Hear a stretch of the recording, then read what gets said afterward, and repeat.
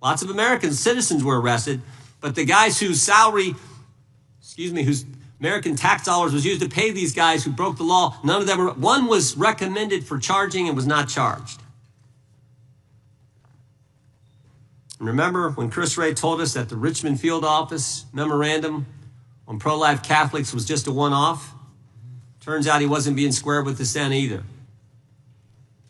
Director Wray wasn't square with us. He told us that multiple other offices were involved in targeting the Catholics. We got that information from Director Patel. We learned from Director Patel the FBI actually surveilled a priest, tried to get the priest to divulge information, break the priest-penitent relationship and confidence that exists. And Director Patel is saving taxpayers money. He's not going to build a new headquarters outside of D.C. He's going to keep the headquarters right here in the capital city. Save Americans money. Save the taxpayers money. In 8 months, Director Patel has given us the facts. He's ended the weaponization at the FBI. He's taking bad guys off the streets, and he's saving taxpayers money. But my guess is the Democrats won't focus on all that good news. They'll focus on politics. They'll stick with Comey and Clapper and Brennan and continue to try to undermine President Trump. With that, I yield to the ranking member for an opening statement. Thank you very much, Mr. Chairman, and welcome, Director Patel. You and I have not had the opportunity to meet, and alas, you failed to respond to the 8 oversight letters I've sent you over the last 7 months. So we do have a lot of questions piling up for you, but I want to start with a word of praise.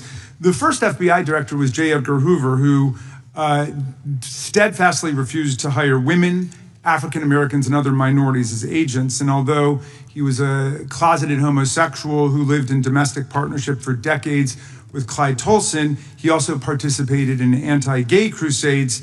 He aggressively promoted what we would today call white Christian nationalism, and he would undoubtedly be turning over in his grave to see as one of his successors a first-generation Indian American and a proud Hindu. So I congratulate you on being a breakthrough in this sense and being a beneficiary of the civil rights movement that opened up the FBI and the federal workforce to lots of people who never would have been hired in its first decades.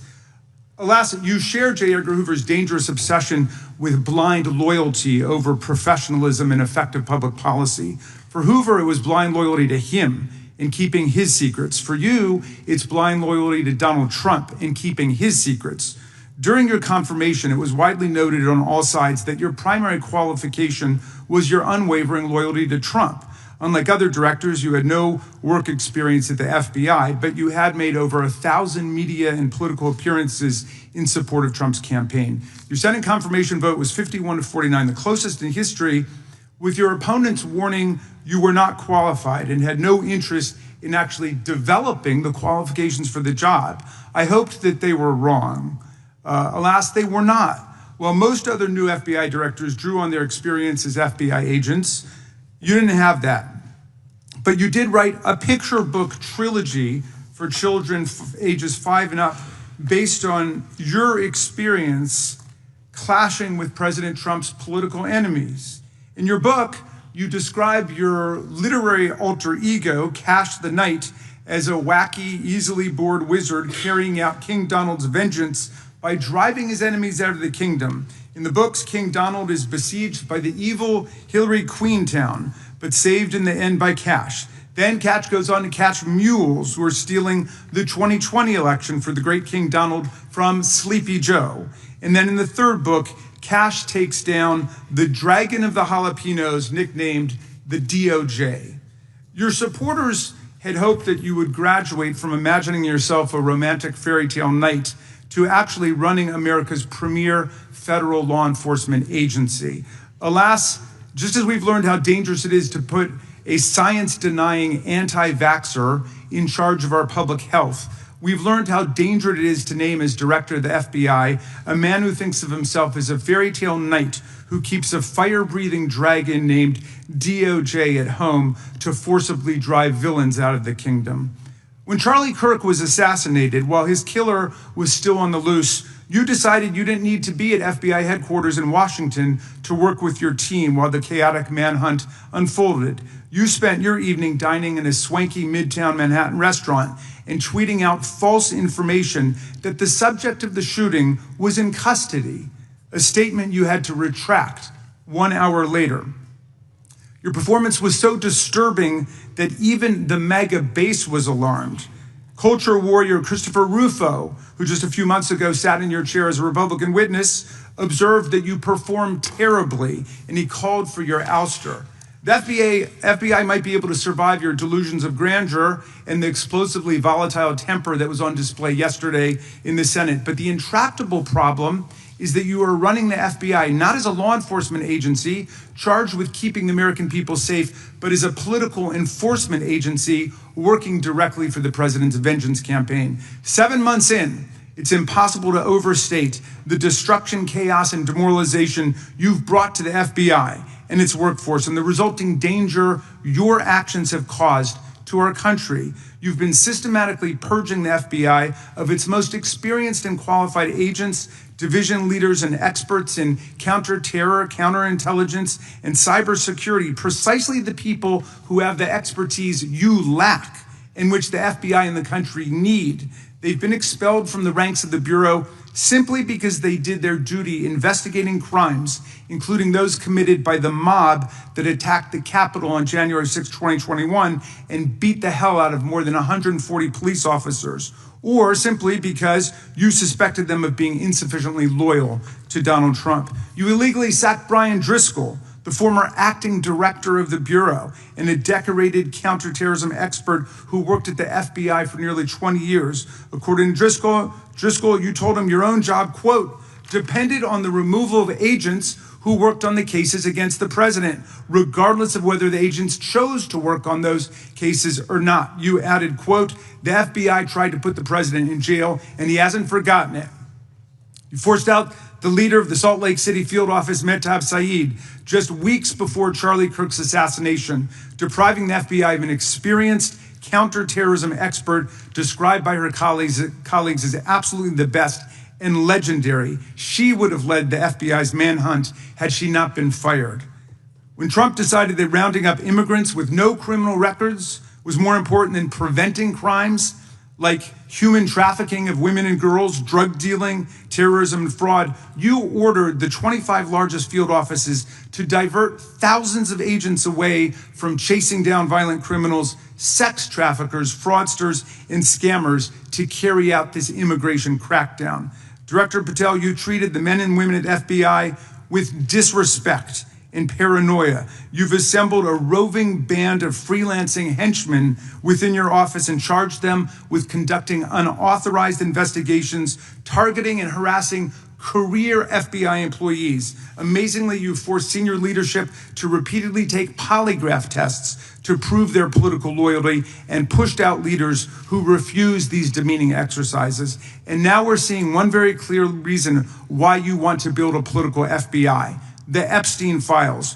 You want an FBI blindly loyal to Trump and to you as his enforcer so you can continue your cover-up of a massive international sex trafficking ring with more than 1,000 victims, betraying all of the survivors of the sexual violence. Before you got in this job, you called for full release of the Epstein files, telling podcaster Benny Johnson that the only reason the list was not released by DOJ and FBI was, quote, because of who's on that list. Upon your confirmation, you promised that, quote, there will be no cover-ups, no missing documents, no stone left unturned. And anyone from the prior or current Bureau who undermines this will be swiftly pursued. This spring, you ordered hundreds of agents to pore over all the Epstein files, but not to look for more clues about the money network or the network of human traffickers. You pulled these agents from their regular counterterrorism or drug trafficking duties to work around the clock, some of them sleeping at their desks, to conduct a frantic search to make sure Donald Trump's name and image were flagged and redacted wherever they appeared, whether an email, a text, a letter, an interview, a photograph, or a video. In May, Attorney General Bondi reportedly told Trump that his name had indeed appeared multiple times throughout the Epstein files. And not long thereafter, in July, you and the Attorney General released a memo claiming that, quote, no further disclosure would be appropriate or warranted. In a few short months, How did you go from being a crusader for accountability and transparency for the Epstein files to being a part of the conspiracy and cover-up? The answer is simple. You said it yourself, because of who's on that list. Donald Trump's relationship with Epstein over the years is well documented. A week ago, the Oversight Committee released Trump's disturbing birthday book, Note to Epstein, written over a drawing of a woman's naked body, referring to a, quote, wonderful secret. The Oversight Committee obtained the note from the Epstein estate, not from the FBI, raising questions again of whether the FBI has been withholding documents. While you're unleashing the FBI to cater to Trump's desire to shut down the Epstein inquiry, the first 9 months of the Trump presidency have seen a spate of political violence and domestic terror events. We saw deadly attacks on political figures on both the left and the right. The brutal assassination of Minnesota Democratic House Speaker Melissa Hortman and her husband, and the attempted murder of Democratic State Senator John Hoffman and his wife, who miraculously survived a combined 17 gunshots. We saw an arsonist set Pennsylvania Governor Josh Shapiro's residence on fire. And of course, last week, we saw the horrific, cold-blooded assassination of Charlie Kirk in Utah that has shaken the nation. 1 minute after Charlie Kirk was shot in the neck, a 16-year-old shooter in Evergreen, Colorado, radicalized by white supremacist ideology online, opened fire and critically wounded 2 other students at Evergreen High School. We've seen lethal anti-Semitic violence, including the murder of 2 young Israeli embassy staffers just blocks from the Capitol, and then in the attack on a gathering of Jewish people in support of hostages held in Gaza in Boulder in June. We've seen continued mass shootings at schools, like the domestic terror incident at a Catholic school in Minneapolis last month, which killed 2 children and wounded 18 others. And in August, a man fired more than 500 bullets at the Centers for Disease Control and Prevention, killing a police officer who was a Marine veteran and a father.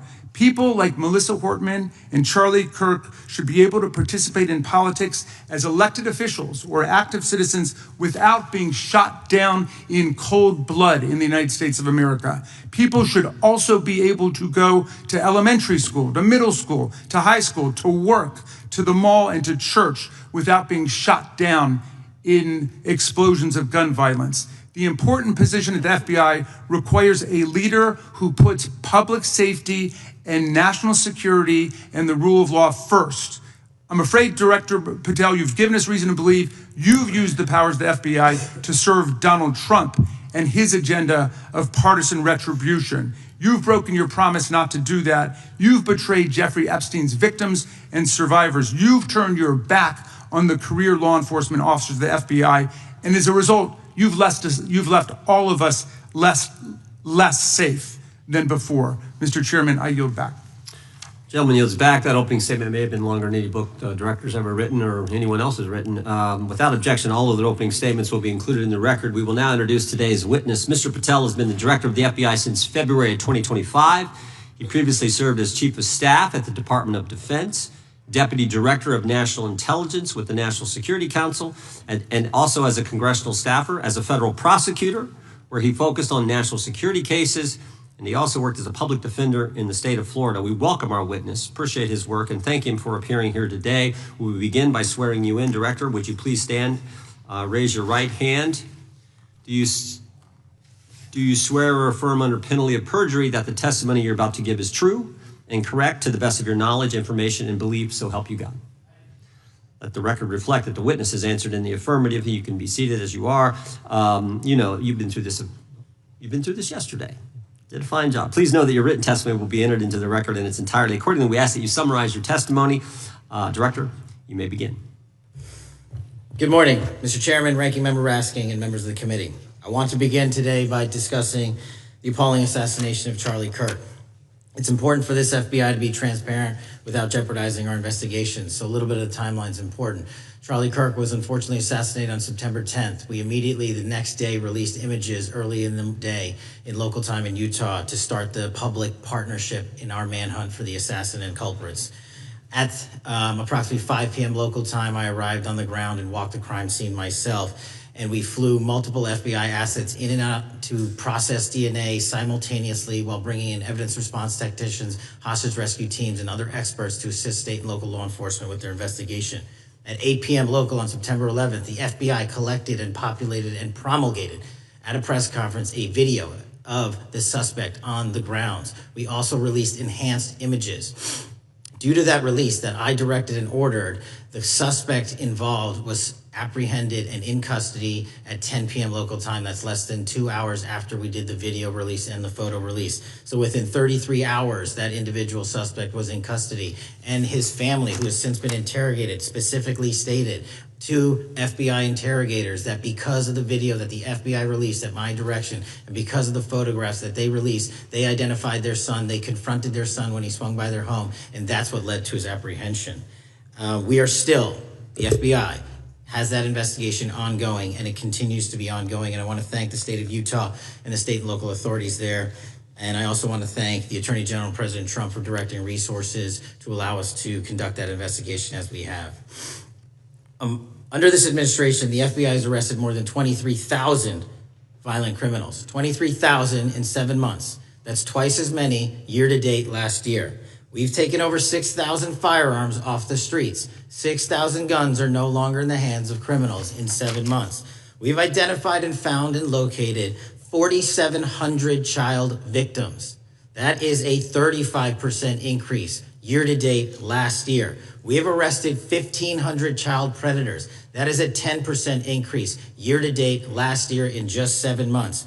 We've assisted our partners with countless counterterrorism operations around the world. We've captured at the FBI 4 of the most top 10 wanted fugitives in the world in 7 months. To put that in perspective, that's as many as my predecessor nabbed in the entirety of the Biden administration. We got 4, we got more coming. On top of that, in 2 weeks, thanks to the help of the CIA, we collected and captured one of the individuals responsible for the horrific Abbey Gate bombing that led to the murder of 13 service members. We did that in 2 weeks.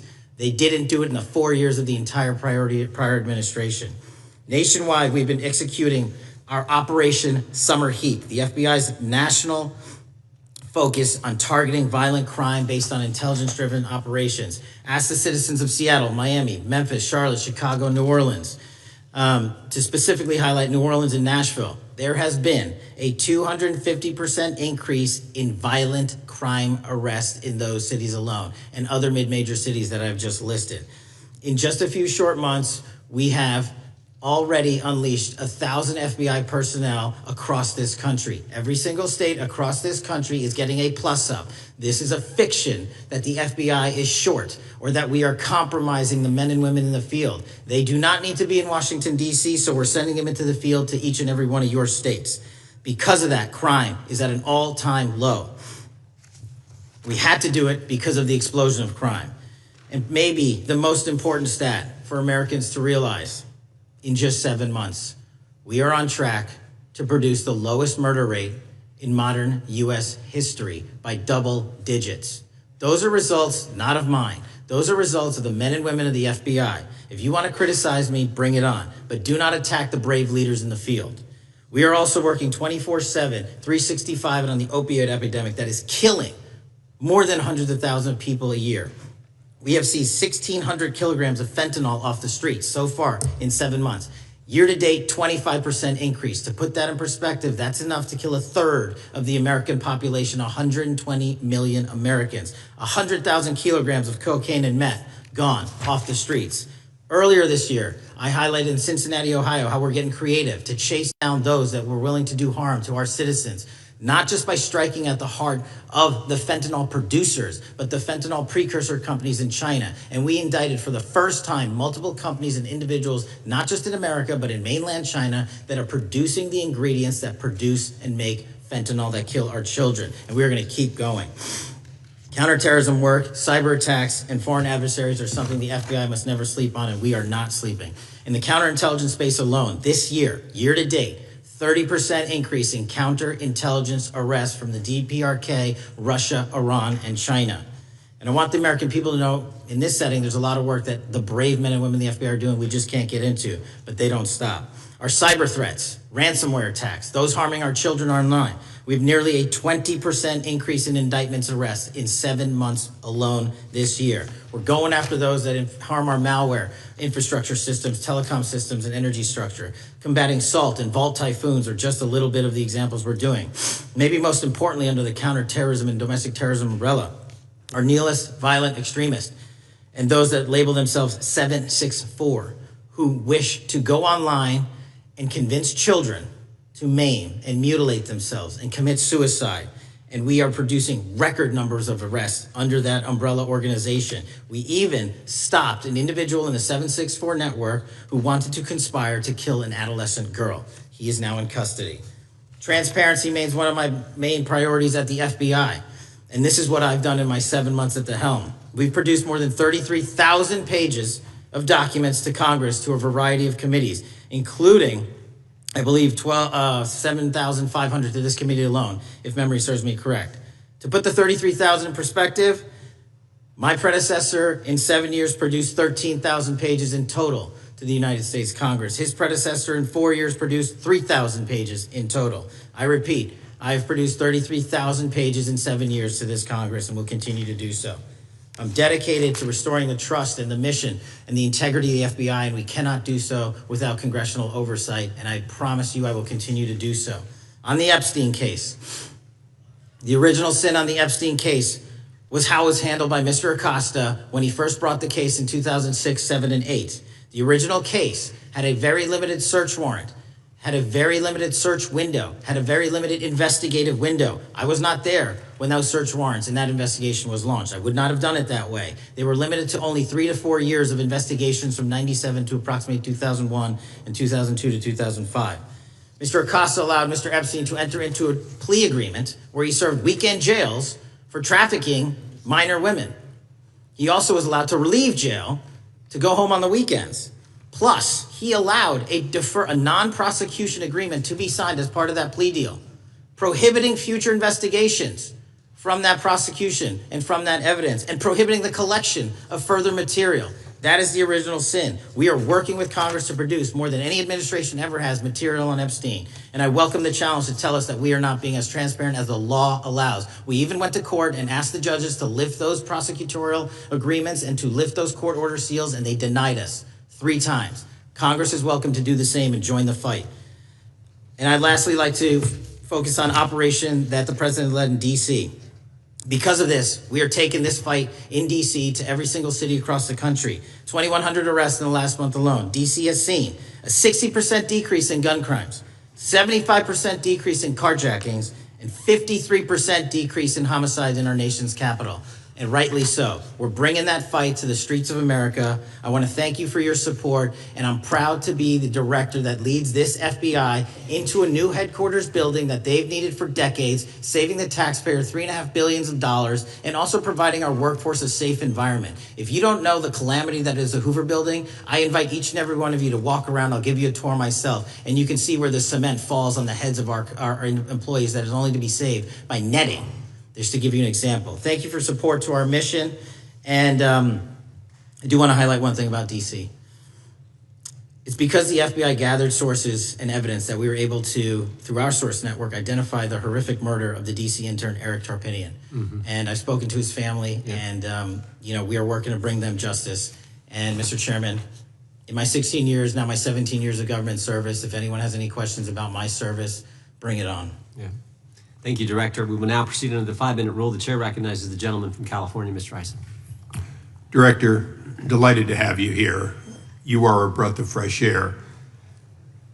As you outlined, and I won't repeat it, the accomplishments, you did so with the same resources as your predecessor, roughly. Is that correct? I believe so, yes.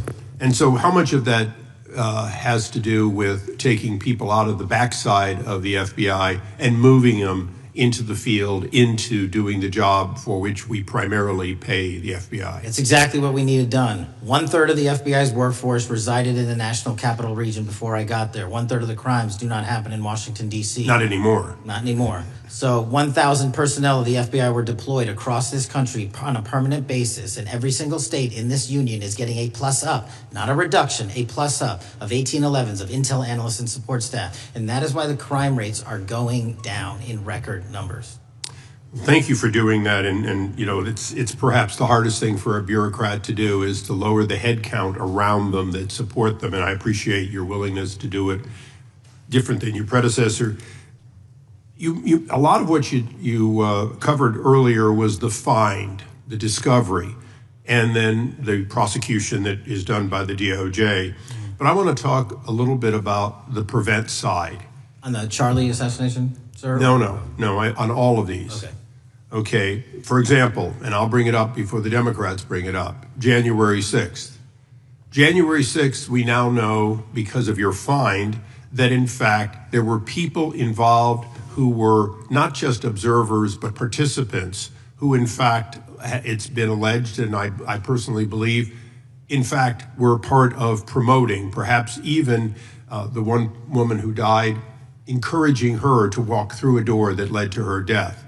When you see that kind of activity, and you know it was done under predecessors with full knowledge, whether it's January 6th, where embedded people crossed the line, or any other activity, including obviously the Russian hoax that we're now dealing with up in, front and center. My question to you is, what can you or others do to prevent it from occurring again? Not on your watch, but on future watches. How can we know that this won't happen again the moment you leave the FBI? It's simple. What I'm doing through our leadership cadre is having FBI agents do what they were trained to do, not what they were not trained to do, not put them in situations that both harm them and the public. We're also utilizing our SORT networks and prioritizing the threat structure to go after the narco traffickers, the counterterrorism people, the counterintelligence threats, and the cyber threats. That's what they were trained to do, and that's what we're letting them do. One major question I have, after decades of doing this, on our side of it, both the chairman, myself, and others, both at Oversight and here, have seen that the FBI and the Department of Justice hide behind non-statutory practices. Now, you've changed the interpretation of many of those practices. That's why we're getting the discovery that was previously withheld. How do we work together to make sure that we never again have false walls, non-statutory walls that say the Department of Justice has a prohibition about giving, quote, you fill in the blank, that has led to the chairman not seeing anything until you took over? I'm wedded to aggressive constitutional oversight. Having been a House congressional staffer, I know that is an important part of securing our democracy. And the way we make it an everlasting, enduring process is by showing the American people the results of what we are doing and the important work of this committee and putting it out to them so they can see government waste, fraud, and abuse. And then they can demand from our constituents and our electors that they want this process to continue. Last major question here.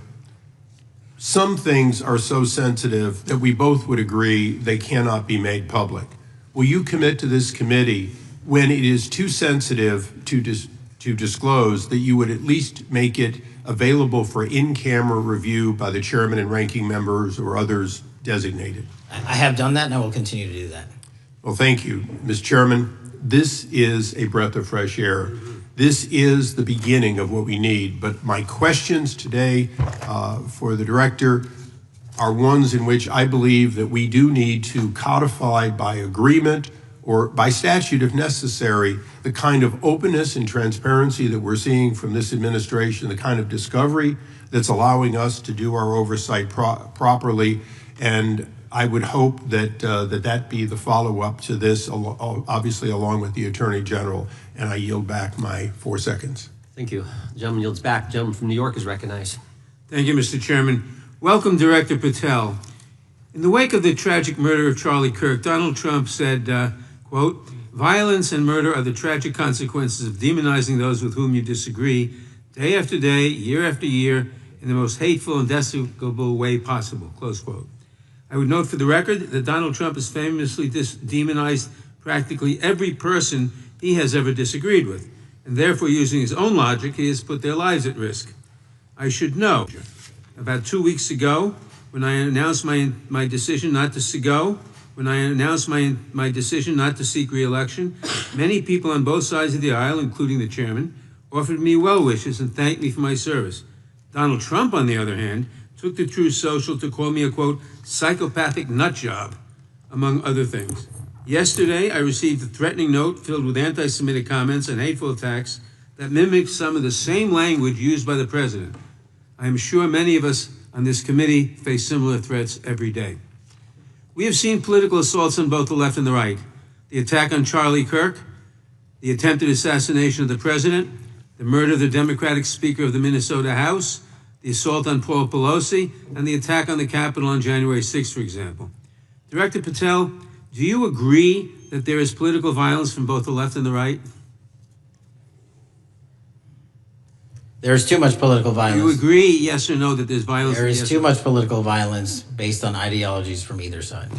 From either side, okay. Are you aware of the study by the Cato Institute, a well-known conservative group, that found that 69% of the violence is from the right? I'm not familiar with that study. You're not familiar, okay. I would commend it to you. Are you aware the administration has threatened to use violence as an excuse to crack down on liberty and freedom of speech? Say that again, I'm sorry? Are you aware the administration has threatened to use violence as an excuse to crack down on liberty and freedom of speech? Nobody at the FBI is doing that. I didn't ask you about the FBI, I said the administration. I speak for the FBI. I would like to enter the record an article from today's New York Times titled, "Trump Invokes Kirk's Killing and Justifying Measures to Silence Opponents."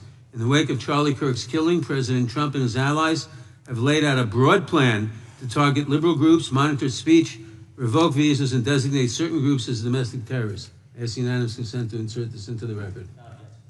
Thank you. Politicizing the murder of Charlie King to go after free speech is not a legacy I believe Charlie King would have wanted. Moving on, I want to address another topic. The FBI has traditionally played a key role in prosecuting public officials for corruption. But I fear that at a time when the president is accepting planes from Qatar for his post-presidential personal use, issuing pardons to major donors, and personally profiting from the office of the presidency, the FBI may be abandoning its commitment to investigating public corruption. Since its creation in the wake of the Watergate scandal, the Public Integrity Section has been one of the crown jewels of the Department of Justice, investigating and prosecuting corruption among the nation's public officials and acting as a key safeguard against politicized prosecutions. This section's work has been supported by an elite squad in the FBI devoted specifically to rooting out corruption. But according to reports, the Public Integrity Section has now been decimated, and the FBI's Public Corruption Squad has been disbanded.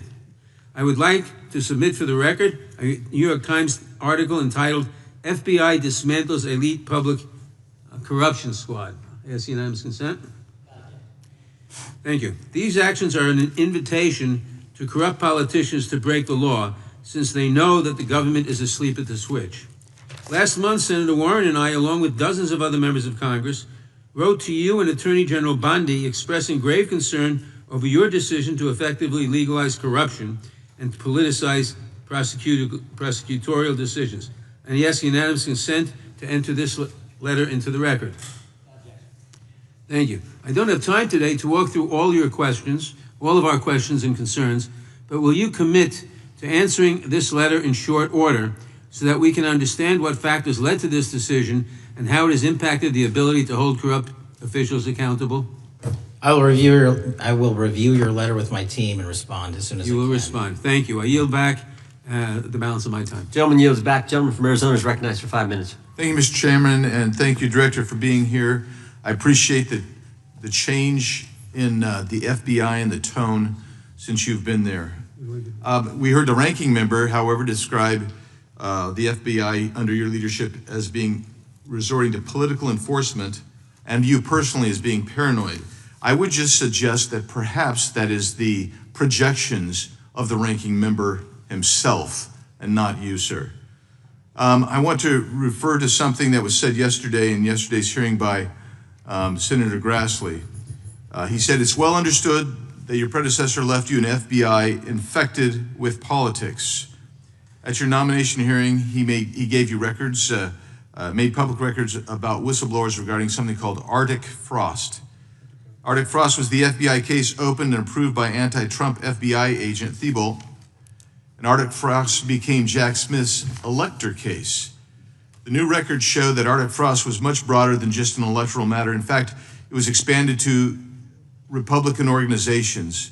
Some examples of the groups that the Ray FBI sought to place under political investigation included the Republican National Committee, Republican Attorneys General's Association, and Trump political groups. In total, 92 Republican targets, including Republican groups, Republican-linked individuals, were placed under the investigative scope of Arctic Frost. On that political list for investigation was one of Charlie Kirk's groups, Turning Point USA. In other words, Arctic Frost wasn't just a case to politically investigate Trump. It was the vehicle by which partisan FBI agents and DOJ prosecutors could achieve their partisan ends and improperly investigate the entire Republican political apparatus. I'd ask that, Mr. Chairman, that document be administered. Without objection. So, I know that this may be under current investigation, but I wish to ask specific questions about this for just a moment. What search tools were used in Arctic Frost to view private communications of targets? I believe the traditional search tools, search warrants, lawful service of process, and the tools that the FBI has in our infrastructure systems, cybersecurity systems, and counterintelligence systems. But generally speaking, if I may, I want to use this to highlight the fact that I'm continuing my promise to work with Congress to produce documents simultaneously and also conduct ongoing investigations. I'm giving you as much as I can, and I'll give you more when I can. Thank you. Another question regarding that is, were there any directives from the Biden White House concerning the Arctic Frost investigation? Were there any, directives or communications from the Biden White House itself concerning the Arctic Frost investigation? I'll just rely on what was turned over to date, sir. Okay. So I want to add here, the search warrants that were used included the seizing of a U.S. member of Congress, his phone. I think we all know who that was and how that was taken away and used for political purposes, Mr. Chairman, Mr. Director. So we'll leave that for a second, and let's go over to the Charlie Kirk case for just a second. Let's emphasize this. How many hours did it take from the assassination to the arrest of the assassin, Mr. Director? 33. That seems pretty swift, and it was because of the actual release of videos and photographs that you directed to be released, sir. That's correct, and to put it in perspective, the Boston bomber took 5 days and Luigi Mangione took 5 days. Was the platform Discord forthright from the start with law enforcement about the shooter's communications on its platform? Discord, the platform ownership, has been working with our lawful process, and we are obtaining materials from them on a rolling basis. Thank you. And I want to get back here to Arctic Frost for just a second, Mr. Chairman. I'd like the unclassified document from the FBI released to be admitted to the record. Without objection. And a document from the Economic Times. So I'm going to give you the last 30 seconds. We could go on about the Epstein case. I've got a bunch about that, but I'm just going to let you, if you wish to respond to either of the two vitriolic questioning or statement from the Democrats. The work of the FBI speaks for itself. It's on showcase here today. Anyone that wants to attack the FBI can attack me, but leave our leadership structure alone. When you have 23,000 violent felons arrested, twice as many as this time last year, the work speaks for itself. Thank you, Mr. Chairman, and thank you. Appreciate your good work, Director Patel. Yield back. Gentleman yields back. Gentleman from Maryland is recognized. Thank you kindly, Mr. Chairman. Director Patel, before you joined the FBI, you railed against it for covering up Jeffrey Epstein's human trafficking ring. Let me refresh your memory with this clip. It has Epstein's list. They're sitting on it. That doesn't seem like something you should do. You're protecting the world's foremost predator. That seems like an evil thing to do, regardless of who may be embarrassed in the release of that list. Why is the FBI protecting the greatest pederast, the largest scale pederast in human history? Simple, because of who's on that list. So you finished that December 2023 interview with a challenge to the FBI and harsh words for Republicans in Congress for not getting the Epstein files out to the public. You can see this clip. Boy pants, and let us know who the pedophiles are. Put on your big boy pants and let us know who the pedophiles are, you said. You emphasized that the president and FBI director each had complete authority to release Epstein's client list. You said Epstein's black book is under the, quote, direct control of the director of the FBI. Look at this clip. This is way off the topic, but who has Jeffrey Epstein's Black book? black book? FBI. But who? That is, I mean, there's... that's under direct control of the director of the FBI. All right, so you were sworn in as director more than 200 days ago. Now the black book is under your direct control. So why haven't you released the names of Epstein's co-conspirators in the rape and sex trafficking of young women and girls? The Rolodex, which is what everybody colloquially refers to as the black book, has been released. Oh, no, you're talking about what the journalist got 5 years ago? No, that's not what we're talking about. We're talking about what you were talking about there, That's the black exactly book what under I'm the talking- direct control of the FBI director. We have released more material than anyone else before. The Biden administration, Obama administration had the exact opportunities to release this material, and they never did. And if you are telling the men and women of the FBI, Why we're not do you going after change your child position? predators. Hang on, you said we're not going after child predators. 1,500 child predators arrested this year, 35% Okay, increase, I'll reclaim my time. 4,700 child victims Mr. Chairman, I'm going to found. reclaim my time if you could instruct the witness.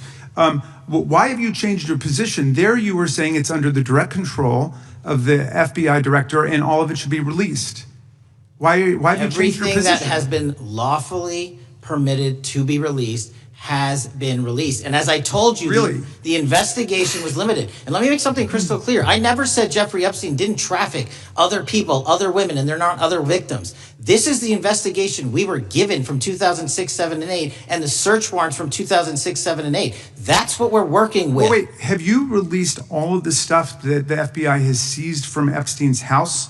The computers, the emails, the file cabinets, the documents? What about the financial records? Have you released all of that? Everything the court has allowed us to Which release. court are you talking about? 3 separate federal courts have come in and said... We're talking about the 3 evidence you've got. It's got nothing to do with what those courts have. Do you have any We're talking idea about how the evidence- law works? Wait. Do you want me to break the law in a federal judge's order? No, I want you to satisfy follow your own curiosity? word, Director Patel. You said up there it was under the direct control of the FBI director. He had the black And book. everything I have direct control over, we have gone to court. You haven't. Complete your We went sentence. to court. Everything you have direct control over, you said. Have gone to court, and everything we have direct Director control Patel, over. complete your and sentence. can You said lawfully everything- I'd like to release. the We're gentleman- releasing. He'd like to complete his answer. You began the sentence, everything you have direct control over, and then you stopped that sentence. You've released everything that you have direct control over? I have direct control over and can lawfully release. If you're not familiar with the court orders, that's not my fault. Oh, I'm Go perfectly, look at them. I'm Go perfectly to familiar court. with them. But how did we prosecute Ghislaine Maxwell? She was prosecuted with the investigatory material that was collected from 2001 and 2005 because of the non-prosecution agreements and the court orders on the investigations and search warrants. We were not able to develop new information. And oh, by the way, Jeffrey Epstein was out for 12 years and the Obama and Biden administration did nothing to look at his work, his pedophile network. If you want to blame me, that's fine. But now you're blaming the men and women who conducted No, this stop great that. search. I'm not blaming anybody other than you. You're not keeping your word. You said that you would release all of the materials Has under your anyone direct released control. more information on Epstein than I have? Has Well, anyone? much did more- Comey, did Ray? Much Did more. they? Excuse me. Much more has come out in the days since the American people in Congress have been demanding it, but it's coming out in dribs and drabs. Why don't you just release the entire file as you promised to do? I literally just told you there are multiple federal court orders. I'm not going to break the law to satisfy your curiosity. You didn't join us when we filed court to release the court orders. You could have. You have lawyers. You could have shown up. You didn't do that. That's a tiny fraction of the material we're That talking is about. not. It is How a do you- tiny fraction. How do you know that? Have you seen No. everything? Time It's of the all gentleman. misdirected. How do you know Time that? of the gentleman has expired. The gentleman from California is recognized. Well, thank you, Mr. Director. Just to be clear, how many of the Epstein files were released in the 4 years of the Biden administration? 0. And how many have you released? I don't have the number, but it's got to be thousands of pages of stuff. I was going to ask you to begin whether Americans are safer today than they were 9 months ago, but you cited dramatic increases in criminal arrests since you've taken office, a dramatic decrease in crime that's resulted. Who would have thought that taking criminals off the streets would reduce the crime rate? But somehow we have stumbled upon that new truth. But it begs the question, what was the FBI doing during the 4 years of the Biden administration? to see that dramatic an increase in work under your tenure? The simple answer is I'm letting good cops be cops. We're working with our state and local law enforcement. We're energizing our partnerships. We're bringing on more task force officers. When you have more cops in the streets, when you're using ground-based intelligence, when you're not weaponizing law enforcement and focusing on DC and focusing on the rest of America, this is what happens. It is not a significant mind shift in terms of how we maneuver the FBI. They've wanted to do this work since they signed up. We're just letting them.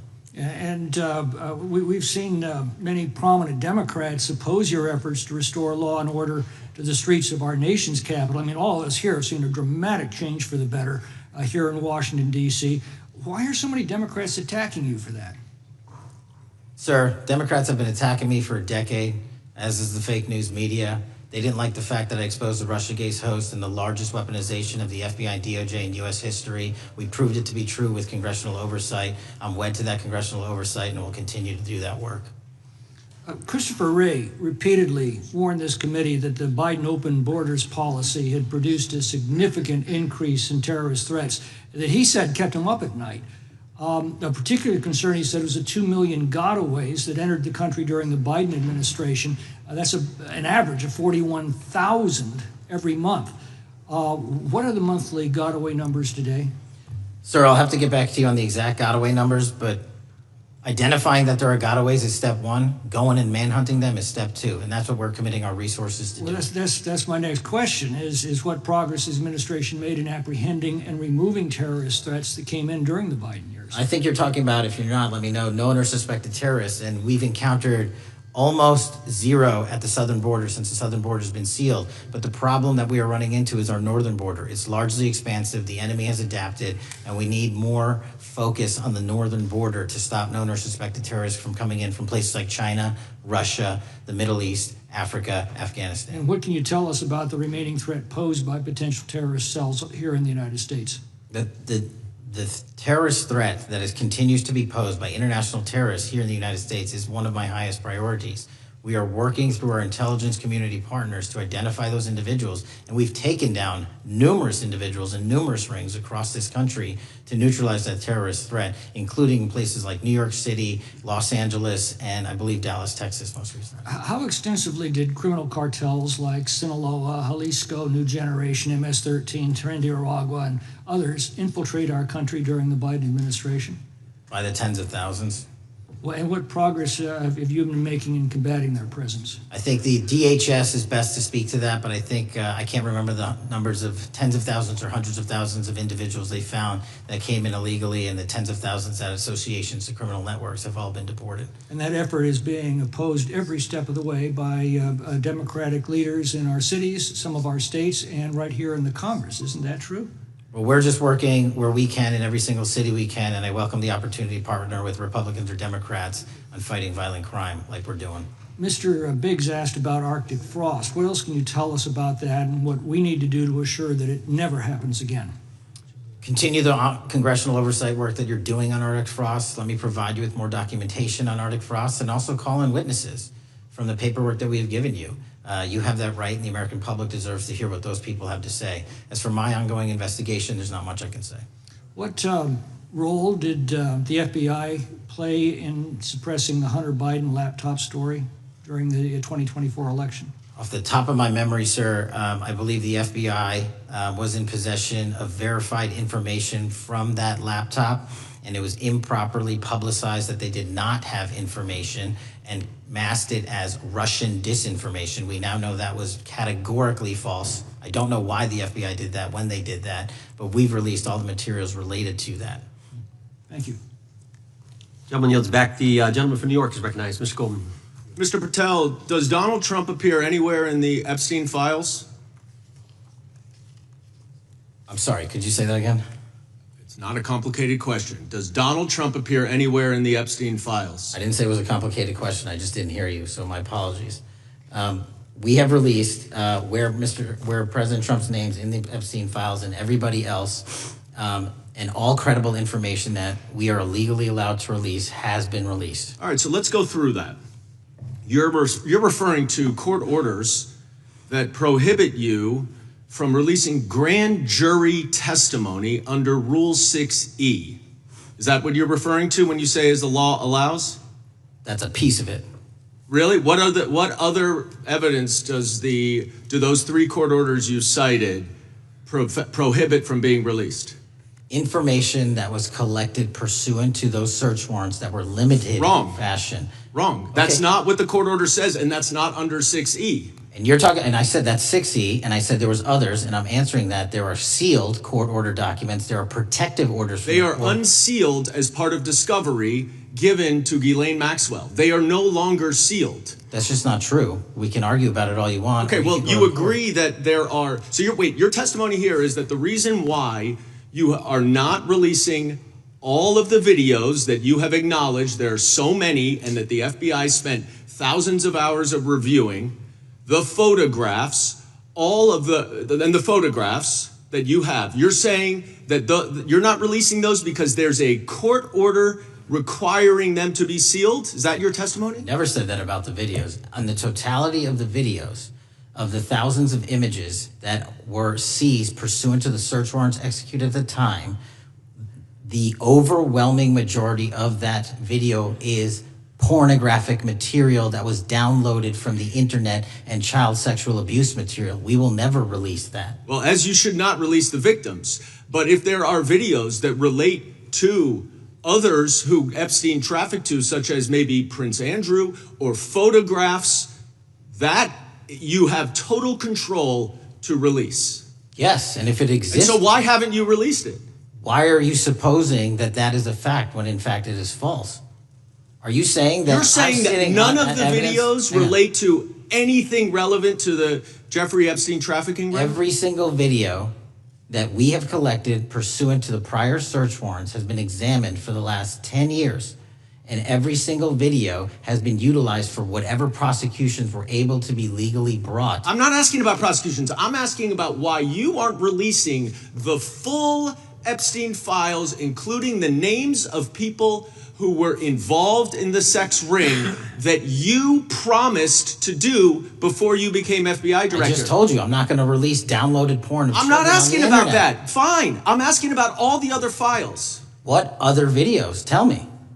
Tell me. That's what I'm asking. Tell me. You're saying there are no videos that would be relevant to anyone else involved in the Jeffrey Epstein sex ring. Pursuant to Mr. Acosta's collection of information based on the search warrants. That's all we have in our possession. And I'm asking you that stuff. That's all we got. I'm not asking all you got. I'm asking you in that stuff. There's nothing that's related to to any other sex traffic, any other people engaged with Epstein in underage sex. That's correct. To my knowledge, no. Okay. Let's talk about the witness interviews. 302s of witness interviews. Those are not subject to the court order. Those are not subject to any fictional sealed order for a search warrant. Why aren't you releasing those with the redacted names of the victims? We are releasing as much as legally allowed. That's why we went back to the courts. How is that not legally allowed? Sir, do you know how court orders work? Do you know how protective orders work? Actually, Do you know how Mr. sealing Patel, orders I was a real prosecutor for 10 years. I know exactly how. So I was a fake one? And I want to understand what the court order prevents you from releasing witness statements that the FBI took. You should know that as a real prosecutor, when the court hand downs a protective order and a motion to seal, the material is sealed unless So that your judge testimony waives here it. is that all of those witness statements are under a court order, a protective order. We are providing everything we can legally provide. No, that's not my question. My Subpoena. question is, why are those witness statements that are not grand jury testimony, that if they were under a protective order are no longer under a protective order, why are they not being released? How are they not under a protective Why order? are you not going to the court like you did for the grand jury testimony to unseal those records? The DOJ did go to the court. No, not on those records. Why aren't you going? You just went on grand jury. Time of the gentleman has expired. You are hiding the Epstein files, Mr. Time of the Patel. gentleman has expired. You are part of the cover-up. Can I respond? Sure can.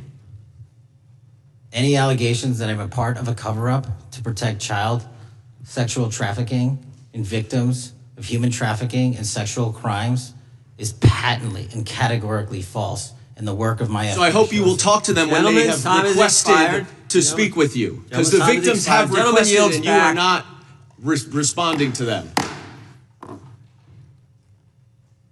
Director, yes or no, is the FBI still spying on parents at school board meetings? No, sir. Is the FBI still targeting Catholics? No, sir. Is the FBI still spying on President Trump? I don't believe so. Is the FBI still censoring Americans? No, sir. Is the FBI still targeting Americans for shopping at Cabela's or purchasing Bibles? Nobody is targeted for their faith. Is the FBI still targeting Americans who are pro-life? Nobody is targeting anyone for their beliefs. Is the FBI still cooking the books on crime data? The crime data is real. Is the FBI still purging agents for conservative viewpoints? No one at the FBI has asked their viewpoints on politics. Is the FBI still labeling the Betsy Ross flag, the flag of the American Revolution, a hate symbol? No. Well, maybe that's why you've been able to, what was the number? 23,000 bad guys you've arrested, a huge increase from the same time period in the previous administration. I think you said 1,400 predators, 4,000 children rescued. Were those the facts? 4,700, 35% increase on children rescued. Yeah. And you got the guy to Abbey Gate? We got the Abbey Gate guy. The guy from the 4th District of Ohio who lost his life there serving our country. We appreciate that. Maybe when you're not focused on politics, you can actually do what the FBI is supposed to do. Go get the bad guys, right? That's what the men and women of the FBI do. Director, did John Brennan lie to Congress? Let me just read a couple things actually before you answer that. 2 years ago, we had Mr. Brennan in for an interview, and I asked him, how'd you learn about the dossier in December of 2016? Mr. Brennan replied, I received a copy of it from the FBI, and the CIA was very much opposed to having any reference or inclusion of the Steele dossier in the intelligence community assessment. That's what John Brennan told the United States Congress. 7 weeks ago, the Director of National Intelligence told us this. John Brennan lied and denied using the dossier in the intelligence community assessment because he knew it was discredited. CIA officer told the House Intelligence Committee Brennan refused to remove it, and when confronted with the dossier's main flaws, he responded, yes, but doesn't it ring true? John Brennan lied to us? Mr. Chairman, I won't stylize the evidence. What I will say is that the intelligence community assessment, those that created it and any individual involved with it, is an ongoing investigation. There's an investigation into what took place in December and January of December 2016, January 2017, when this whole thing started, this grand conspiracy. That is being investigated. Is that right? That has been publicly announced by the department. That's been announced by the department. Did Chris Wray hide documents from this committee? You would know better than me, sir.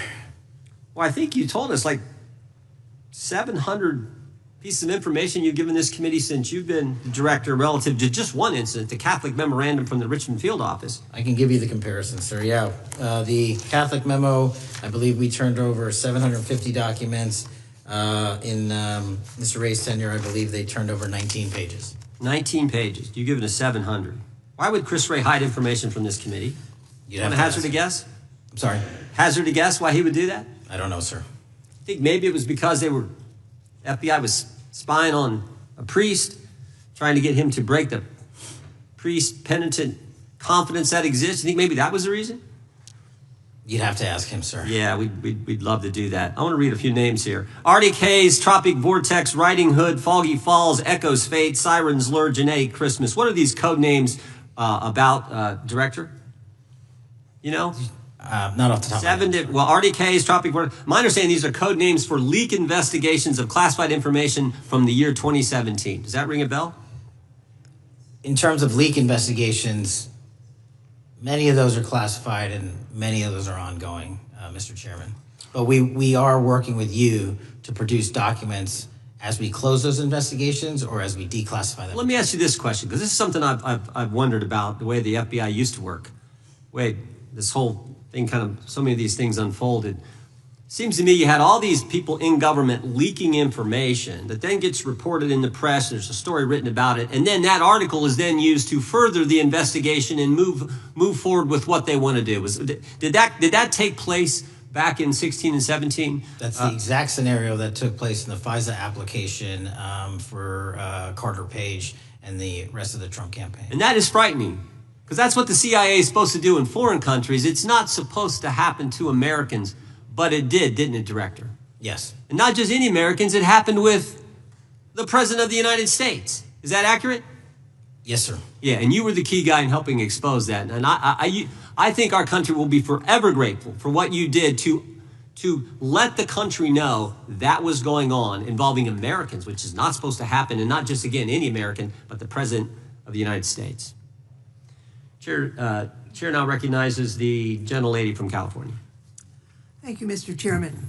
I'm concerned by reports that FBI agents have been diverted from their important work on crime and anti-terrorism to work on matters that are not critical to our safety. I'd like to play the video, the whole video. Jeffrey clip. Epstein's Black Book? Black Book. FBI. But who? That is, I mean, No, there's... that's under direct control of the director of the FBI. Or So, but the Black Book, it's not just sitting, I mean, that's Hoover power times 10.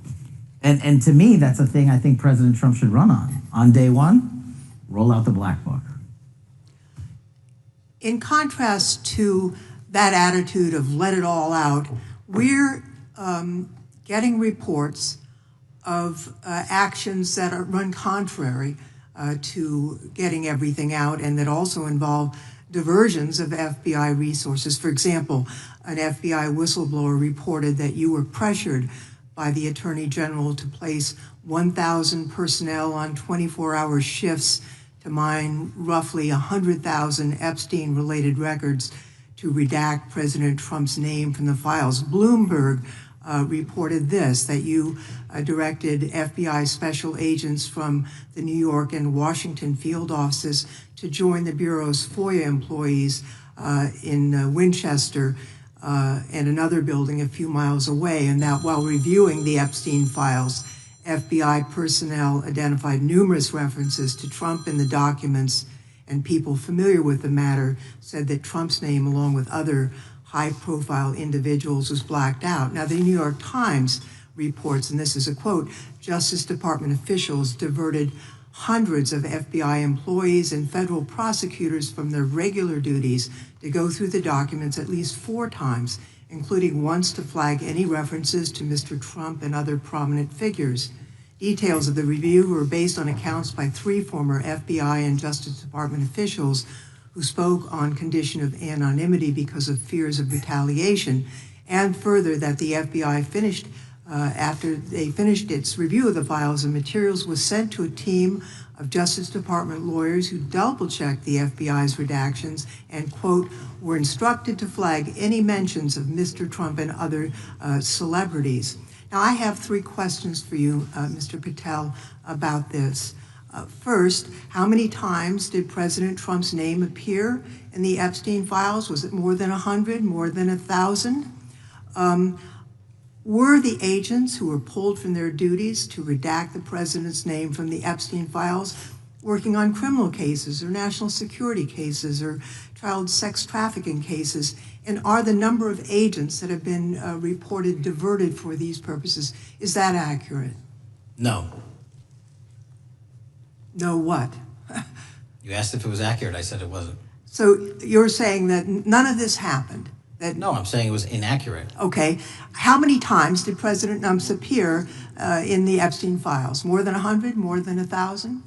No, and what we've been able to release is what we've been legally able to release, and that has No, been that's provided not to the question. public. I asked you, how many times did the president's name appear? I don't know. It's your testimony. You do not know that The answer. number of times, no. Could you tell us how many agents were diverted for this task and what they were working on?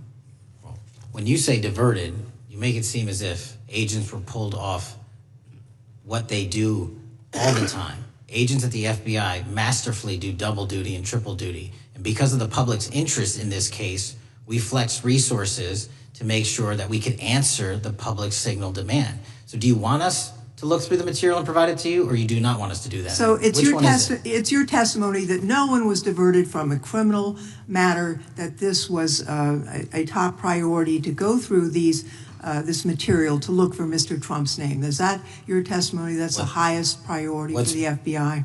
What's one of the most impressive things about the FBI leadership and the careers that are in place is that they make the decisions on who to send where on priorities and make sure the mission needs are not hurt. And that's what happened here. It's shocking to me that the FBI would think that erasing Mr. Trump's name from the Epstein files is a high priority when we have crime, we have national security threats, we have terrorism threats, we have murders such as that occurred, unfortunately, with Mr. Kirk. It's shocking to hear that that's your highest priority. And with that, Mr. Chairman, I yield back. That's literally not what I said. Gentleman yields back. Gentleman from Wisconsin is recognized. Director, is President Trump implicated in any wrongdoing related to Jeffrey Epstein? Based on the entirety of the evidence that we have, absolutely not.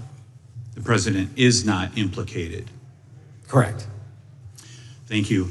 I want to talk a little bit about China's malign influence here in America. And, we've seen spy balloons traverse the United States. We've seen police stations in communities around America.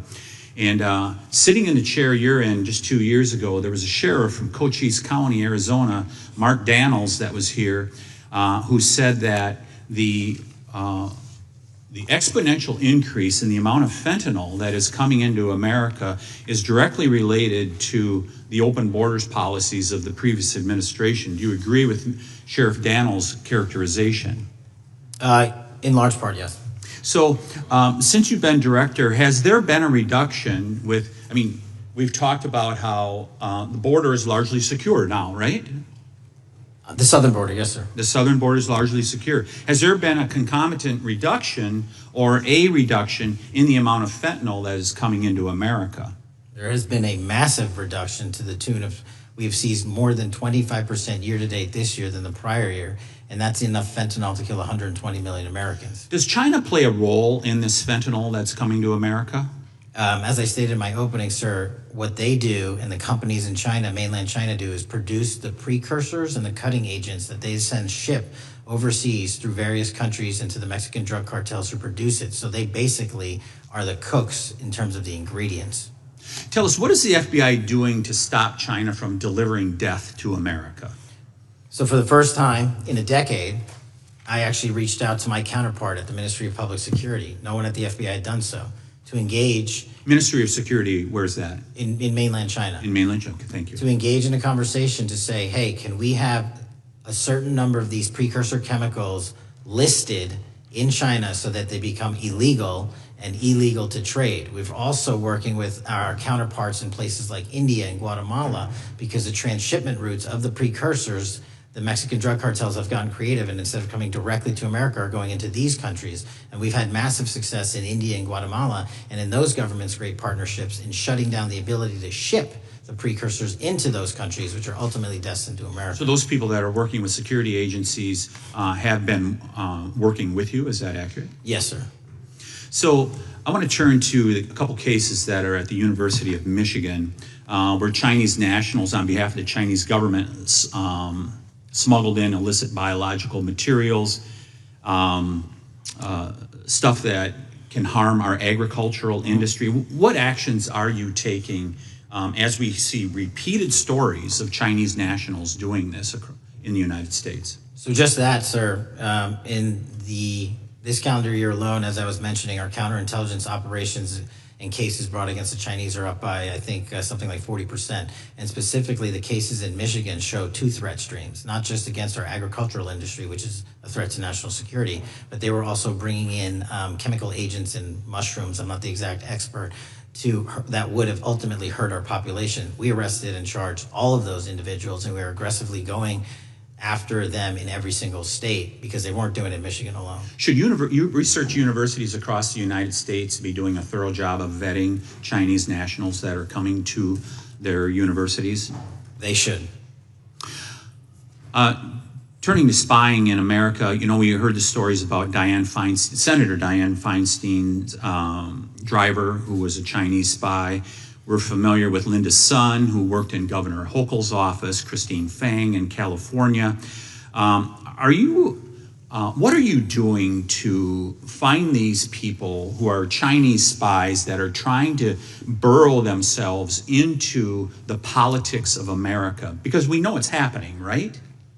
Yes, it is. And what our counterintelligence unit is doing is aggressively seeking the intelligence into where these individuals are working. Then we are utilizing our operational authorities to go in and investigate them either through our human source networks and collecting information through lawful process, online search warrants and data, so that we can bring proper arrest charges and publicize to the world what they're doing here. And just because we've caught a few doesn't mean we've caught everybody. We've got a lot more to go. I get one more quick question in. The FBI arrested a judge in Wisconsin, Hannah Dugan, for interfering with a federal law enforcement operation. Could you tell us a little bit about that? And is a judge above the law here in the United States of America? Well, no one is, and that case is ongoing. But as you stated, and these allegations said, there was an interference in a federal lawfully executed federal law enforcement priority that was interfered with. I yield back, Mr. Gentleman yields back. The gentleman from Tennessee is recognized. Thank you, Mr. Chair. Director Patel, I believe you had primary importance in starting Operation Viper in Memphis. Is that correct? Yes, sir. And Operation Viper brought in the FBI, the DEA, the ATF to help the Memphis police in policing the city. That'll be phase 2, sir. Phase 1 was FBI and local law enforcement in Memphis for the last few months. Okay. You did a good job, and the police director and the mayor have told me that was been helpful, the FBI working with the police. And the FBI are trained in law enforcement. They know Miranda rights, they know how to do policing, and they do a good job working with the police. Do you think that the National Guard is necessary to do the work that the FBI is doing now? Thank you. I do think it's necessary to finish it. What we've done is 500 arrests in Memphis and 110 federal indictments. But what we need to do is we've only secured a piece of where the criminal conduct is occurring in Memphis, and we can't work inside perimeters that are not established and safe, and we don't have the manpower to give us the space to fully go into the areas where the criminal activity remains. Well, are you suggesting that the National Guard is going to go into the more heavily crime areas? They're going to establish, like they did in Washington, D.C., perimeters where local law enforcement and the FBI, DEA, ATF, and U.S. Marshals can go into. We can't be going into all these areas knowing that they're extremely volatile and jeopardizing the safety of our agents. Did the National Guard do anything in Washington to help the FBI stay safe from these dangerous elements? They established perimeters. Established perimeter, and the criminals knew about it, so they... It was a visible force, sir, so they kind of saw it. Well, what you did, I commend you for what you did, and I think the FBI coming in, we have a crime problem in Memphis. The FBI has helped, DEA will help, and the ATF will help. I don't think the National Guard is going to help, and what I've seen, they're not trained in law enforcement, are they? No, sir. And so that could be a problem. Who will direct the National Guard in Memphis? Will it be? Will they have control over your agents? No, sir, they won't. Who will have control over your agents? You? Well, the SAC and then ultimately the chain of command up to Washington, D.C. will control the FBI, but there's a task force that was put together that is going to be led by an interagency. The heads of U.S. Marshals, DEA, and FBI will be working together with DHS collectively on this. Have you visited Memphis before? Yes, sir, I have. So you know how good a city it is. I love Memphis. A lot of us do. And Memphis is a great city, great history, civil rights museum. Might say something about slavery, but that was history. It needs to be taught. Blues, Elvis. Beale Street. Beale Street, right. Barbecue. And people should come. It's not a troubled city. We've got some crime, but it's not a troubled city. We're not troubled, and we love our city. And we hope that the National Guard doesn't come in and cause people to have questions about Memphis, because it's a city they should visit. Let me ask you this about, you said that the homicide rates are coming down to an all-time low? In modern recorded U.S. history, yes, When sir. does modern recorded history start? I think the FBI, and I'll get back to you on this, has stats on that going back about 30 years, sir. Okay, I was thinking back to Ozzie and Harriet, and I didn't think you could beat Ozzie and Harriet's time. Secondly, you mentioned the Epstein case. Did any of the women that were victims, and they came up here and had a press conference and all, did any of them contact your office and ask to give information? To my knowledge, no, sir. If they did, let me ask you first, is there a statute of limitations on sex crimes like that, with sex with a minor, rape? The DOJ is the expert, but I do not believe there's a statute on that, limitations on that. So if there's not a statute of limitations, should you not be interviewing those people who know who raped them and the names and the places and give you that information? That seems like that's a treasure trove of information, and it's a serious number of crimes. Sir, I couldn't agree with you more. We've been very public about asking individuals to come forward with new information, and we would run out every single lead on that. Well, I'm sure the women will come forward, especially today, to be sure that they will get an opportunity, because that seems like something we ought to do.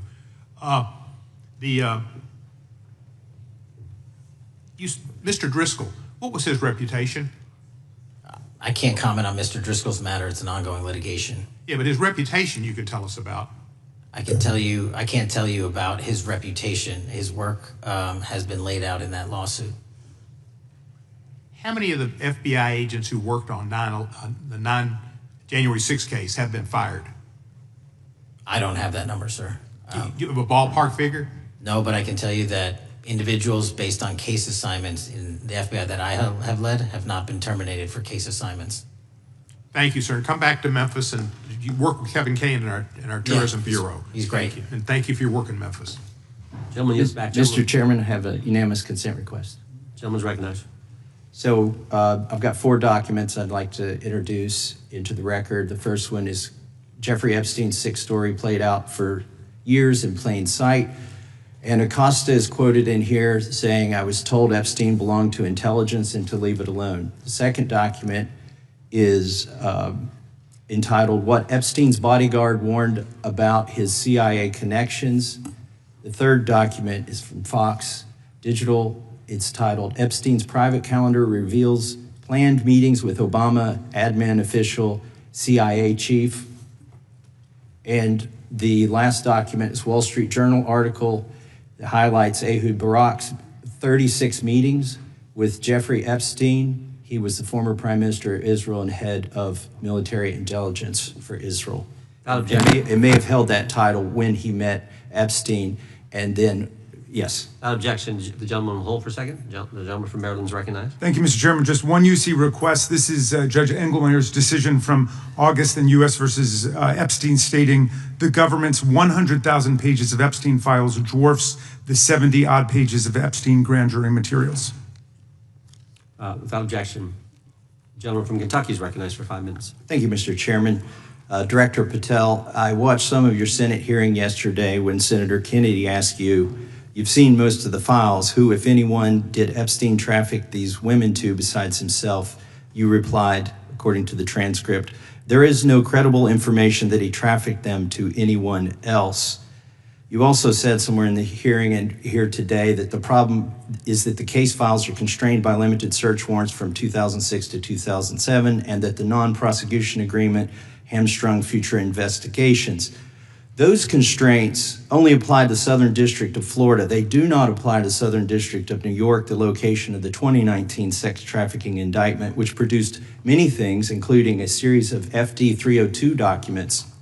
According to victims who cooperated with the FBI in that investigation, these documents in FBI possession, your possession, detail at least 20 men, including Mr. Jess Staley, CEO of Barclays Bank, who Jeffrey Epstein trafficked victims to, victims including minors such as Virginia Roberts Giuffre, may she rest in peace. That list also includes at least 19 other individuals, one Hollywood producer worth a few $100 million, one royal prince, one high-profile individual in the music industry, one very prominent banker, one high-profile government official, one high-profile former politician, one owner of a car company in Italy, one rock star, one magician, at least 6 billionaires, including a billionaire from Canada. We know these people exist in the FBI files, the files that you control. I don't know exactly who they are, but the FBI does. Have you launched any investigations into any of these people And have you seen these 302 documents?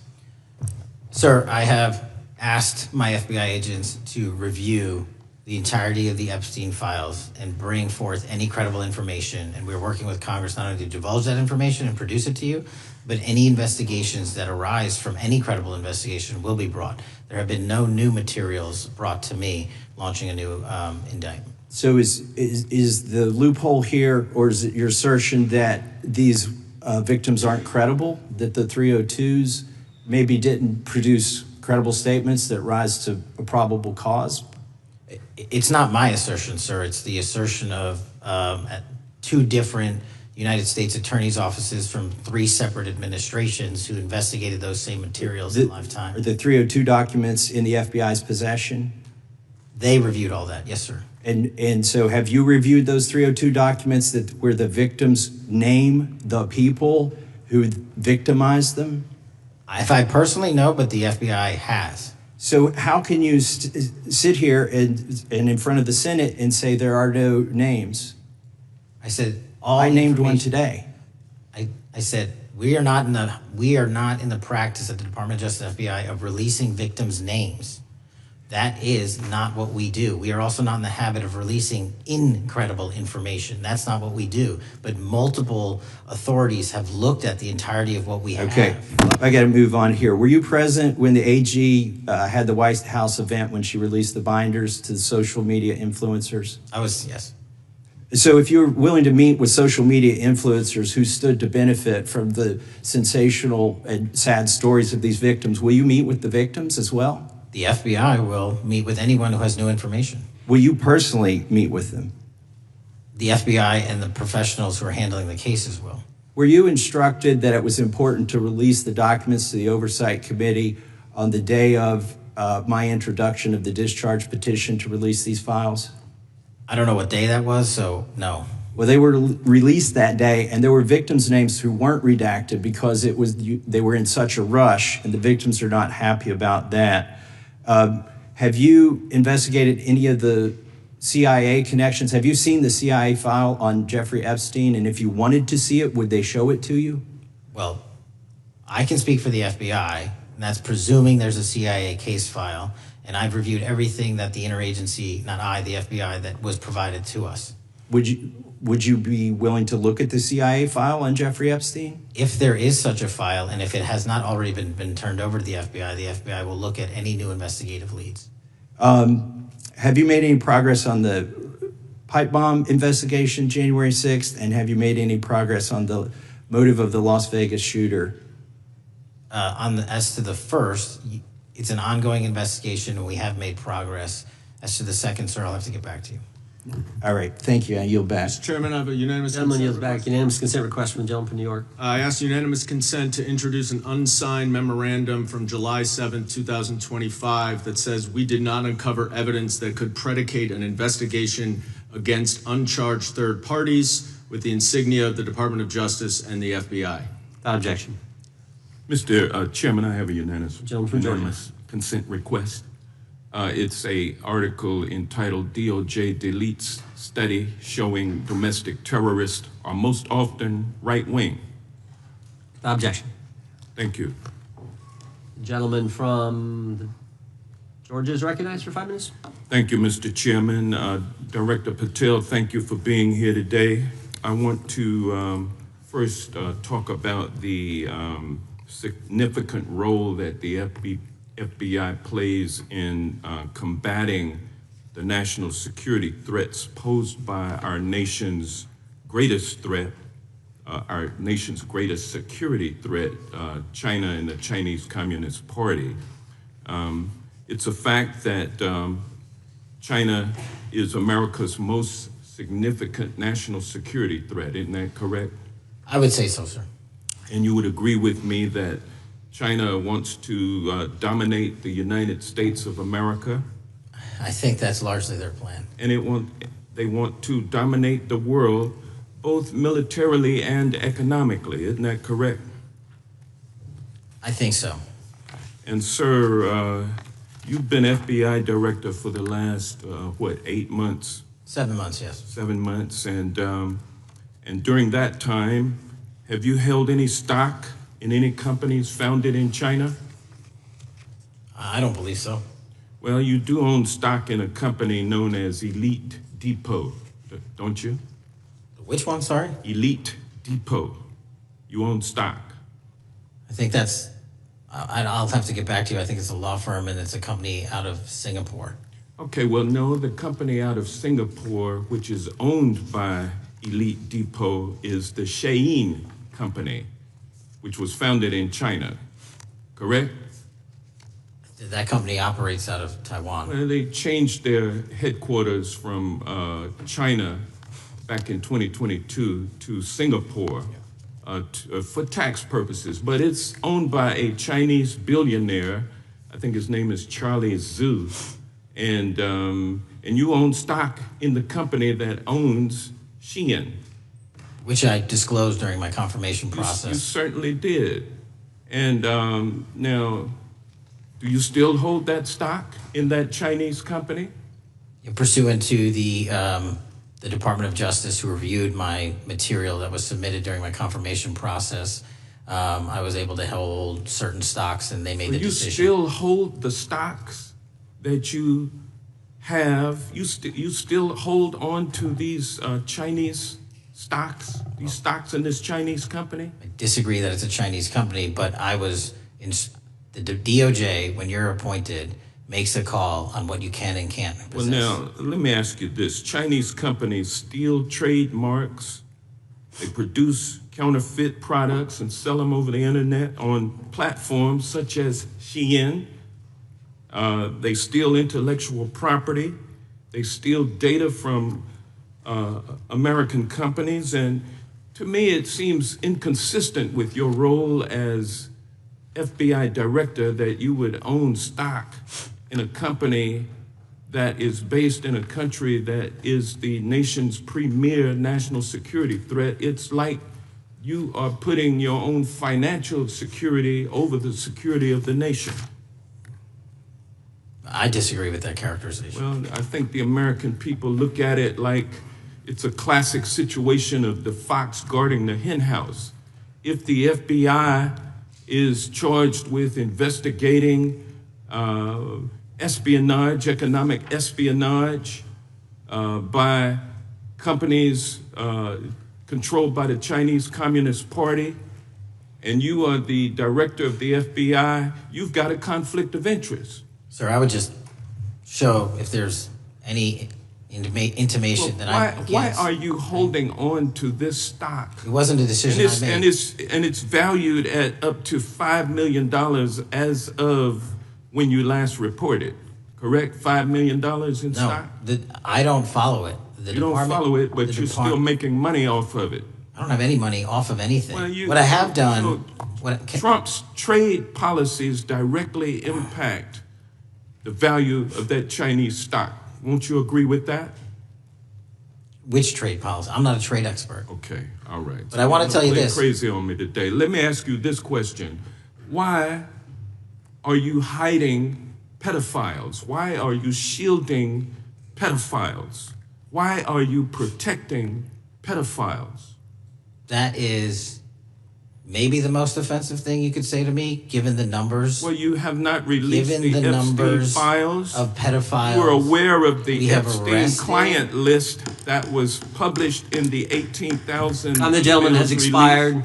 The gentleman yields back. Can he answer the question? Can I just respond? Of course, the gentleman can answer the question. Since I took over the FBI, there has been a 33% increase. Sir, all of that started under Christopher Your Wray. time is done. No, it didn't. The witness gets to answer the question, and then we'll go to our next FBI director, sir. And you're coming in here trying to take credit for something that a previous director instituted and largely brought to conclusion. I take no credit. credit. It's clear that the director has numbers are so much better than the previous director. It's Patel, if you want to answer the question. I take no credit. The men and women of the FBI have seen a 33% increase in the number of counterintelligence arrests out of the PRC. And so all of a sudden, when you coming in 7 months ago, gentlemen, his time has expired. And on the pedophile accusation, go for that. we have arrested 1,500 child predators in the last 7 months. Under investigations initiated by the prior Appreciate the Director director's good work, and we really appreciate that the time of the gentleman has expired. We now go to the gentleman from Texas. I thank the chairman. I thank the FBI director for coming before the committee.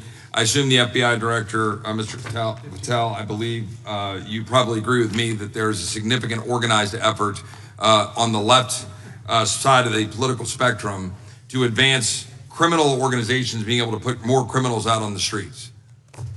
That what we've seen this in daily action. Are you familiar with the report that came out this last Monday from the Law Enforcement Legal Defense Fund? I'm not familiar with that, sorry. So this report came out this past Monday, and it said that significant amount of the money flowing out of George Soros and other leftist organizations and funders has been funding DAs and prosecutors, and quote, many of these DAs had never managed an office, prosecuted a criminal case, developed organizational policies. In dozens of America's largest cities and counties, this report finds these progressive district attorneys have outsourced core parts of the American criminal justice system to activists and political donors, taking direction and advice on everything from staffing decisions and communication strategy. Organizations is a complex web of donors going in through these organizations to put radical DAs and prosecutors out there, putting criminals on the streets. Does the FBI director agree that this exists and is a problem? I will accept the factual representation, and if that exists, it is a problem. The organizations such as TIDES, the Fair and Just Prosecution, Brenner Center for Justice, Partnership for Safety and Justice, the Vera Institute of Justice, the amount of dollars flowing from George Soros through and to these organizations and to the various prosecutors that have resulted in increased crime on our streets, including the brutal murder of the Ukrainian refugee in Charlotte. I bring that up because that is one component of the problem. In addition, we have the organized effort targeting our border, the NGOs, the nonprofits, and the deep pockets, the United Nations, charitable organizations, and a long list of over 250 organizations that the Center for Immigration Studies put out that lays out a complex web of organizations that were moving people into our country, knowing that they're dangerous, knowing that they're criminal, associated with taxpayer dollars flowing through the United Nations and donor dollars flowing through organizations, including ostensibly religious ones, putting these dangerous individuals on the street that resulted in fentanyl in our communities, that resulted in the death of Jocelyn Nungare, of hundreds, thousands even, as the director testified, 100,000 people dying from these narcotics every year. All of this in an organized effort, a complete effort by the radical left to use taxpayer dollars and these dollars to put people on our streets. In addition, the extent to which we've seen now with the Southern Poverty Law Center and their hate map targeting, for example, the Family Research Council, where we had a shooting right here in DC over a decade ago, putting Charlie Kirk, putting a target on TPUSA, Antifa, other radical organizations that are very specifically organized in targeting conservatives and ordinary Americans. Well, how about the organized effort to infiltrate our schools and advance a transgender agenda and advance a radical agenda, perhaps one that we will see exposed further in the individual that actually shot Charlie Kirk. So here's my question. Will you as the director, and are you as the director, pursuing all legal channels to follow the truth wherever it may lead on this organized effort, one? And two, do you agree that Congress should take all action necessary to expose this web of dollars that are flowing to undermine our way of life? I got another minute in my time that I'd like to hear from you on this topic broadly. I'll keep it short. Investigatively speaking, we are doing the following. We are following the money. We are following the money in every organization and every person that is violating the federal code. And it doesn't matter what your background or ideology is, we are following the money. We are using legal process to follow that money, issuing subpoenas to follow that money, using grand juries to follow that money. And when we have results to recommend for prosecution to the Department of Justice, we will do that. And we will continue to publicize documents through Congress, yes, when we make these findings. Mr. Chairman, I'd like unanimous consent to insert the record outsourcing justice by the Law Enforcement Legal Defense Fund that I alluded to before. I would ask unanimous consent to add a 2024 list provided by the Center for Immigration Studies on these United Nations and other affiliated groups that are responsible, over 250 of them, for moving individuals into our country in a coordinated effort. I would like a unanimous consent to insert a letter that I sent that currently has 33 members of the United States House of Representatives have signed on it, calling for a special select committee to pursue the organized effort from the radical left to target our way of life and undermine our security by putting criminals on the street and having our borders being wide open and putting us in danger. With that, I would yield back. Without objection. Gentleman yields back. Mr. Chairman, I have a couple of unanimous Gentleman's recognized. One is a letter from Senator Tom Cotton, dated last year, urging the U.S. to, quote, ensure that data from U.S. companies is not harvested by the Chinese Communist Party through the purchase of Xi'an software and technology. Without objection. And also a statement by Marco Rubio, then Senator Marco Rubio, which warned our UK allies about, quote, Xi'an's deep ties to the People's Republic of China. Without objection. Also,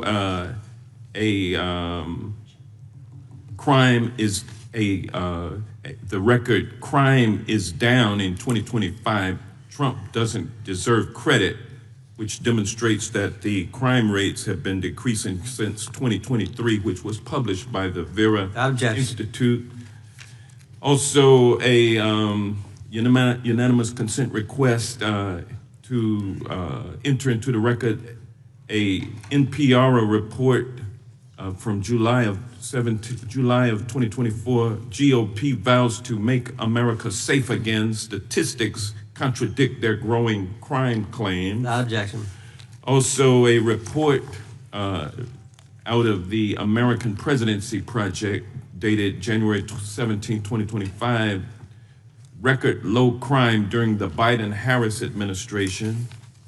Without objection. Also, Joe Biden is correct that violent crime is near a 50-year low, which was a PolitiFact publication of May 2024. And last but not least, a FBI releases 2024 reported crimes in the nation statistics. These are FBI statistics published on August 5th, 2025, which details decreases in murder, rape, aggravated assault, and robbery in 2024.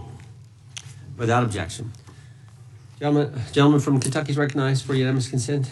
Mr. Chairman, I ask unanimous consent to submit two sets of documents. The first is a series of emails from the victims of Jeffrey Epstein. They are making FOIA requests to get their own FBI files and not having any success. So I want to bring attention to that by submitting that to the record.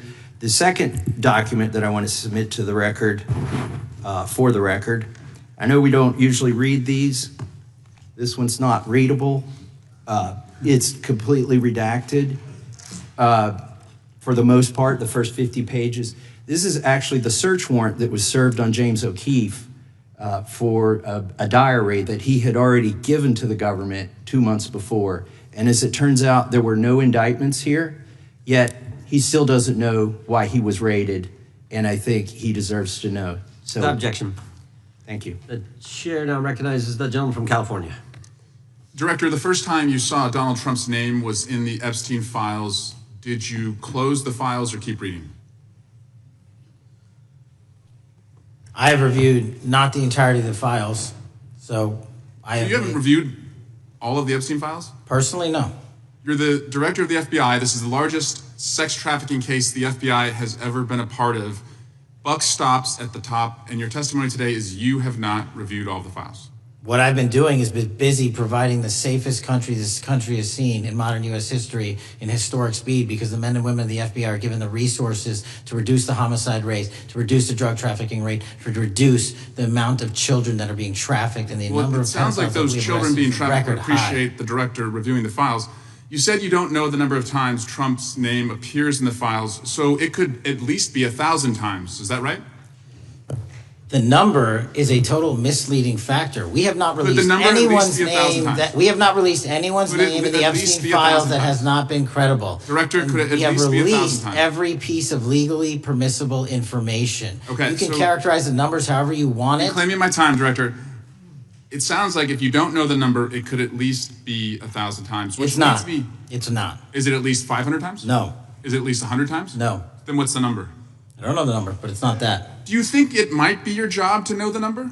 My job is to provide for the safety and security of this country. My job is not to engage in political And that innuendo includes so protecting you can go sexual out to the assault victims. sticks and get your 20-second hit in your fundraising reclaiming my article. time, And Director. keep going, reclaiming your time, because the Director, people of California If are being Trump- if the underserved by president- your The representation. president is not implicated. Why not release everything that involves We him? have released everything, the president and anyone else's side, that is credible and lawfully be able to be released. Your fixation on this matter and baseless accusations that I'm hiding also child Mr. Massey's pedophiles is disgusting. interest. Anyone that says that needs to look at the stats alone. And go back to the state of California, who's receiving the biggest surge in FBI resources through Director- my redeployment because the cities of Los Angeles, San Diego, and San Reclaiming Francisco my time, need it. Director. Remembering your oath to tell the truth, did you ever tell Donald Trump his name is in the files?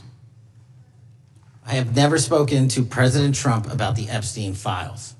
Did you ever tell the Attorney General that Donald Trump's name is in the Epstein files? The Attorney General and I have had numerous discussions about the entirety of the Epstein files and the reviews conducted by our team. Did you tell the Attorney General that Donald Trump's name is in the Epstein files? And we have released where President Trump's Did you, name it's is in it's the a simple attorney's question. file. Did you tell the Attorney General that the President's name is in the Epstein files? During many conversations that the Attorney General and I have had on the matter of Epstein, we have reviewed. The question is painstakingly simple. Who Did you can tell be- the Attorney General that Donald Trump's name is in the Epstein files? Yes or no? Why don't you try spelling it out Yes if or you're going to mock no, me? Director? Use the alphabet. Yes or no? No? A, B, C, Director, D, E, did F? it Don't sounds wanna like do you don't want to tell us. Did you tell the Attorney General that Donald Trump's name was in the Epstein files? Why don't you try serving your Director, constituency did by you tell the focusing on Attorney reducing General violent that Donald crime in this Trump's country and the number of pedophiles that are Director, legally reclaiming harbored my time, in your Director. sanctuary cities in Director, California? reclaiming I'll my work with time. you on that. Do Regular you wanna order, work Mr. with us Chairman. on that? Director, I reclaiming my belong to the time. gentleman from California. Did you tell the Attorney General that Donald Trump's name is in the Epstein files? The question Yes or no? has been asked and answered. You've not answered it, and we will take your evasiveness as a consciousness of guilt. Director, did Donald Trump ever say to you, just find and release the entire truth? Don't worry if I'm in it? The instructions from the administration were to release all credible information, and we have done that. Did Donald Trump ever provide information about Jeffrey Epstein as an informant? Donald Trump has not been, and I can only speak for the FBI, an informant of the FBI. So, Director, you've played this cute shell game where you say you can't release everything because the court has said that it legally is not allowed to be released, but the court calls bullshit. Judge Richard Berman said that when you went to the court, quote, information contained in the Epstein grand jury transcripts pales in comparison to Epstein investigation information and materials in the hands of the Department of Justice. So let's move on, Director. You wrote a book called Government Gangsters. You identified 20 individuals in that book. You put me on that list at the top of the list. Thank you. My children find it flattering.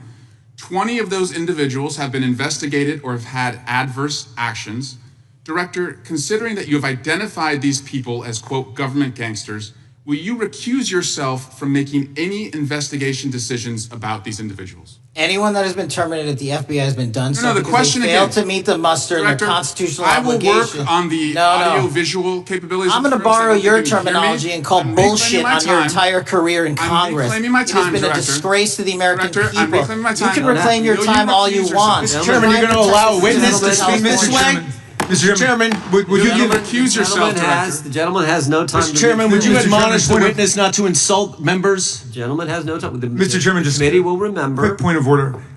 Could the gentleman be extended an additional 20 seconds to complete his thoughts since the witness decided to interrupt him And continuously? then the witness will be able to respond if he wants. We'll make sure Thank he has you. time to do that. My question Then we'll is, continue. will you, Director, recuse yourself, yes or no, from investigating or making decisions about the 60 individuals, including myself, that you identified as government gangsters? Yes or no? Time of the gentleman has expired. The witness may respond if he would like. And the answer was no, as I heard. Correct. Okay. The gentleman from Wisconsin, the gentleman yields back. The gentleman from Wisconsin is recognized for 5 minutes. Thank you, Chairman. Thank you, Director Patel, for being here today.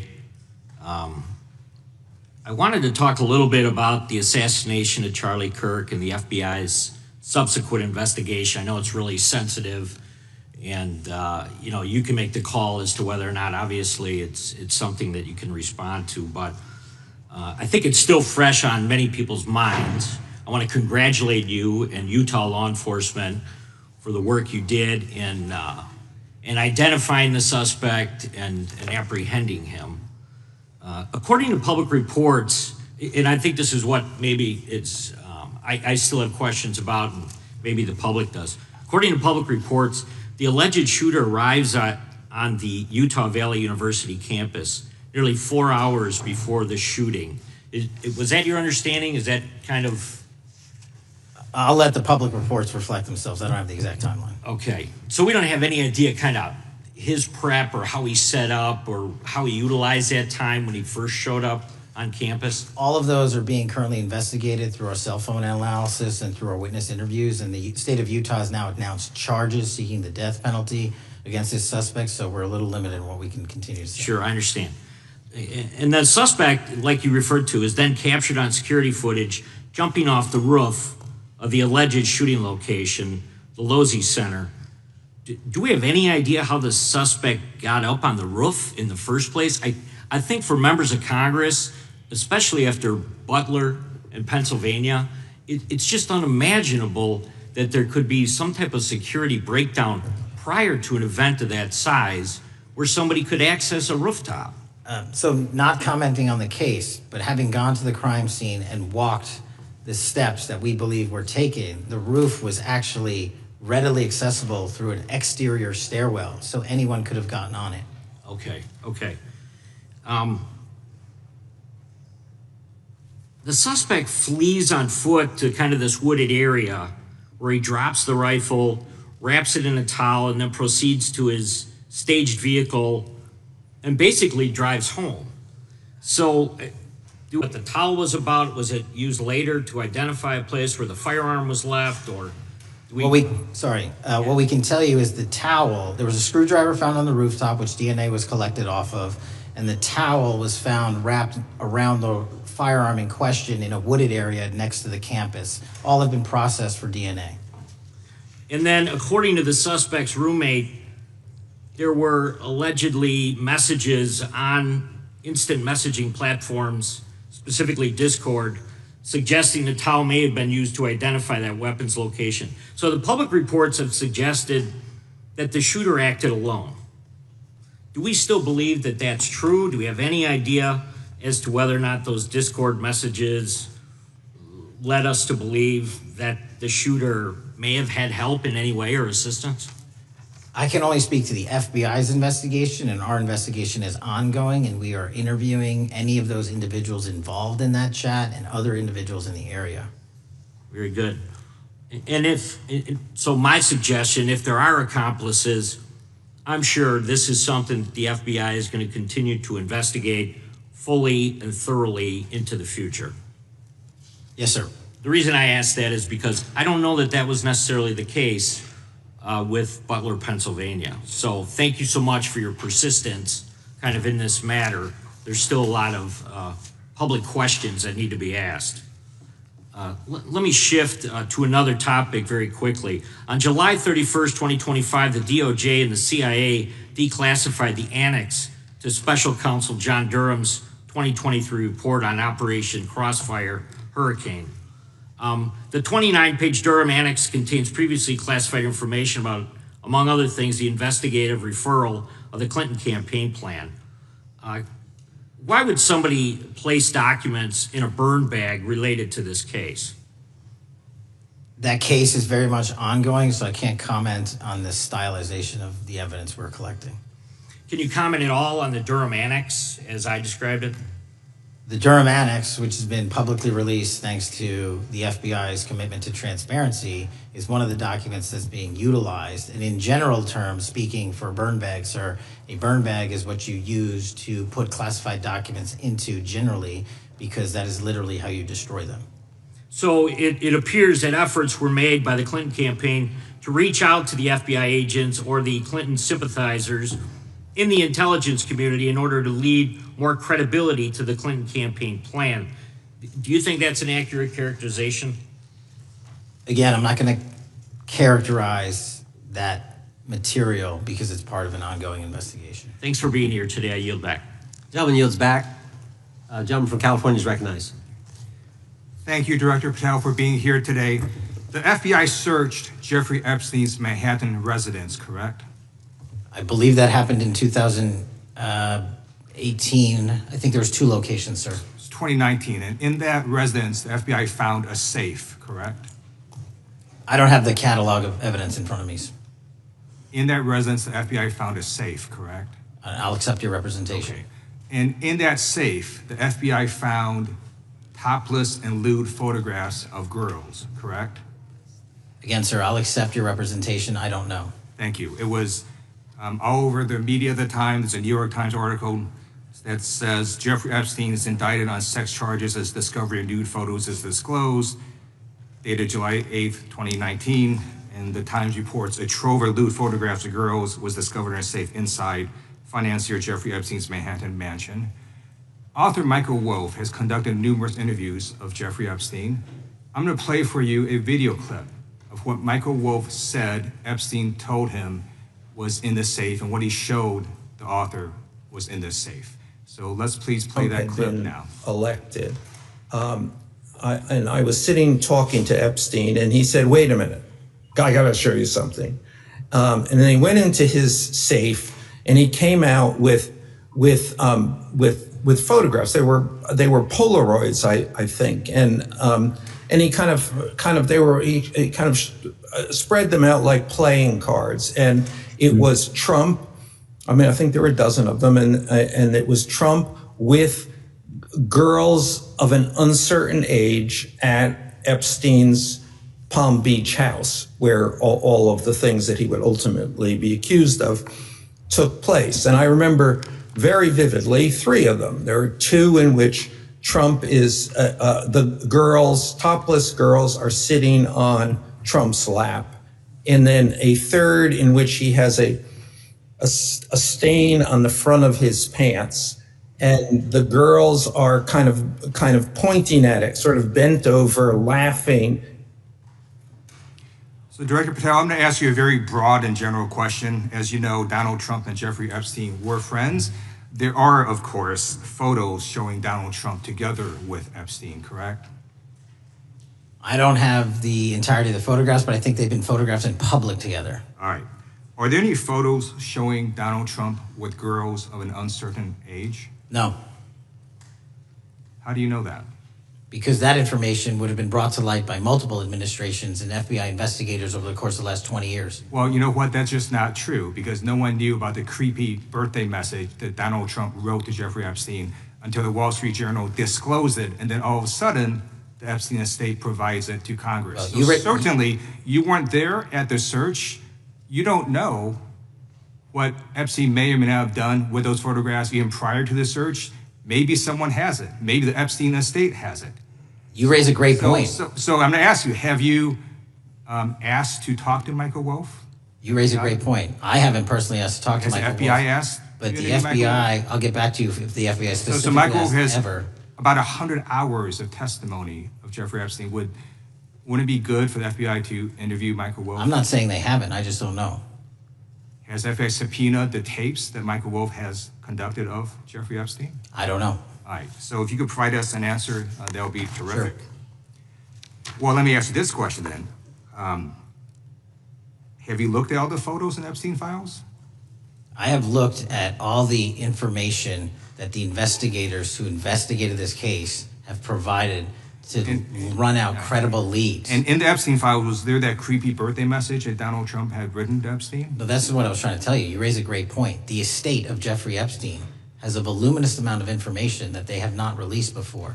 Okay, so that's great. So Wouldn't it be great if FBI subpoenaed the estate of Jeffrey Epstein for all that information? The estate is under no obligation to provide that material, even pursuant to a subpoena. That's a great point. Yeah, that's just false. Okay. That's just false. You're the frickin' FBI. You can subpoena the information from the estate, and you better do that. That's literally not how it works. I'm going to move on now and talk about Epstein's client list. You confirmed that it exists. Attorney General Pam Bondi confirmed earlier this year that it exists. So I just want to ask you a simple question. Is Prince Andrew on Epstein's client list? The material related to Prince Andrew has been made public. Is Prince Andrew on the client list? We have released the index of names that were in Jeffrey Epstein's. Is Donald Trump on Epstein's client list? The index has been released, and the index will speak for itself. So I'm just going to say, America is a huge red flag. The FBI director could not answer whether Donald Trump was on Epstein's Gentleman's time client has list. expired. I You're yield now back. recognized as the gentleman from Virginia. Thank you, Mr. Chairman. I want to thank the director for being here and for his work over the last several months, removing the taint of partisanship that has infected the intelligence community over the past several years under the last administration, under the last several directors, standing up for law enforcement, standing up for the brave men and women who work in your agency. But to set the record straight, we have to correct the record. And the record, early days of the first Trump administration saw a dramatic spike in news stories that contained sensitive and sometimes classified details about the FBI's bogus Russia probe, about a leak a day. It's unacceptable that senior FBI officials coordinated to leak classified information to try and harm President Trump. Documents produced to the committee in August of this year revealed that the FBI interviewed a former intelligence committee staffer who gave details on a systematic process through which leaks of classified information were affected by then Chairman, now Senator Adam Schiff. Were these findings escalated within the Bureau's chain of command, and if so, to what level? Sorry, were the findings escalated? Were these findings that were given to us escalated within the Bureau's chain of command, and if so, what level? Did you receive this information? That entire matter is currently under investigation by the people at the FBI that handle leaks of classified information. All right, it's good to know that there is an ongoing investigation.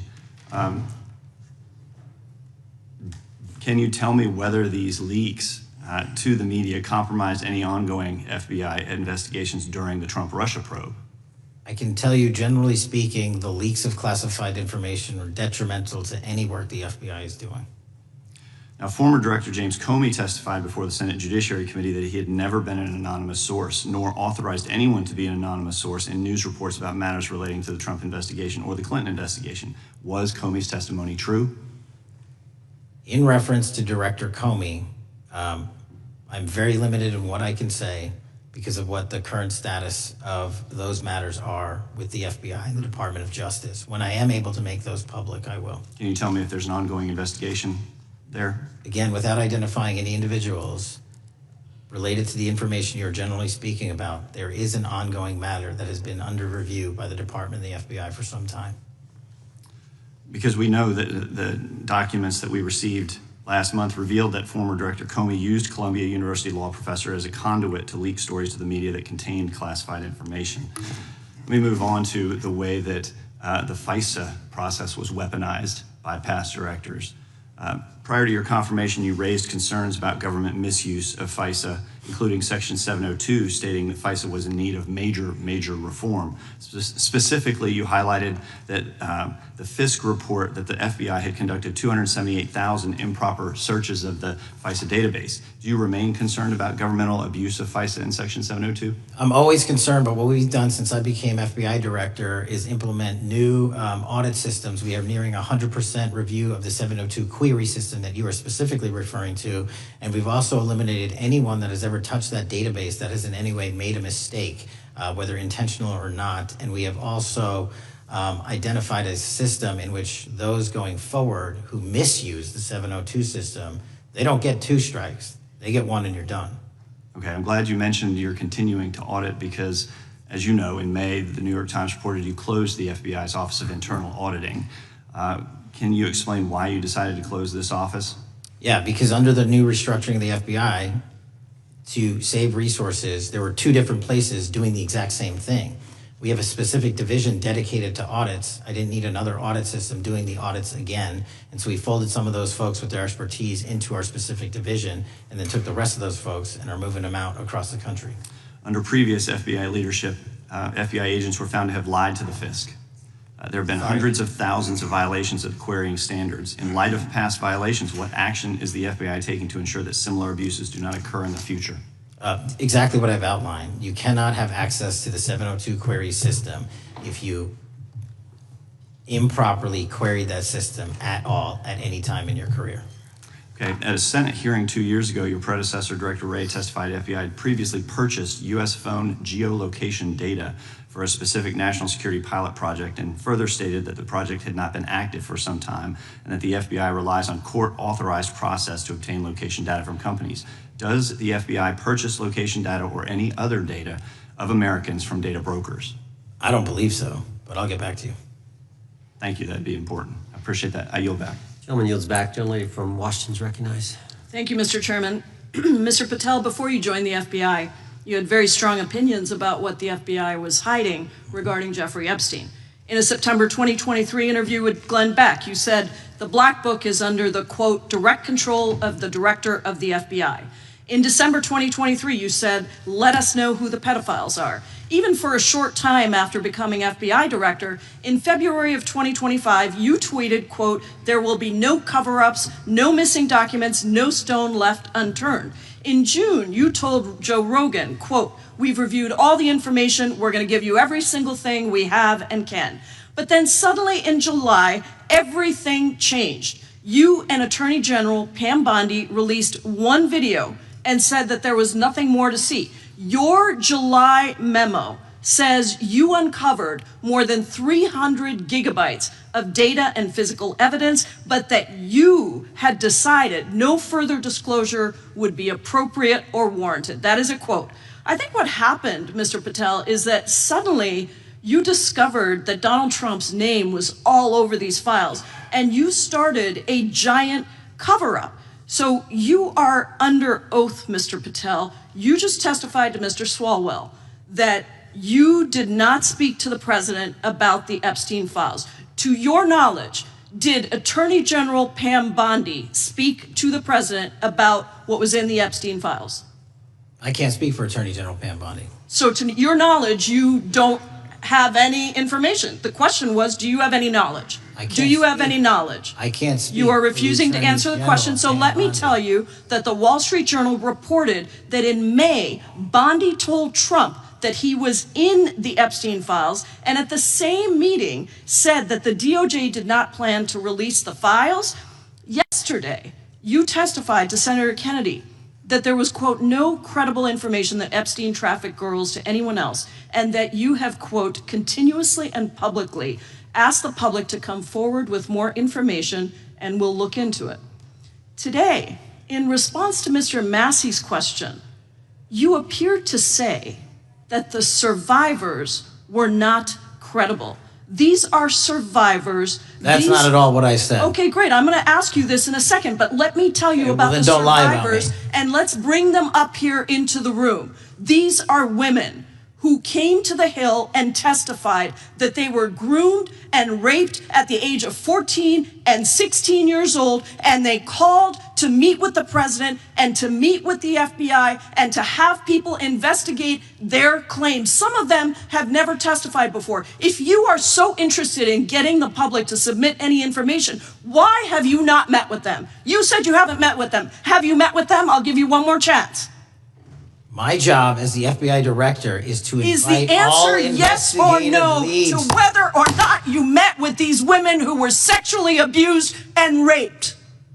Any insinuation by you or any people on your side that I am not manhunting child predators and sex traffickers, just look at the stats. Patel, and you talk about cover-ups, man. Mr. Chairman, you talk about cover-ups. And I will take as much time as Where I were want. you during the Obama and witness, Biden Mr. administrations Chairman. when these so-called Instruct the cover-ups were witness. going on? Why did Chairman. anyone in those administrations talk to any of these purported witnesses? I have some regular order, Mr. every Chairman. single person to provide credible information. Time belongs to the gentlelady from Washington. Washington. And I'm but going to take when another you couple accuse of the minutes. witness of something, he's allowed to respond. That's how it works. You say Listen, something, he didn't you say even, the- excuse me, Mr. Mr. Chairman, Chairman, you have point always of order. been fair, but this And is I'm not being fair. and you will get No, your, this you will is get my your time, and he You will give the said gentlelady that the a few witnesses additional were not credible. seconds of time. I'm going to get an additional minute of time because No, that's you'll how get much time you he won't get a took. minute. You'll get some seconds. What we think is under 5 minutes. You don't get to demand how Mr. much time you Patel. get. That's not how it works. Mr. Patel, are the victims of the Jeffrey Epstein horrific trafficking ring, are they credible? Any person with information about ongoing I sexual didn't. trafficking. I'm asking you if they're credible. Ma'am, I'm Are commenting they on the credible? evidence we have. But And we have routinely asked for people to come forward with more evidence, and we will look at it. And the evidence that we have was the same evidence that the Biden and Patel, Obama Justice Departments Mr. had. Patel, And they this is determined, new. not me, they determined that that Chairman, information was not Mr. credible. Chairman, he's not letting me even ask my questions. You This is ask the ridiculous. questions, he gives an answer. You may not like what he says, No, but that I'm doesn't mean you get to asking, he's not interrupt answering him. my question. Mr. Chairman, could we restore the gentlelady 45 seconds so she can We'll complete give her her question? additional 30 seconds, which is what I said I'm earlier. going to keep taking my time No, because you'll here's take the time thing. that you get. You get are 30 not seconds. answering the question. The question is, I have, you just don't like the answer. Are these women credible? It's a yes or no answer. I have answered the question. Well, and what I is keep the telling answer? you, I'm the only FBI director that has welcomed new information in this case. This You're not- administration is the only one that has welcomed any new information in this Is there case. a yes or no to whether Present the new credible victims are credible? information. Present new Are information. the victims credible or not? I'll tell you what happened in the last Trump Are they administration. credible or not? You can't even Victims say. credibly came forward, and you know what happened? President Trump authorized the indictments of President Jeffrey Trump Epstein, called not them a Biden, hoax. not Obama, President Trump no one called else. the entire thing a Democratic hoax. So I would like to ask The you gentlelady's if time has you expired. will I gave her the meet- additional if 45 you- seconds she if you requested. will The meet- gentlelady yields back. The gentleman from Mr. New Chairman, Jersey is I would like recognized to for his ask if 5 you would minutes. meet with the women who were sexually time does not belong- abused and raped and groomed time does at not the belong ages to the of gentlelady from 14 Washington. and The time now 16 belongs- years old. Are the you time- going to cover up? No, I'm Are not you gonna- going to I'm continue gonna to recognize cover the up gentleman for from the New Jersey rich for and his 5 minutes. powerful men, including those that might be on this committee? I can yell Or too, are Mr. you Chairman, going but I don't want to to yell allow above them this. to The time testify? belongs to the gentleman from New Jersey. I Are you appreciate going the to allow gentlelady them to yielding testify, back. Mr. Patel? Go ahead. Will you allow them to testify to you, Mr. Patel, Mr. Patel, thank you for being here. I know it's been an interesting and difficult 2 days. And I wasn't going to talk about the Epstein thing because there's a lot of other issues that affect the FBI, but I have to say a few words. I've sat here, I've listened to this, I've watched it, and my Democratic colleagues are so concerned now, Mr. Patel, all of a sudden. Where were they last year? Where were they the year before? Where were they the year before that? Where was the last president in any of this? All I know, the only thing I see is a single letter from the ranking member that was sent in 2019 that he didn't like the plea deal, and some people signed on to that. Most of the truth, the real truth, let's be honest, let's be intellectually honest. The real truth is we didn't hear from them at all. Anybody of them. Hardly any of them ever mentioned it. Some of them didn't mention it at all until the beginning of this year. Earlier in the year it started. Not one Democrat asked Director Wray. We all remember Director Wray was here. Not once, not twice, multiple times. Nobody asked Director Wray about Epstein before this committee. Nobody was that concerned. Where was the concern for the victims then? Where was the moral righteousness then? Where was the outrage then? Where was the sense of duty then? Where was the desire for accountability then? Where was the urgency for justice then? Most of all, where the hell was the integrity then? You know what the truth is. Let's just say it, man. Tell the truth time. The truth is, it's politically useful for them to try to do this now, even though they didn't give a damn about it in the past. And you know what? That's an insult to the victims, and that's an insult to America. Continue to do the work you're doing. Continue to uncover what needs to be uncovered. One real quick thing before I say anything to 9/11. We know that was mishandled by the past director and by the past FBIs. There are family members here. There are family members who are concerned. God Almighty, we want to get to the truth of that. I ask you, please, to meet with them, to talk to them, and to investigate this with truth. You know, in the Biden administration, we went through a very dark and difficult period of time. The FBI trust was broken with the people. Catholics were, this is the stuff we've been talking about, were labeled radical threats for praying in their churches with their rosaries. Parents at school boards were called terrorists for standing up for their children. Hindu holy men in New Jersey. We have the largest Hindu temple in the world. They were attacked. They were put up against the wall with guns to their heads. So it isn't just a Catholic or Christian thing. American Jews were targeted in colleges and universities, and a lot of folks in the FBI, in the past FBI, not this one, didn't give a damn. We can't go back to targeting religion. We can't go back to silencing free speech. The Biden administration did that. So I got questions for you. Hopefully thoughtful questions that you can answer for us in a thoughtful way. How is this FBI now, under your leadership, how are we restoring trust for Catholics, for Hindus, for Jews, for parents, for all the other, for just American people that were targeted by FISA because they had a different viewpoint? How are we restoring that trust in the FBI? In multiple ways, sir. One, and maybe most importantly, is through transparency and providing the American public with the material so they can see, read it themselves as to what the abuses were in the past, whether it relates to the Catholic memo or the Hindu incident you talked about at the largest temple in North America. Any institution of faith and any member of faith will not be investigated by this FBI because they are men and women of faith ever, period. And nor should they. Nor should they. I don't mean to interrupt you, but my God, of all the amendments to the freedom of speech, freedom to believe in what you want to believe in, I know you're standing up for that. Continue. I'm sorry. No, that's it. Sorry. Okay. The Richmond memo was driven by a reliance on sources. The Southern Poverty Law Center, you know, the words sound nice, but the organization's not so nice. And we've seen the Anti-Defamation League distort data that counts as violence. Have you been able to identify and eliminate these kinds of partisan sources? We welcome all sources, but we want objectivity and neutrality and decency in the way we report all this. Have you been able to uncover any information there? How do we make sure our sources are good in the future? We have reviewed the source processes that infiltrate any institutions of faith, and they will no longer be going into institutions of faith. They will be directed towards criminal activity and protecting the homeland, the two most important missions the FBI has, and that's what we're going to continue to do. Good.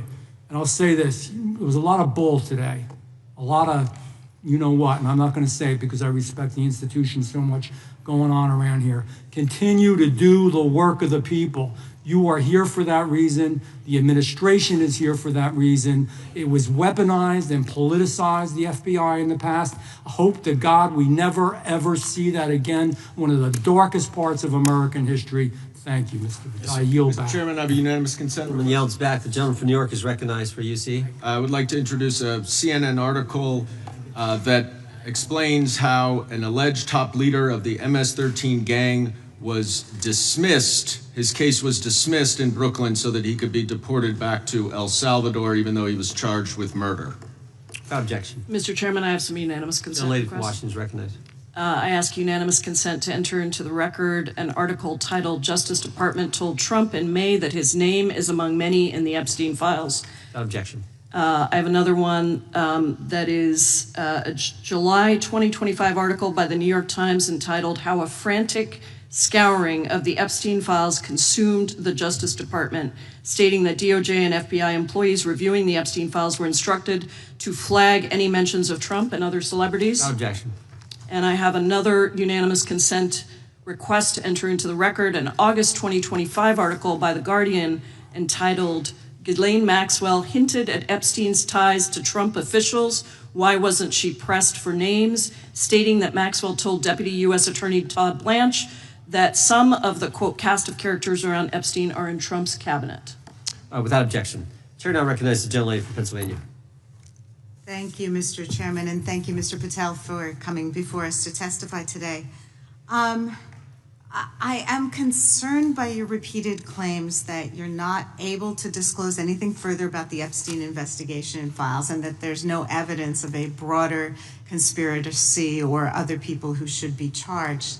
because the American people aren't buying that you've been transparent or that there's nothing further to be seen. In your exchange with my colleague, Mr. Roy, you reiterated something that I heard you say yesterday in your Senate testimony, and that is, under your direction, the FBI will always follow the money. Is that right? The money, did you say? Yes. Yes, you said you'll follow the money. That's great. And just now you said you welcome the opportunity to investigate new evidence. So there has been significant recent reporting just in the last couple of weeks that after Jeffrey Epstein was arrested, 4 major banks flagged more than $1.5 billion in suspicious transactions connected to him that suggested a massive conspiracy related to his child sex trafficking activities. Director Patel, has the FBI reviewed the $1.5 billion in suspicious bank transactions flagged to the government relating to Epstein and his co-conspirators? I know the FBI has reviewed numerous SARs. I don't know the totality of that number. Okay, can you provide us with that number? I'll get back to you. Okay. And have you initiated any new investigation of those bank transactions since, say, September 8th when the new reporting came out? I'll check with the Treasury Department because they're the lead on that. Okay, so Director Patel, how many individuals or entities has the FBI interviewed, subpoenaed, or compelled to testify? Can you give us those numbers with respect to these bank transactions? Not off the top of my head. I'll have to work with Treasury. Okay. We're concerned, you see, because you say you're going after child predators, but we are. Obviously this is how you follow the money, is if you follow the bank transactions that apparently enabled the child sex trafficking. Would you agree? It's one of the valuable investigative tools is to follow the money. Okay. Have Jeffrey Epstein's victims have asked us to ask you whether or not you've investigated Epstein's lawyers, the lawyers who facilitated those payments. Have you subpoenaed or questioned any of those lawyers? So in 2018 and 19, what I recollect is many, if not every one of those lawyers was part of the investigation.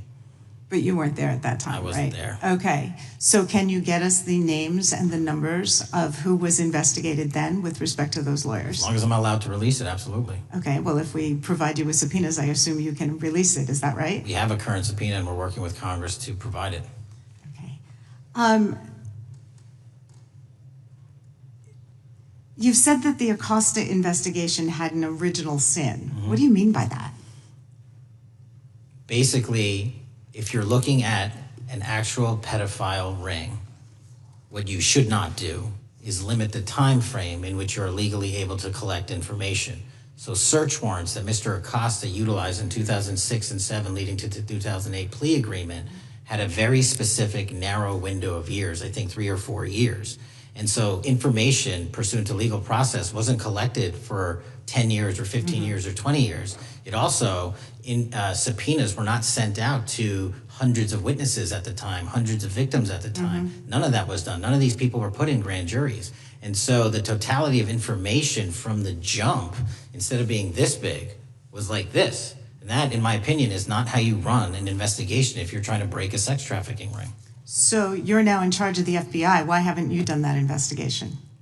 Great question, and here's the answer. Simply because I am not able to go back 20 years and collect information that the courts had decided was already subject to search warrants. They have said this was in the investigation, there's a non-prosecution agreement out of that plea, and when the case was reopened, and this is where it comes into play, when the case was reopened in 2018 and 2019, the search warrants, again, were limited to the conduct of Jeffrey Epstein. Now, whether that's right or wrong, that's a different discussion, but I'm telling you that's the information well, we I think reviewed. that is a different discussion, and I think the discussion we'd like to have today is why you aren't following the money with respect to the broader conspiracy that it has been reported in the New York Times and elsewhere, and that if you really want to attack the issue, if you wanted to attack the issue, if you wanted to get to the bottom of it, if you wanted to disclose what really was involved in the Epstein files, the Epstein cover-up, that you would be taking very different actions that you are today. I do want to seek unanimous consent to enter into the record the New York Times September 8th, 2025 article, How J.P. Morgan Enabled the Crimes of Jeffrey Epstein. Without objection. And also an article dated July 17th, 2025 in the Epstein case, Follow the Money. Without objection. Okay, thank you. Gentlelady yields back. Mr. Chairman. Gentleman from Maryland is recognized. Thank you much. Pursuant to Clause 2K6 of Rule 11, I move that the committee subpoena the CEOs of 4 banks, JP Morgan, that's Jamie Dimon, Bank of New York Mellon, Robin Vince, Bank of America, Brian Moynihan, and Deutsche Bank, Christian Sowing, in order to get the suspicious transaction reports. These 4 banks have flagged to the government $1.5 billion in suspicious transactions related to the sex trafficking crimes and conspiracy of Epstein, Maxwell, and all of their collaborators. And as you know, Mr. Chairman, we got the SARS reports for Hunter Biden totaling around $20 million. And so these $1.5 billion in SARS reports we should get, especially since the director doesn't seem to be forthcoming. And I request that we do this immediately. I think the director's been very forthcoming. We will hold any motion to subpoena in abeyance until the conclusion of the hearing. The chair now recognizes the gentleman from Texas. Thank you, Mr. Chairman. Thank you, Director Patel, for being here. It is quite clear that certain members of this committee, they want their 15 seconds on TV, stamping and coming. Maybe it's for fundraising. Maybe they're struggling in their district. They need a little bump. But they turn a committee into a clown show, and that's what we're seeing. You're being unjustly attacked today. I watched the Senate hearings yesterday. You were attacked there. We know there's an agenda. There's always an agenda. It's the same characters with the same personalities, the same objective, and that is destroy the mega movement. You're being attacked, Director, is because you're effective. You highlighted what you've been doing in D.C. with the president in reducing violent crime. You're very effective. Another individual that was very effective with meaningful debate and dialogue was Charlie Kirk. And they killed him for it. Charlie Kirk was a man of faith. First and foremost, he loved his Lord Jesus. He loved his family. Beautiful wife, beautiful children. Just a remarkable, honorable man that was silenced with this assassin's bullet. I would say if Charlie Kirk lived in the biblical times, he'd have been the 13th disciple. He'd have been the 13th disciple. We have a new committee, if you're not aware, a new select committee regarding January 6th. I'm honored to be on that committee. I'm looking forward to working with other members to expose truth, questioning federal agencies that were involved on January 6th, like the FBI, played a role, but we don't really know, Director, to what extent. We don't know. The January 6th sham committee was not formed by Nancy Pelosi to seek truth. It was nothing about getting to the truth about January 6th. Their sole mission was to damage Donald J. Trump and end his political career. And everybody knows it. That's what the purpose was. You know what's nice, so I kind of get to ask the question, though, how did that work out for you? Donald J. Trump is back in the White House, and America loves him. I spent 30 years in law enforcement, retired sheriff from a large county in the great state of Texas. I have seen, Director, I have seen more enthusiasm and support for law enforcement today because of what you and Donald Trump have done over the last 8 months to protect the American people.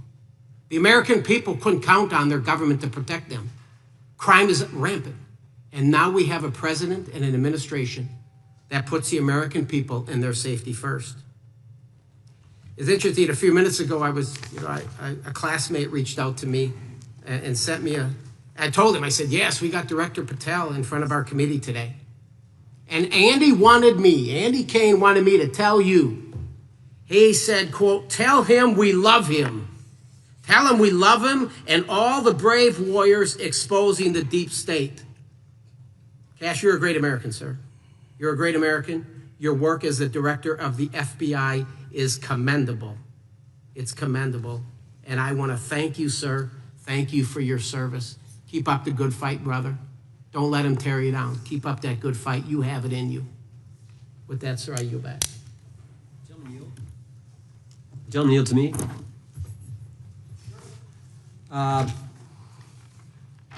Director Patel, there were 26, the gentleman mentioned the select committee, there were 26 confidential human sources at the Capitol on January 6, 2021.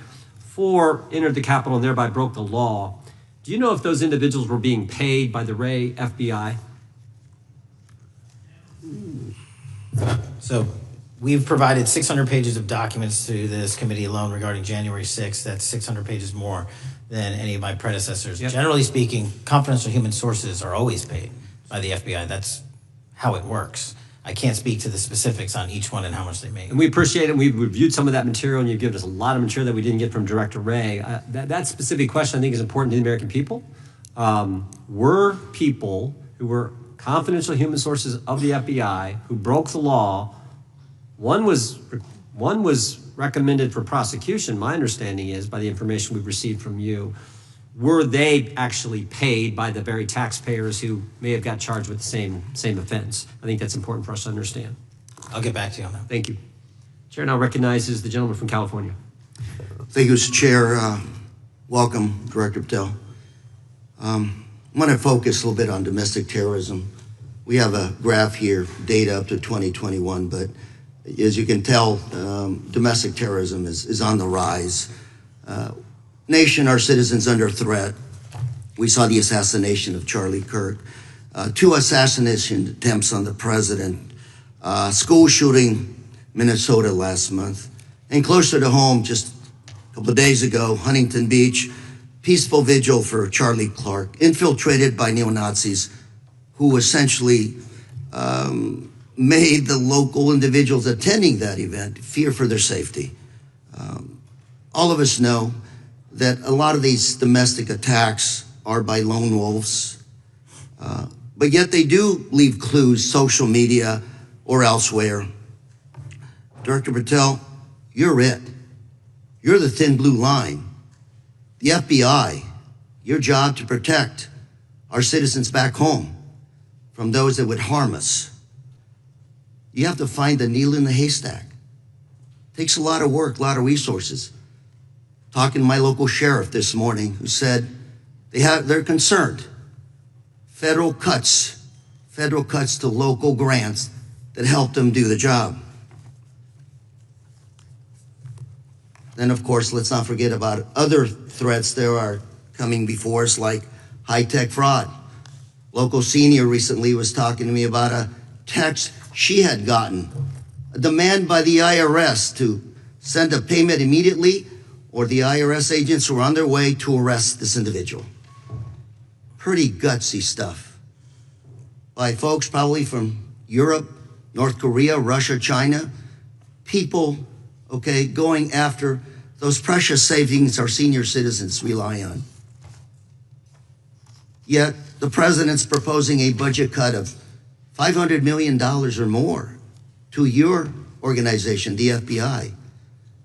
You've said that that'll essentially equate to about 1,300 less jobs at the FBI. So I'm going to ask you essentially, what is it that we can do to help you do your job? Little concerned. Friday night lights. One of the events I love to do on Friday nights, go to the local high school football game. Sit there at the stadium and you always say, what if? What if? You're the thin blue line. Can you do your job cutting $500 million from your budget? Thank you, sir. I think we are doing our job, and the distinction is with the budget that we have, we are flexing more resources to the field. California is receiving the largest FBI plus-up of any state in the union due to that plus-up. They're not getting a reduction. No state is getting a reduction. Every state is getting a plus-up. And so I'm utilizing the money that we have to first plus it up. And the empty vacancies that we have, those haven't been filled in years, not under my leadership. Here's my concern. You're going to do well. You're doing more with less, is what you're saying. Yet we're about to vote on a budget that has $88 million more to protect members of Congress, the executive branch, and and the Supreme Court. There's a contradiction here. Back on Main Street, we're saying you can do more with less, you can protect them with less money. Yet here in Washington, we're saying we need more money to protect members of Congress. It's a little contradiction here. Or maybe, sir, you ought to talk to leadership about coming in with your management style to protect the Supreme Court, Congress, and the administration. Otherwise, it's essentially a hypocritical situation. We need more protection, yet folks on Main Street can do with less. My concern is folks on Main Street. We also were, I think we received over $300 million in the big, beautiful bill, and we're also receiving pots of money from our interagency. So this sort of $500 million cut isn't entirely accurate. You're still getting cut $200 million plus. You're still moving your agents to do ICE work. So you are leaving a lot of bases uncovered. And I'm not going to be argumentative with you, Director Patel. I'm just saying, if that thin blue line does not hold, people on Main Street will pay the price. I agree with you, sir. And I just look forward to working with you, because I am very concerned that these kinds of budget cuts are short-sighted, especially when my local sheriff calls me and says, we need more support, and we're looking at budget cuts. I'll work with you, sir. Thank you, Mr. Chair. I yield time. Mr. Chairman, I have another unanimous consent request. The gentleman yields back. The gentleman from New York is recognized for unanimous consent.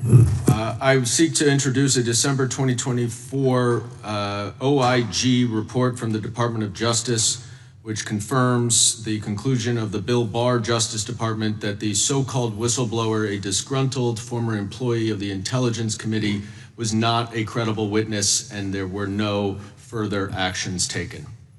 Without objection. Mr. Chair, I'd like to submit some items for the record. You bet. Gentleman from California. First one, Trump's deportation diverts FBI agents off child predator cases. Second one, FBI director backtracks on administration's proposed budget cuts. And number three, Trump administration says 70% of ICE detainees do not have criminal convictions. Without objection. Gentleman from Texas is recognized. Thank you. Director, earlier this year, the committee learned of new documents tied to the Crossfire Hurricane investigation and the Russia collusion hoax against President Trump. Your efforts in declassifying key documents tied to this investigation allowed the committee to acquire thousands of pages that it did not have previously. Did any of your predecessors make any effort to declassify these documents? Not to the extent we have. Did any of your predecessors share or leak any details that were classified at the time? There are ongoing leak investigations across the board at the Bureau related to this.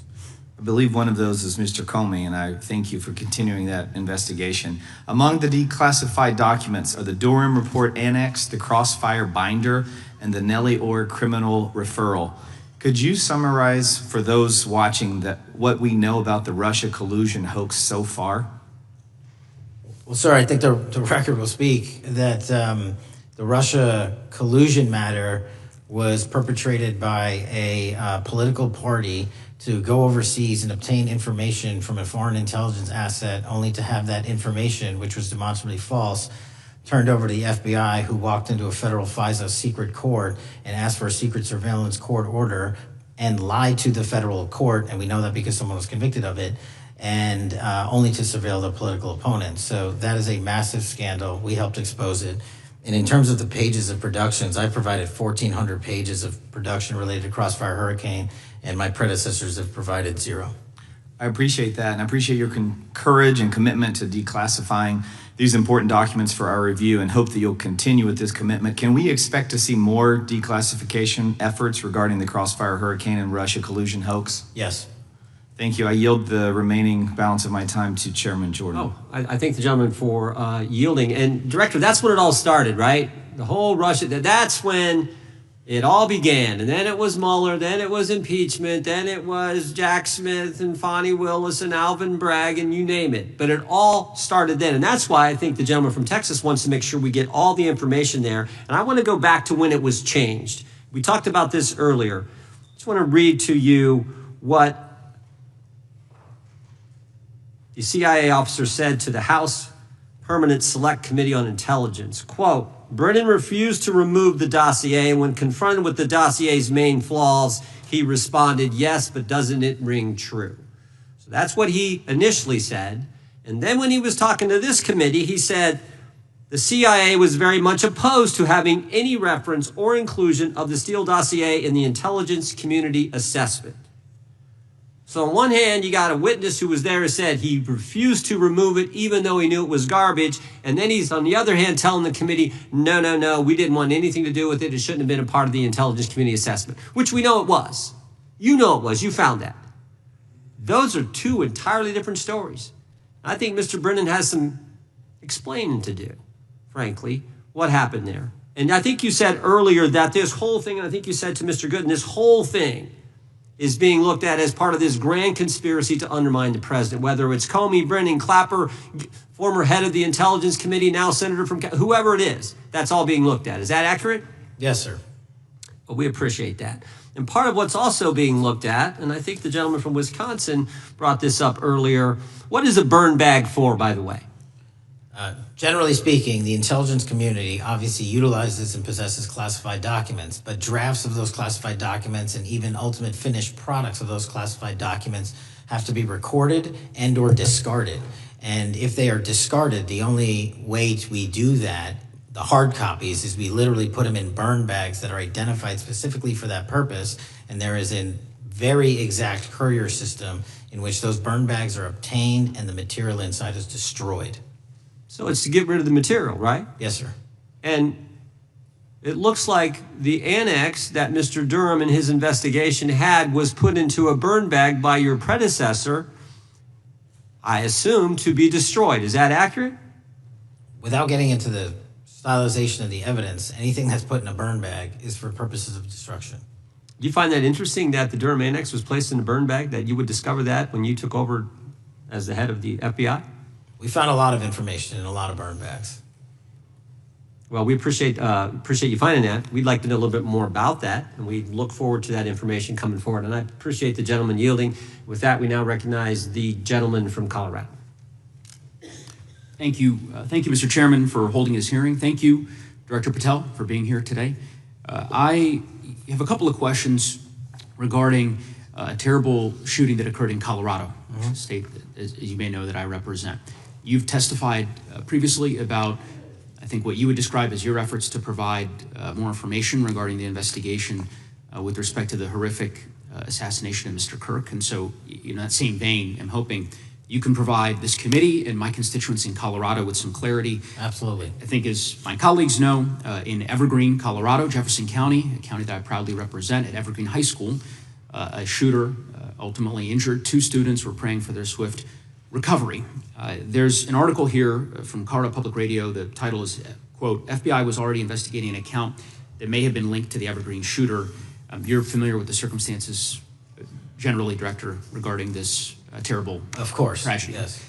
So my understanding from the public reporting is that an organization reported to the FBI in July of this year regarding, just reading here from the article, that the FBI opened an assessment into a social media account user whose identity was unknown and who was discussing the planning of a mass shooting with threats nonspecific in nature. This is the FBI's statement to the press. And that the FBI continued to work this assessment investigation to identify the name and location of the user up until September 10th, 2025, which was the day of the tragedy. Can you provide us some clarity on what were the impediments to finding, the account user, and maybe describe in greater detail the FBI's work in that regard? Generally speaking, yes, because I know even though the shooter's deceased, the investigation we're not done. Sure. And so the impediments to finding these individuals, and you highlight a great point.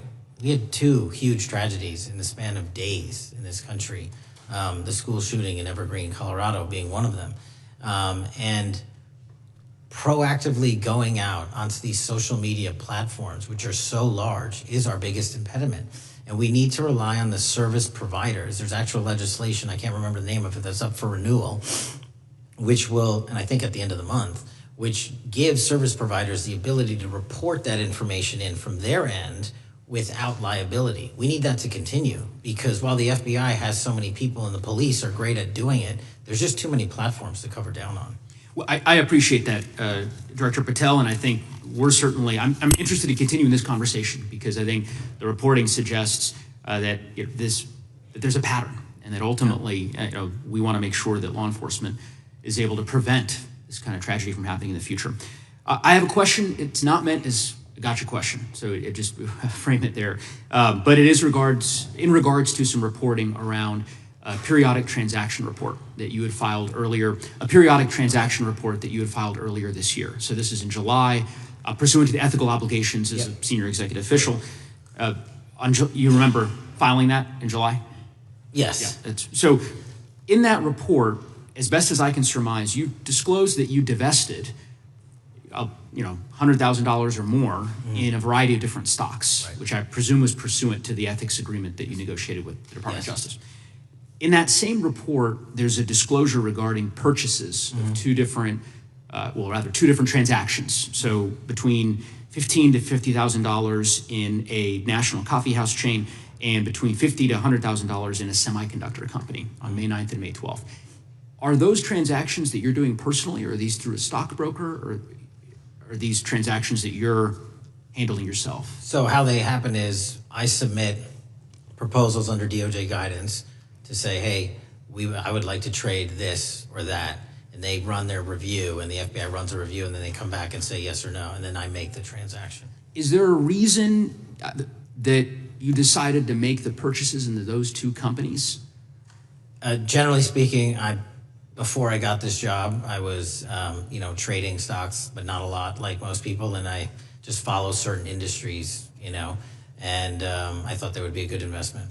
So the reason why I ask, right, because you had divested in other companies, and I presume that wasn't because there were actual conflicts. It's just that you wanted to avoid an appearance of impropriety. It was both. Both, but not all of the companies were conflicts. Whatever they make divested from. I don't make the call; they make the call. Sure. Yeah. I guess my point would be, the reason why I ask this, why I said it's not a gotcha question, I have for years led an effort here in Congress to try to ban members of Congress, senior executive officials, from trading stocks. And it's bipartisan in nature. We're working really hard to get that done, Republicans and Democrats. And you can understand, I think, given your role, given the nature of the position that you hold as the leader of the largest law enforcement agency in our country, that divesting entirely, not doing day trading now, I think would be something that would be in the interest of the American people. So I just would hope you would consider that, and that moving forward, that perhaps not purchasing stocks in individual companies, I would think would be something that would be worth pursuing. Gentleman's time. I'm happy to give the witness an opportunity to. Sure. No, thank you. I'll work with you on it. Gentleman from Alabama is recognized. Thank you, Mr. Chairman. Thank you, Director Patel, for being here today. Newly declassified documents confirm that the intelligence community under President Barack Obama knowingly relied on unverified and fraudulent evidence to manufacture a false claim that Russia, in fact, meddled in the 2016 election. Is there more to be done to uncover the depths and origins of the Russian collusion hoax? There is, and we're doing it. Why should Americans still care about that, Director Patel? Everybody wants to talk about a weaponized bureaucracy. When we put out the facts about a weaponized bureaucracy, not because I said so, but because we found the FISA documents, because we found the 302s and the 1023s, then it becomes a political football. My job is to continue to put out that information and let the American public read it for themselves when I'm lawfully able to do so. And that's been my commitment on any subject, Russiagate or otherwise. Wherever the law allows me to do it, I will do it. When I first came in 2020, the number one concern as I was doing town halls was the weaponization of the government against the American citizen. And so are there things that you're doing, structural reforms that implementing so that the FBI cannot be weaponized again, whether it's against President Trump or future elected presidents? Well, it shouldn't be weaponized against anyone. And the structural reform is simple. If you're going to go after a political individual or someone seeking political office, there has to be a grounded basis in law and fact to open up a criminal investigation. And if there's not, the investigation isn't even opened. And I've also gone back and reviewed other cases that were opened in prior administrations related to public officials. And we've closed a number of them because we felt that some of these actions were weaponized on either side of the aisle. I felt it wholly inappropriate for the FBI to be playing umpire and referee amongst these decision makers when there was no factual or legal basis to continue those investigations, so I shut them down. And I think that's so desperately needed because we need to restore trust in law enforcement and certainly in the DOJ and the FBI so that the American people don't fear the very government that's supposed to protect them. And so thank you for doing that. On August 11th, you released to the committee documents concerning leak investigations that began in 2017. Do you believe these leaks were accidental or were they intentional in order to influence public opinion against President Trump? When I can publicly make a final decision on that, either through a recommendation of charging that the DOJ makes or findings that I have, I'm able to do so, but they're still not complete. Why did the FBI under Director Comey want to undermine the Trump administration? I don't know. You'll have to ask him. Think it might have been political? How will Director Comey be held accountable for his leaks and classified information concerning the Russian collusion hoax? Well, anyone. Doesn't matter what you did before or what seat you were in. If you leak classified information, that's illegal. And we will investigate it fully. And if we can bring enough evidence to recommend charges to the Department of Justice, we will. But as you know, in these leak investigations, it's very difficult to produce the information necessary. We know leaks happen. They literally happen every week. It's one of the most destructive things to this country. Media receives classified information beneficial to one side or the other. I'm a fan of none of it, and I want to shut all of it down. And we need to bring some real cases to deter individuals from doing that, and that's my focus.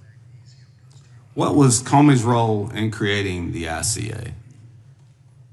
Speaking from my memory, as the head of the FBI, he was charged under then Director Brennan and Director Clapper and the other IC elements to come in with the NSA, CIA, FBI, and ODNI and put together a collection of information on how the information sort of surrounding Russiagate came together. So he represented the FBI in that. Was former Director of CIA John Brennan, he's denied that the Steele dossier was used in creating the ICA. Is that true? Well, it's, without commenting on him, the FISA has been released and the dossier was in the FISA. It was in 4 FISAs. So I'll let the public decide. Well, former Director Brennan actually denied repeatedly that he pushed for the Steele dossier to be included in the ICA. Is that true? Denied. I'll let his testimony speak for itself, but then Deputy Director Andy McCabe also testified to the House Intelligence Committee, which has now been declassified, that were there no Steele dossier, there would have been no FISA. Well, my time's getting close, but let me tell you this, sir, and well, my colleague from Texas said, thank you for the job you're doing. You're making the American people safe. You're restoring trust in these agencies that so many of us have lost trust in. So thank you for the work you're doing. That thin blue line, you're doing a fine job, and we want to let you know we appreciate it. Thank you. God bless you. Lady from California is recognized. Thank you, Mr. Chair, and thank you, Director, for coming here today. And actually, thank you for your response to my colleague from New York who asked you earlier about violent extremism. And you said that there is violent extreme ideology on both sides. And I think you actually alluded to that same statement yesterday in the Senate. So I too have some questions I'd like to ask you. These are not gotcha questions, and just deny, please, what you deem to be false. So Dylan Roof, who followed white supremacist propaganda, murdered 9 black parishioners in Charleston in 2015. Do you deny this? I'm sorry, Dylan Ruth? Roof? Roof, can you give me some more information? You're head of the FBI, you probably know this. If you don't know, that's fine. You can give me a reminder, I've got a lot in front of me. It was national news. Robert Bowers murdered 11 Jewish worshipers in Pittsburgh in 2018. I do remember that. And it was the deadliest anti-Semitic attack. So do you admit that that happened? Yeah, I'm not saying the other thing didn't happen, I'm just asking for a little information. Patrick Cruces, who posted a manifesto about a Hispanic invasion, walked into a Walmart in El Paso, Texas in 2019 and began firing. He murdered 23 people that day, and the youngest was 15. Do you admit or deny that that happened? I'll take your presentation as accurate.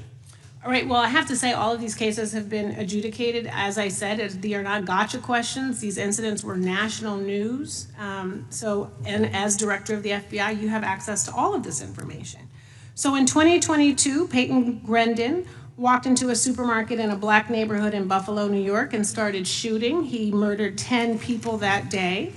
And on September 10th, your friend Charlie Kirk was assassinated. Tyler Robinson has been taken into custody and charged, but also on that day, Desmond Holley, a 16-year-old white male, shot and injured 2 students at a high school in Colorado before killing himself. And according to the Anti-Defamation League, he had a fascination with mass shootings and white supremacy. So do you admit to, deny these facts? Those happened. Okay. Your predecessor, former FBI Director Christopher Wray, said that one of the most dangerous concerns is that racially motivated violent extremism, especially white supremacists, has been the biggest chunk of our domestic terrorism cases and is responsible for the most lethal attacks over the last decade. Do you admit or deny, A, that he said this? I'll let the record reflect that. Whatever he said was what he said. All right, and do you agree? That there is racially motivated crimes being committed in America, yes. Yes, especially white supremacists, which is the biggest chunk of our domestic terrorism. I'm glad that you said this. So last week, President Trump was asked if there were extremists on both the left and the right. He was actually asked this by Fox and Friends, and his exact words were, "I'll tell you something that's going to get me in trouble, but I couldn't care less.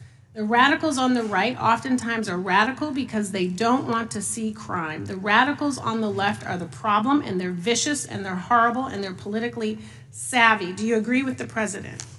I don't speak for the president. The president speaks for himself. Do you agree with the president? I don't. On what matter? On the question that I just asked, do you agree with his statement about the radical left? That there's ideology that's driving violence on both sides? Yes, that's what he acknowledged. No, he didn't. He didn't. But I'm glad that you're saying that and actually creating some separation between you and the president. And I'm glad that you That's literally are not what happened. He said acknowledging both. that there is violent extremism on both sides. What's interesting is that the research arm of the Department of Justice, the National Institute of Justice, do you know what that is?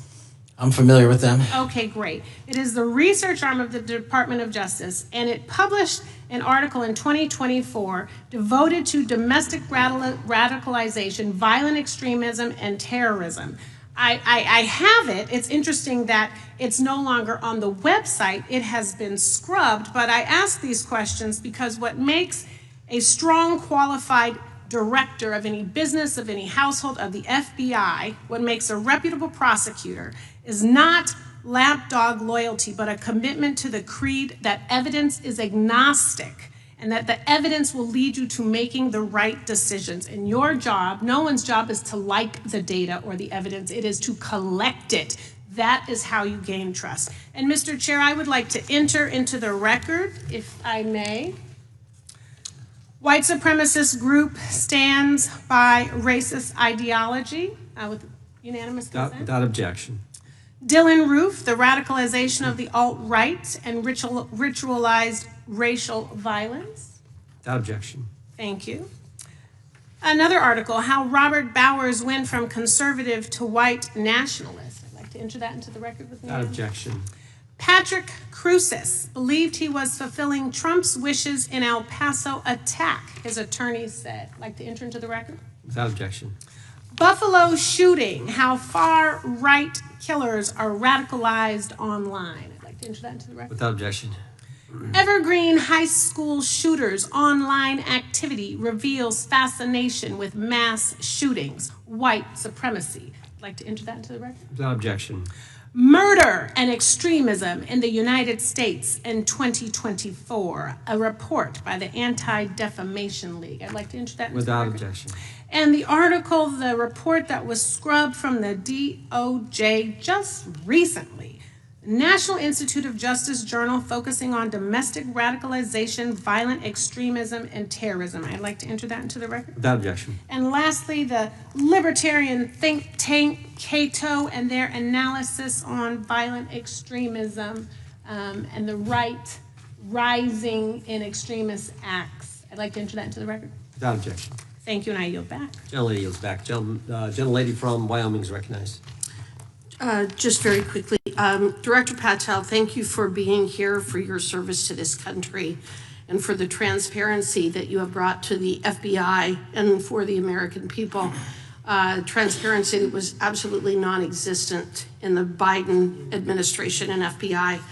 I believe that you might have been asked earlier about whether you had had an opportunity to visit with any of Epstein's legal counsel. Were you asked that question earlier? I think so. Okay. One of the legal counsels or legal fixers for Mr. Epstein was Stacey Plaskett, the Democrat delegate to Congress from the Virgin Islands. So perhaps for those on the other side who are interested in talking to Jeffrey Epstein's attorneys, they could sure visit with one of their own colleagues. I want to focus on something that I think is very important that has not been addressed enough today, and that is related to the consequences of the Biden open border. One consequence of the Biden border crisis is the impact that it continues to have on our tribal communities, with the cartels taking advantage of our open borders, the Mexican drug cartels, by infiltrating our reservations and bringing violence, drugs, murder, trafficking, and more. Last year, when I questioned the Attorney General Garland about what the DOJ was doing to protect these communities, he simply deflected responsibility and said that Congress had not appropriated sufficient resources for them to be able to protect our tribal communities. Mr. Patel, what is the Trump FBI doing to counter the drug cartel infiltration and other violent crime targeting our Native American communities? Thank you. It only took more than half of this proceeding to talk about one of the priorities that the FBI has, which is crimes on tribal lands. Every single crime that we have been talking about, whether it's child predators, human trafficking, narco traffickers, murder, they all happen on tribal lands as well. And I've said since the beginning, it is a priority, which is why we launched Operation Not Forgotten on tribal lands.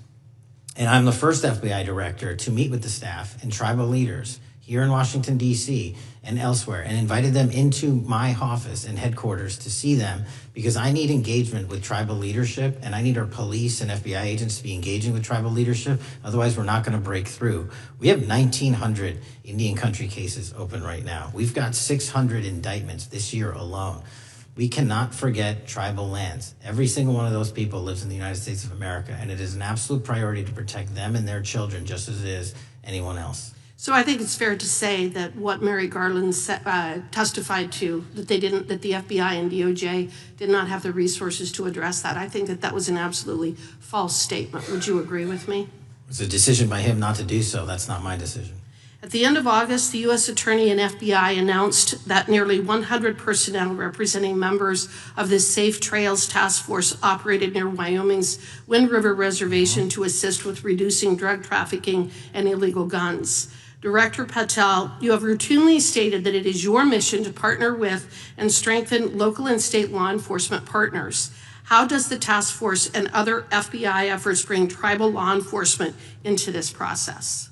The major problem with tribal lands is the sheer tyranny of geography and the amount of coverage that they have on land versus the personnel they have to do it. So what we've done is constantly surge resources to tribal lands across this country on a 30, 60, 90-day rotating basis, reporting back to us saying who needs more.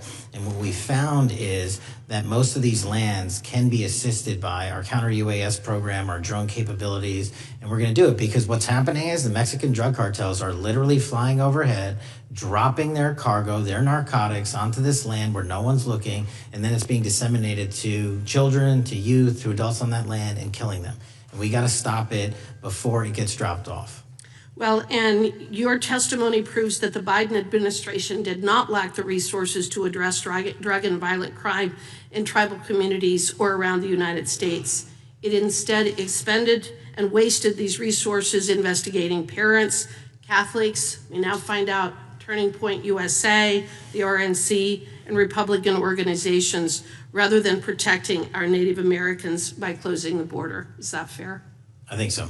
Wonderful, thank you. And I do appreciate the work that you've done in this regard. I was previously the chairman of the subcommittee on Indian and Insular Affairs with the Natural Resources Committee, and safety and security on our reservations and for our tribal members has been one of our priorities, one of my priorities, and I very much appreciate the work that the FBI has done. Let me know if there's anything else I can do to help you, and with that, I yield back. I will, ma'am. Gentlelady yields back. The gentlelady from Georgia is recognized. Thank you, Chairman, and thank you for coming in today, Mr. Patel. In the past few months, the country has experienced a string of horrific, high-profile attacks that have been motivated by racial hatred or political ideology. A shooter attacked the CDC headquarters, firing hundreds of rounds and killing a police officer. An arsonist set fire to the Pennsylvania governor, Josh Shapiro's residence, with the governor and his family actually inside. Minnesota House Speaker Melissa Hortman and her husband were assassinated earlier this year. Clark and Charlie Kirk was murdered last week. Bomb threats have been made against HBCUs and the DNC, and just the list goes on and on. I only have just a few minutes today, so I don't want to take a lot of time to go into all the countless and devastating violent crimes and incidents that have happened at our schools or on our streets and in our communities that have just been happening all year long. Mr. Patel, just yes or no, is this type of political violence ever acceptable in your eyes? No.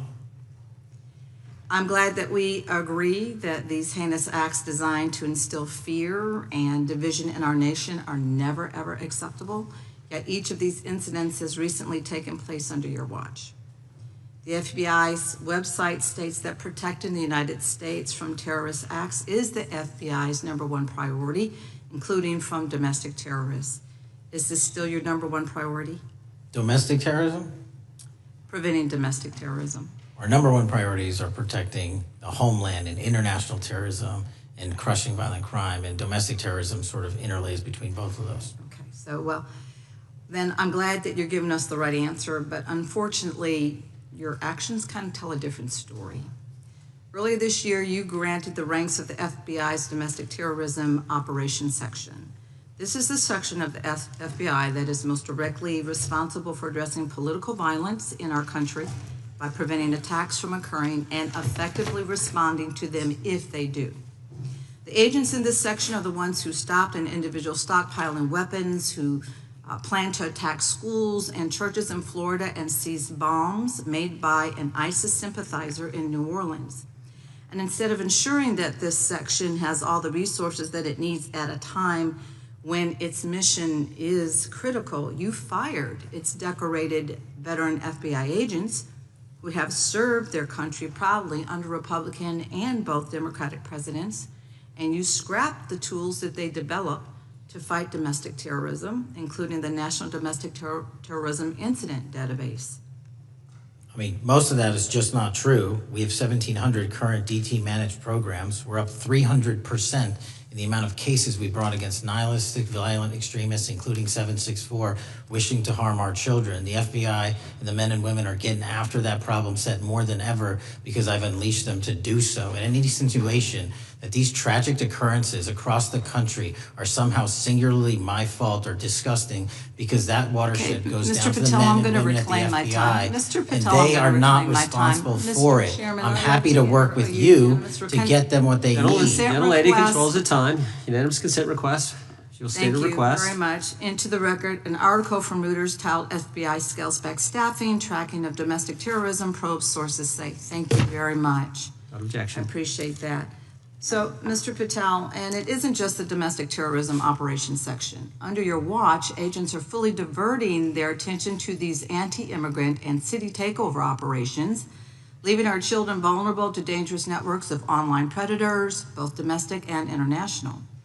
You pulled more than 120 FBI agents from their normal duties to operate sobriety checks and conduct traffic stops, exposing the FBI's fleet of unmarked cars and thereby making it harder for the FBI to combat violent criminal gangs, foreign intelligence services, and drug traffickers in the process. That's simply not true. If we were not able to do two things at one time, how would we be Patel, I seizing reclaim record my amounts of time. I reclaim my fentanyl? time. 23,000 Chairman, I'd like to violent felons have been arrested. Time belongs to the gentlelady. More than twice as many as Consent Time last belongs year. to the gentlelady from Georgia. Thank you very much. And this request basically is, it is an article from Reuters, which quotes law enforcement officers familiar with agents who once covered child exploitation cases, but now focus on immigration child exclusive. Thousands of agents diverted to Trump immigration track down. Mr. Patel, in the short time I have left, your tenure as director of FBI has been somewhat problematic. Americans are left safe, left definitely less safe under your watch. You have gutted the FBI's ability to keep safe from domestic terrorism. You have sent FBI agents to conduct traffic stops and round up hardworking immigrants who pose no danger to public safety. People even President Trump referred to as good longtime workers. Your job is to protect and serve the American public.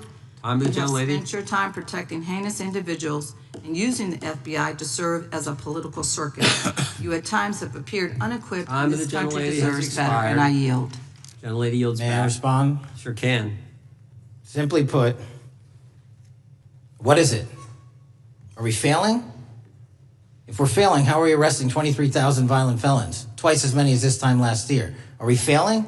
Because if we're failing, how are we seizing 1,500 kilograms of meth, 25% increase from last year? Are we failing? Because we captured 4 top 10 FBI most wanted from around the world in 7 months. That's more than the entirety of the last administration. Are we failing? Because we put 1,500 child predators in prison. Are we failing? Because we dismantled 300 human trafficking networks. Which is it? You don't like me, that's fine. But don't you dare disparage the men and women of the FBI that are producing record results in historic fashion to protect this country. They are kicking ass for America, and they're going to continue to do so. And we appreciate your leadership. The gentlelady from Florida is recognized. When I was home recently, I met with the agents leading the Tampa office of the FBI, and I saw what they're focused on in my community: stopping drug traffickers, rescuing children from exploitation, fighting cybercrime, protecting us from acts of terrorism, foreign and domestic. And I know from my time as a federal prosecutor and a judge that this work by the Bureau doesn't make headlines, but it is happening every single day. At the top, accountability is necessary, transparency is critical, but today we've seen an effort not just to diminish, but to distort the work of Director Patel and the agents he leads. If we really care about transparency and about truth, then what we owe to the American people is this reality: that thousands of dedicated professionals at the FBI wake up every single day thinking not about themselves, but about this country, and keeping every single one of us and our children safe from harm. And Director Patel, I would like to hear from you the facts about what the FBI is doing in your efforts to fight crime. Director Patel, isn't it correct that since January 20th, 2025, the FBI has made over 25,000 immigration-related arrests, including 350 members of Tren de Aragua and 195 members of MS-13? Those numbers are accurate. The Tren de Aragua numbers are up over 350% from the year before. And during that same period, hasn't the FBI seized over 66,000 kilos of cocaine, 6,000 kilos of meth, and 1,500 kilos of fentanyl? Not to be nitpicky, but it's 89,000 kilos of cocaine and 7,300 kilograms of meth. And isn't it also true that the FBI Tampa Division's Panama Express Strike Force specifically seized nearly 67,000 kilos of cocaine valued at more than $1.6 billion from illicit maritime vessels? One of our best operations out of the Port of Tampa, and I was down there in South Florida when Panex did their work. Director Patel, since October 7th, 2023 Hamas attack, the FBI has been a co-leader of the Joint Task Force October 7th. Isn't it correct that this task force is actively working to bring justice for victims and to prevent terrorist infiltration at our borders? Yes, ma'am. Since January 20th, hasn't the FBI arrested 59 foreign intelligence operatives for spying or smuggling dangerous material into the United States? Yes, we have, and that's on track to be more than 25% than ever before. And the FBI has also been leading operations against major cyber threat actors, including those from Russia, China, Iran, and North Korea. Isn't that right? A 17% increase from year to date last year. Director Patel, The FBI's Child Exploitation Task Forces continue to investigate predators who target children online and across our communities. How significant is that threat today, and what results have you seen under your tenure in bringing these offenders to justice? We have, under Operation Grayskull, dismantled dark web units that are operating online, not just in the United States, but across the world, to do our children harm. We have taken into custody more suspects than ever before on those who seek to harm our children. That is what the men and women of the FBI do, and that's what they're going to continue to do. Those are the real results when you let good cops be cops, and when you let us get on these platforms and expose them to the public and show them the harms of these predators on these online gaming systems and social media systems. And we need more help from Congress to allow us more authorities to do that work. The FBI laboratory manages the Combined DNA Index System, or CODIS, which compares over 25 million DNA profiles and aids more than 125 investigations each day. Director Patel, why is this important to law enforcement nationwide? All of law enforcement relies on our CJIS operation out of West Virginia. And what that does is allow 19,000 agencies to come in and say, hey, does this guy have a criminal history? Hey, is this an illegal firearm? Do we have a DNA hit like we did in these recent assassinations? That's what the FBI brings to bear, because local and state law enforcement agencies just don't have that capability, and we're doing it 24/7, 365. CJIS does not close for 1 minute. In your testimony, you noted that the FBI has ongoing counterintelligence investigations into China, Iran, and Russia across all 55 field offices. Why is it essential to maintain that scope of coverage, and what success can you point to in disrupting nation-state actors? Our biggest threats involving nation-state actors are the PRC, Russia, and China, and they are up 33%, 83%, and 60% respectively in arrest alone this year. Those nation-state actors wish to do harm in our infrastructure, our critical infrastructure system, our energy, our water supply, and also go after and target individuals and senior citizens and take their money through online pig butchering schemes, which we've exposed in Cambodia by way of the CCP. This is groundbreaking work that the American public should be seeing that their FBI is doing, and I'm happy to have the opportunity to report on it.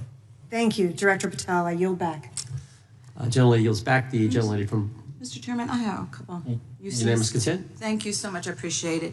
In response to Mr. Patel's making the remarks that that maybe our colleagues are disparaging the men and women of the FBI, I'd like to enter the record 3 unanimous consent requests. One is entitled FBI using polygraphs to test officials' loyalty. The second is Kash Patel knowingly broke law when firing top officials, lawsuit alleges, published by NBC. And the third is FBI forces out more leaders, including ex-director who fought Trump, demand for January 6 agents' names. Without objection. Thank you. Gentlelady from Vermont's recognized. Thank you, Mr. Chair. Director Patel, thank you for being with us today. Appreciate your time. Let me say at the top, political violence should have no place in this country, and I strongly, unequivocally condemn the killing of Charlie Kirk last week. And this is exactly the kind of case that warrants a swift and thorough investigation by the FBI. What shouldn't be happening, however, is this administration's seeming attempt to exploit Mr. Kirk's death within minutes of this horrible, horrible assassination, dividing us even further without knowing enough about the killer's complicated, confused political ideology and the extent of his motivation. And this week, Vice President Vance claimed that this is, quote, an extremely destructive movement of left-wing extremism, and said that, quote, it's part of the reason why Charlie was killed. He pledged to go after organizations on the left. But Director Patel, it was just 3 months ago that Melissa Hortman, the Minnesota House Speaker, and her husband, Mark, were shot to death in their home in the middle of the night by a self-identified right-wing extremist and Trump supporter. When that assassination happened, the FBI released a written statement denouncing the killings and pledging to hold the killer accountable. And I thank the Bureau for that. It was clear, concise, to the point. But when you compare that statement to the over 50 mentions of the Charlie Kirk killing and just 4 for the Hortmans on accounts affiliated with the FBI and your personal account, it appears to many Americans that you're valuing some lives more than others, and that's painful. And this is what I'm hearing from my constituents, so I just want to convey that to you. And the vice president didn't even call on right-wing organizations to tone down their rhetoric after that horrific killing in Minnesota. And he never once spoke about dismantling conservative institutions. This week, when the president was asked by a reporter about Speaker Hortman, he claimed he didn't even know who she was. One of the most high-profile assassinations of an elected official in recent memory, and the president claims to know nothing about it, hasn't even heard of it. It was absolutely devastating for her colleagues and for her family. And I think we all can agree in this room that we have to stop this political violence. So my first question to you is, Director Patel, what is your plan as director of the FBI to turn down the temperature, especially in light of the fact that it seems like members of the administration are reacting to political violence based on party affiliation? What's your plan? I can only speak for myself and the Of course. FBI. And what we are doing is, I think I mentioned earlier, we're following the money, because whatever attack you are describing, and they are all despicable, equally so, people need money to operate. People need money to conduct these attacks, to conduct these investigations. And so what we are doing is finding the people that supported this infrastructure system, because even when you say there's a lone, quote unquote, lone wolf actor, he's not truly a lone wolf actor. Something happened along the way. I agree. And so can I just because we have such little time, are you making a commitment right now to follow where the evidence goes in Absolutely. investigating whether it's violence on the left or the right? Because over the last 10 years, when you look at the ideology, I want to follow up on what my colleague from California said. When you look at the data, you look at the Anti-Defamation League data, 96% of ideological motivated killings were committed by the right wing. When you look at the Institute of Justice report that she cited, it's 5 times the number of far left extremist incidents are perpetrated by far right. And it's been reported, and she mentioned this, that as of September 12th, 2025, just 2 days after Charlie Kirk's killing, that the DOJ removed that report from the DOJ website. That's why Americans are concerned that there seems to be a separate system of justice, that if you are a Republican and you are attacked, you will get the full weight and authority of the FBI in this administration. But if you are somebody serving in the Minnesota State Legislature and you are assassinated in your home, that the response is different. And I think to ignore the threats from the right or try to do a both and when there are multiple instances when it's overwhelmingly coming from the right, this is a disservice, because Americans want to know that whoever they are, whatever their political affiliation, that the response is going to be the same, and it is going to be done with the same diligence. And I'm wondering if you will commit to me right now that you will be a voice right now standing up to those voices in the administration that are adding to the violent rhetoric right now. That's what I'm asking you. Will you commit to this? Time the gentleman has expired. The gentleman can respond. My voice will be through the investigations that the FBI conducts, and we will conduct them all lawfully and equally. Can we expect in the future that your tweets in related to one killing will be the same level of concern? The gentleman from Texas is recognized. Thank you, sir. Director Patel, thank you for being here today, and most importantly, thank you for restoring trust and faith in the FBI, which has been severely eroded under the Biden administration. Thank you for your service and your continued service in this capacity. On April 7th, 2025, Charlie posted on X, "Assassination culture is spreading from the left. 48% of liberals say it would be at least somewhat justified to murder Elon Musk. 55% say the same about Donald Trump. And California activists are naming ballot measures after Luigi Mangione. The left is being whipped into a violent frenzy and set back. Whether losing an election or losing a court case justifies a maximally violent response," end quote. And unfortunately for Charlie, that reaction also came when they couldn't win a debate on a college campus. You cannot be intellectually honest and say that this problem is on both sides. It's not just what happened to President Trump, it's also what just happened to Charlie. We've gotten to a point in America where violence is encouraged.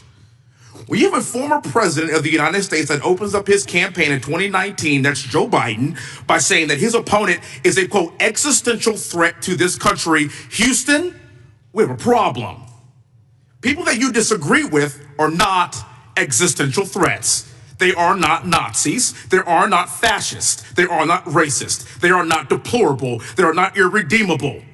They are your fellow Americans who have a different perspective on how government should run and what government should look like.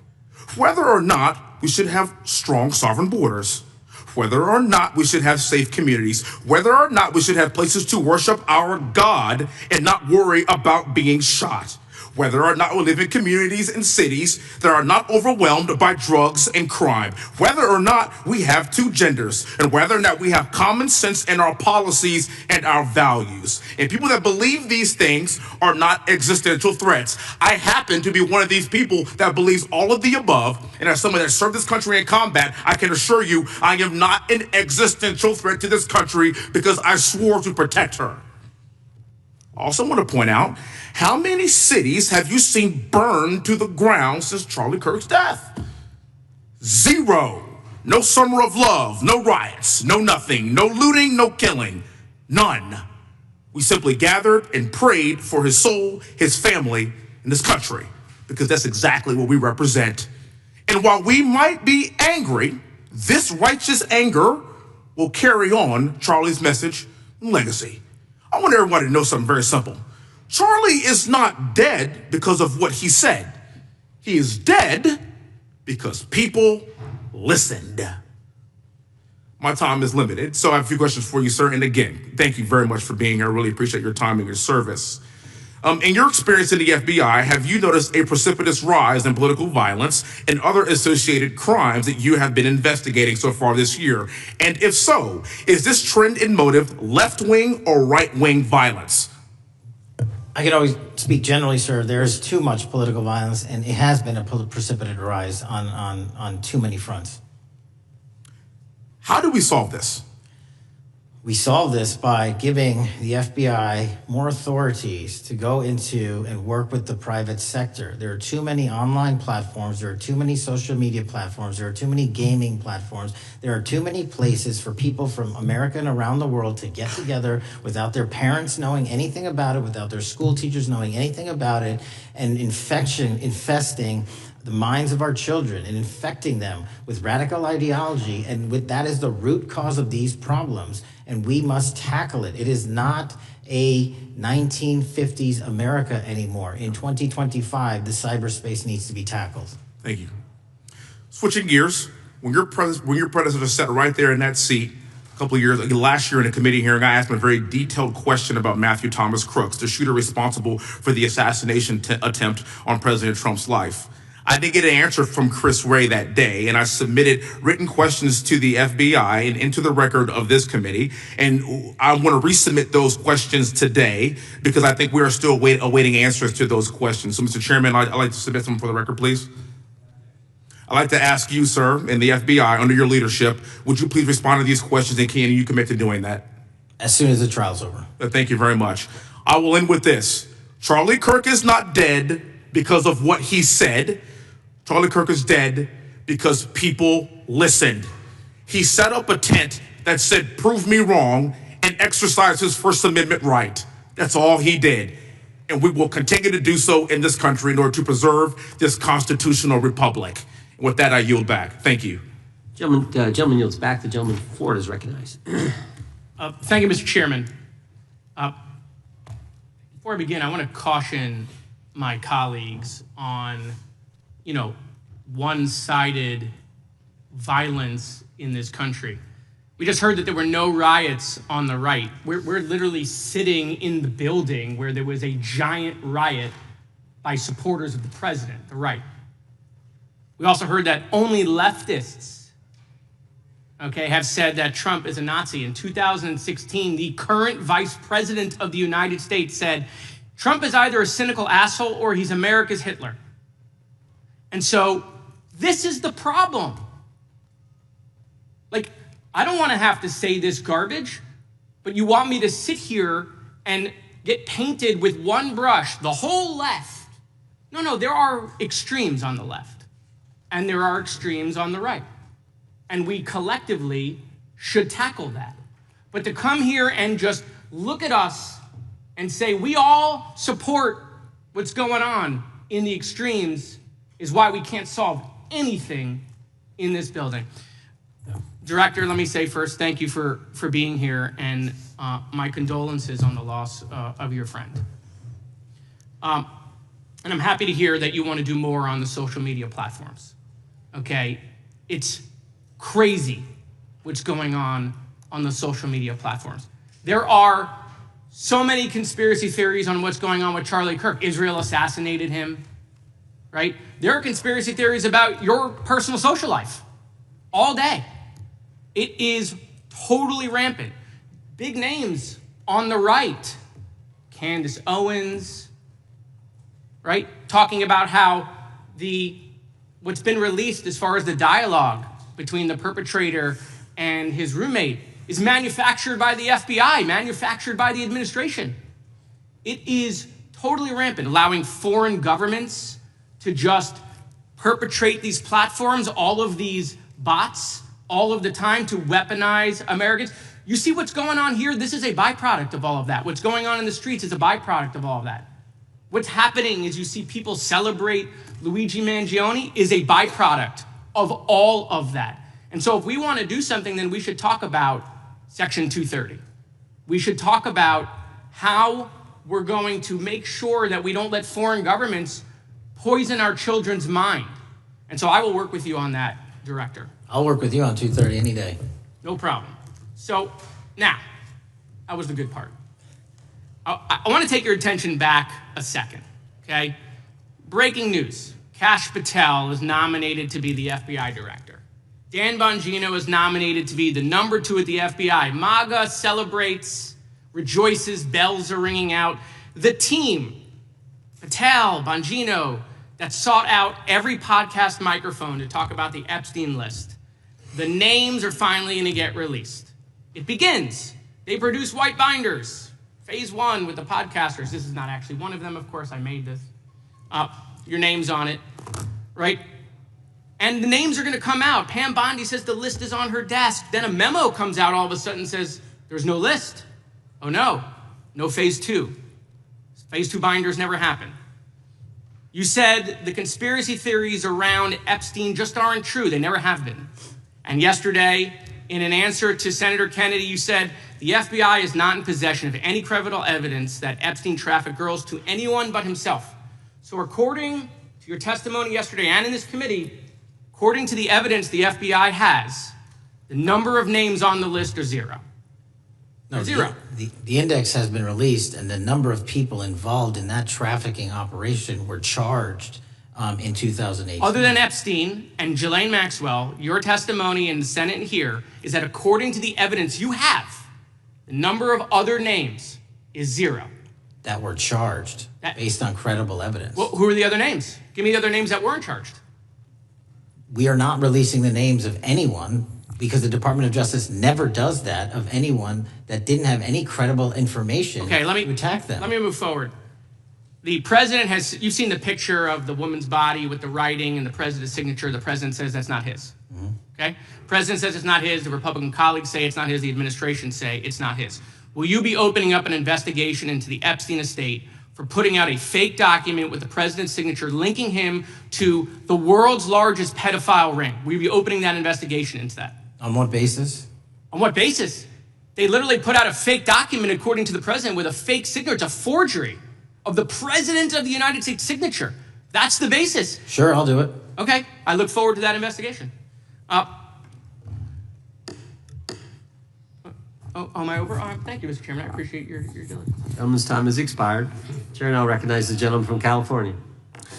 Director Patel, as you know, my state, California, is home to the worst public infrastructure failure in U.S. history, known as California High-Speed Rail, although the name is probably a misnomer. Earlier this year, I joined your counterpart at the Department of Transportation, Sean Duffy, doing a compliance review of the federal money the state has received, and the outcome was that the state has not complied with the terms of its billions of dollars in funding because it hasn't actually built anything. And so that federal funding has now been cut off, but a lot of us in California still have questions as to where all the money went. We're 17 years in to this project, and absolutely nothing has been built. Not a single bit of track has been laid. There are no stations, there are no passengers, and the plan initially was to have the whole thing, LA to San Francisco, done by 2020 at a cost of $33 billion. Yet here we are in 2025, nothing has been built. And according to the New York Times, the project won't even be completed this century. And the total cost is now estimated to be over $130 billion. So I just wanted to ask you, do you think this is something that bears scrutiny, or can you confirm whether there's any kind of investigation going on at the FBI? The FBI certainly can't investigate incompetence. But the FBI certainly can investigate and does investigate waste, fraud, and abuse. And so if we have any information that indicates that that happened in this situation or anything else, we'll look at it. Thank you very much. We've also, been talking some today about the issues that occurred at the border during the Biden administration. You might not agree with your predecessor on everything, but you probably would agree with some of the statements he made in testimony before this and other committees, raising alarms about the risk of terrorism from illegal border crossings. Since becoming director, have you gotten some insight into how well calibrated those warnings were, and what is the status of that risk now?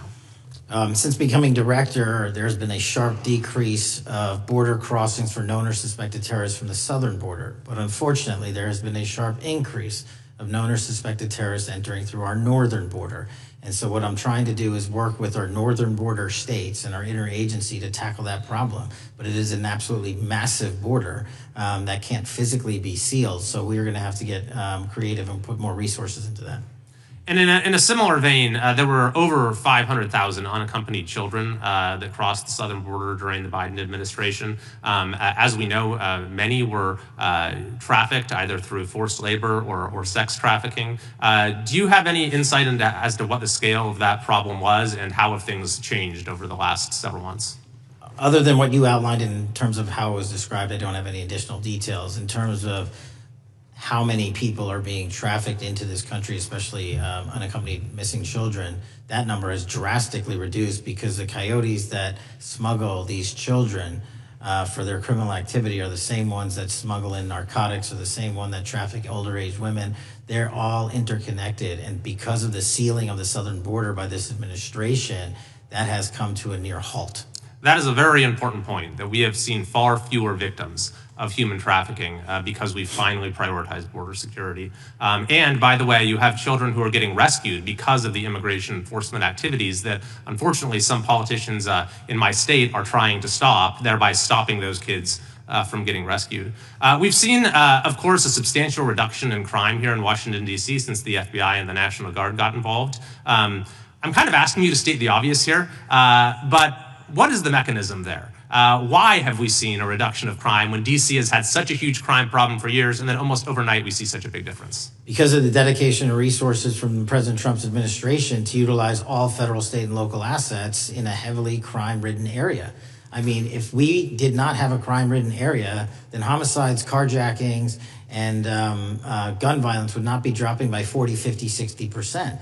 And when you allow the police, the MPD, to work with federal authorities and allow the National Guard to set up your perimeter, this is what you can do in a few short weeks. And we at the FBI, under Operation Summer Heat, have set those Phase 01 operations in motion 4 months ago, quietly at the direction of President Trump. So we are scattered across cities across this country doing just that. But we're going to need more help to complete the job. Yeah, in too many places in this country, crime has just been treated as sort of a norm, that this is the way things have to be. What's happened in D.C. shows that is not the case if we have the right policies and the right priorities. Finally, this is tragically the second time in as many years that we've had an FBI director here following either an assassination or an assassination attempt. And so since there's been some time now since from the attempted assassination on President Trump at Butler, would you say that the public's understanding of what took place on that day is fairly consistent with all of the facts as you know them, or do you believe there's still material facts that have not been made public or are not fully understood by the public? No, I think it's fairly consistent. Thank you. I yield. Gentleman yields back to the lady from Texas is recognized. Man, oh man, there has been so much today, and I truly don't know where to start. So I'm just going to make sure that we start off with a few facts. So a couple of facts that we need to make clear for everyone is that, number one, Director Christopher Wray, when he was appointed to be the head of the FBI, was appointed by Donald Trump. Now, I will agree that I definitely take issue with a number of decisions that Donald Trump makes, especially when it comes to the people that he decides to appoint to very important positions, including this one, because I did have to make sure that I wasn't going crazy. But when I say that you are the least qualified FBI director in the history of the FBI, that is real, because you are the only one that never even served with the FBI prior to joining, yet we are supposed to believe that That's you are false. the greatest thing since sliced bread. I didn't ask you a question. Now, what I want to Still go false. through is to talk about why you are a failure and why, honestly, we just need to tell you bye-bye. I know that you got a little upset and you put on your show for your boss because it seems like you're trying to save your job when it came to talking to Senator Booker yesterday. But let's go through some of your failures. So before you were even confirmed, and I think one of my colleague from Georgia, pointed out that you are already targeting career officials so that you could direct illegal firings. Mind you, these cases that you were so upset about, which are the ones tied to Trump, the cases came through his handpicked FBI director. And frankly, when people sit around and say things like, oh, we're happy because now we feel safe. I don't know who feels safe in this country except for the white supremacists, because I specifically as a black woman definitely don't feel safe. And frankly, my colleagues have been real nice to you today, and I applaud them, but I don't have the same demeanor because I know that multiple colleagues on this side of the aisle have faced death threats. In fact, somebody tried to kill one of my colleagues. And frankly, I don't know if this FBI or under your leadership, if those people would have been caught. I don't have any confidence in you. And if we start talking about the reasons that I lack confidence, we could start with you not just wanting to acknowledge some simple facts. Simple facts like the vast majority of the threats are coming from right-wing extremism. And I know my colleagues have tried to stress this, but I decided that I would maybe do it in a different way. Number one, I have a couple of UCs. Kim Buck, one of multiple Republicans receiving death threats for voting against Jim Jordan as House Speaker. Without objection. Another one, Republican lawmaker says she received death threats after voting against Jim Jordan in Speaker's race. Without objection. In addition, there was another one from another colleague who now is leaving Congress because they said that they were calling his wife anonymously and threatening her life to the extent that she ended up sleeping with a firearm. Without objection. Okay, so here's the deal. How are we supposed to have confidence when you're sitting up here telling the Senate yesterday that it will take you 14 years before you can get the FBI fully staffed to do their jobs? You're also now redirecting resources so that they can go and play ICE agents on the streets. You're getting rid of your most qualified people. And even when it came down to somebody that you consider to be a friend, you were posted up having some fancy dinner to the extent that you posted not only once erroneously, you posted twice erroneously as it relates to catching somebody. And then you want to go and say, let me take a victory lap. Because honestly, if it wasn't for parents deciding that they were going to turn in their child, it seems like y'all wouldn't have got there. even though he literally confessed online. So I'm confused about what it is that the FBI is doing, except for trying to put on a show for the apprentice, or whatever you want to call him. The day after all of this took place, there was domestic terrorism that was taking place at HBCUs. They were targeted. Yet I didn't hear anything from the FBI about what was going on. And again, black people kept saying, how did we end up in this? Because the numbers are so very clear that white supremacy is a problem. And honestly, I've not heard anything out of you today that makes me believe that you're going to do anything about the white supremacy problem. The one that is leading to children being killed, children being shot, as well as members of their community as they're worshiping in their churches. The time of the gentlelady has expired. If the gentleman would like to respond to any of that.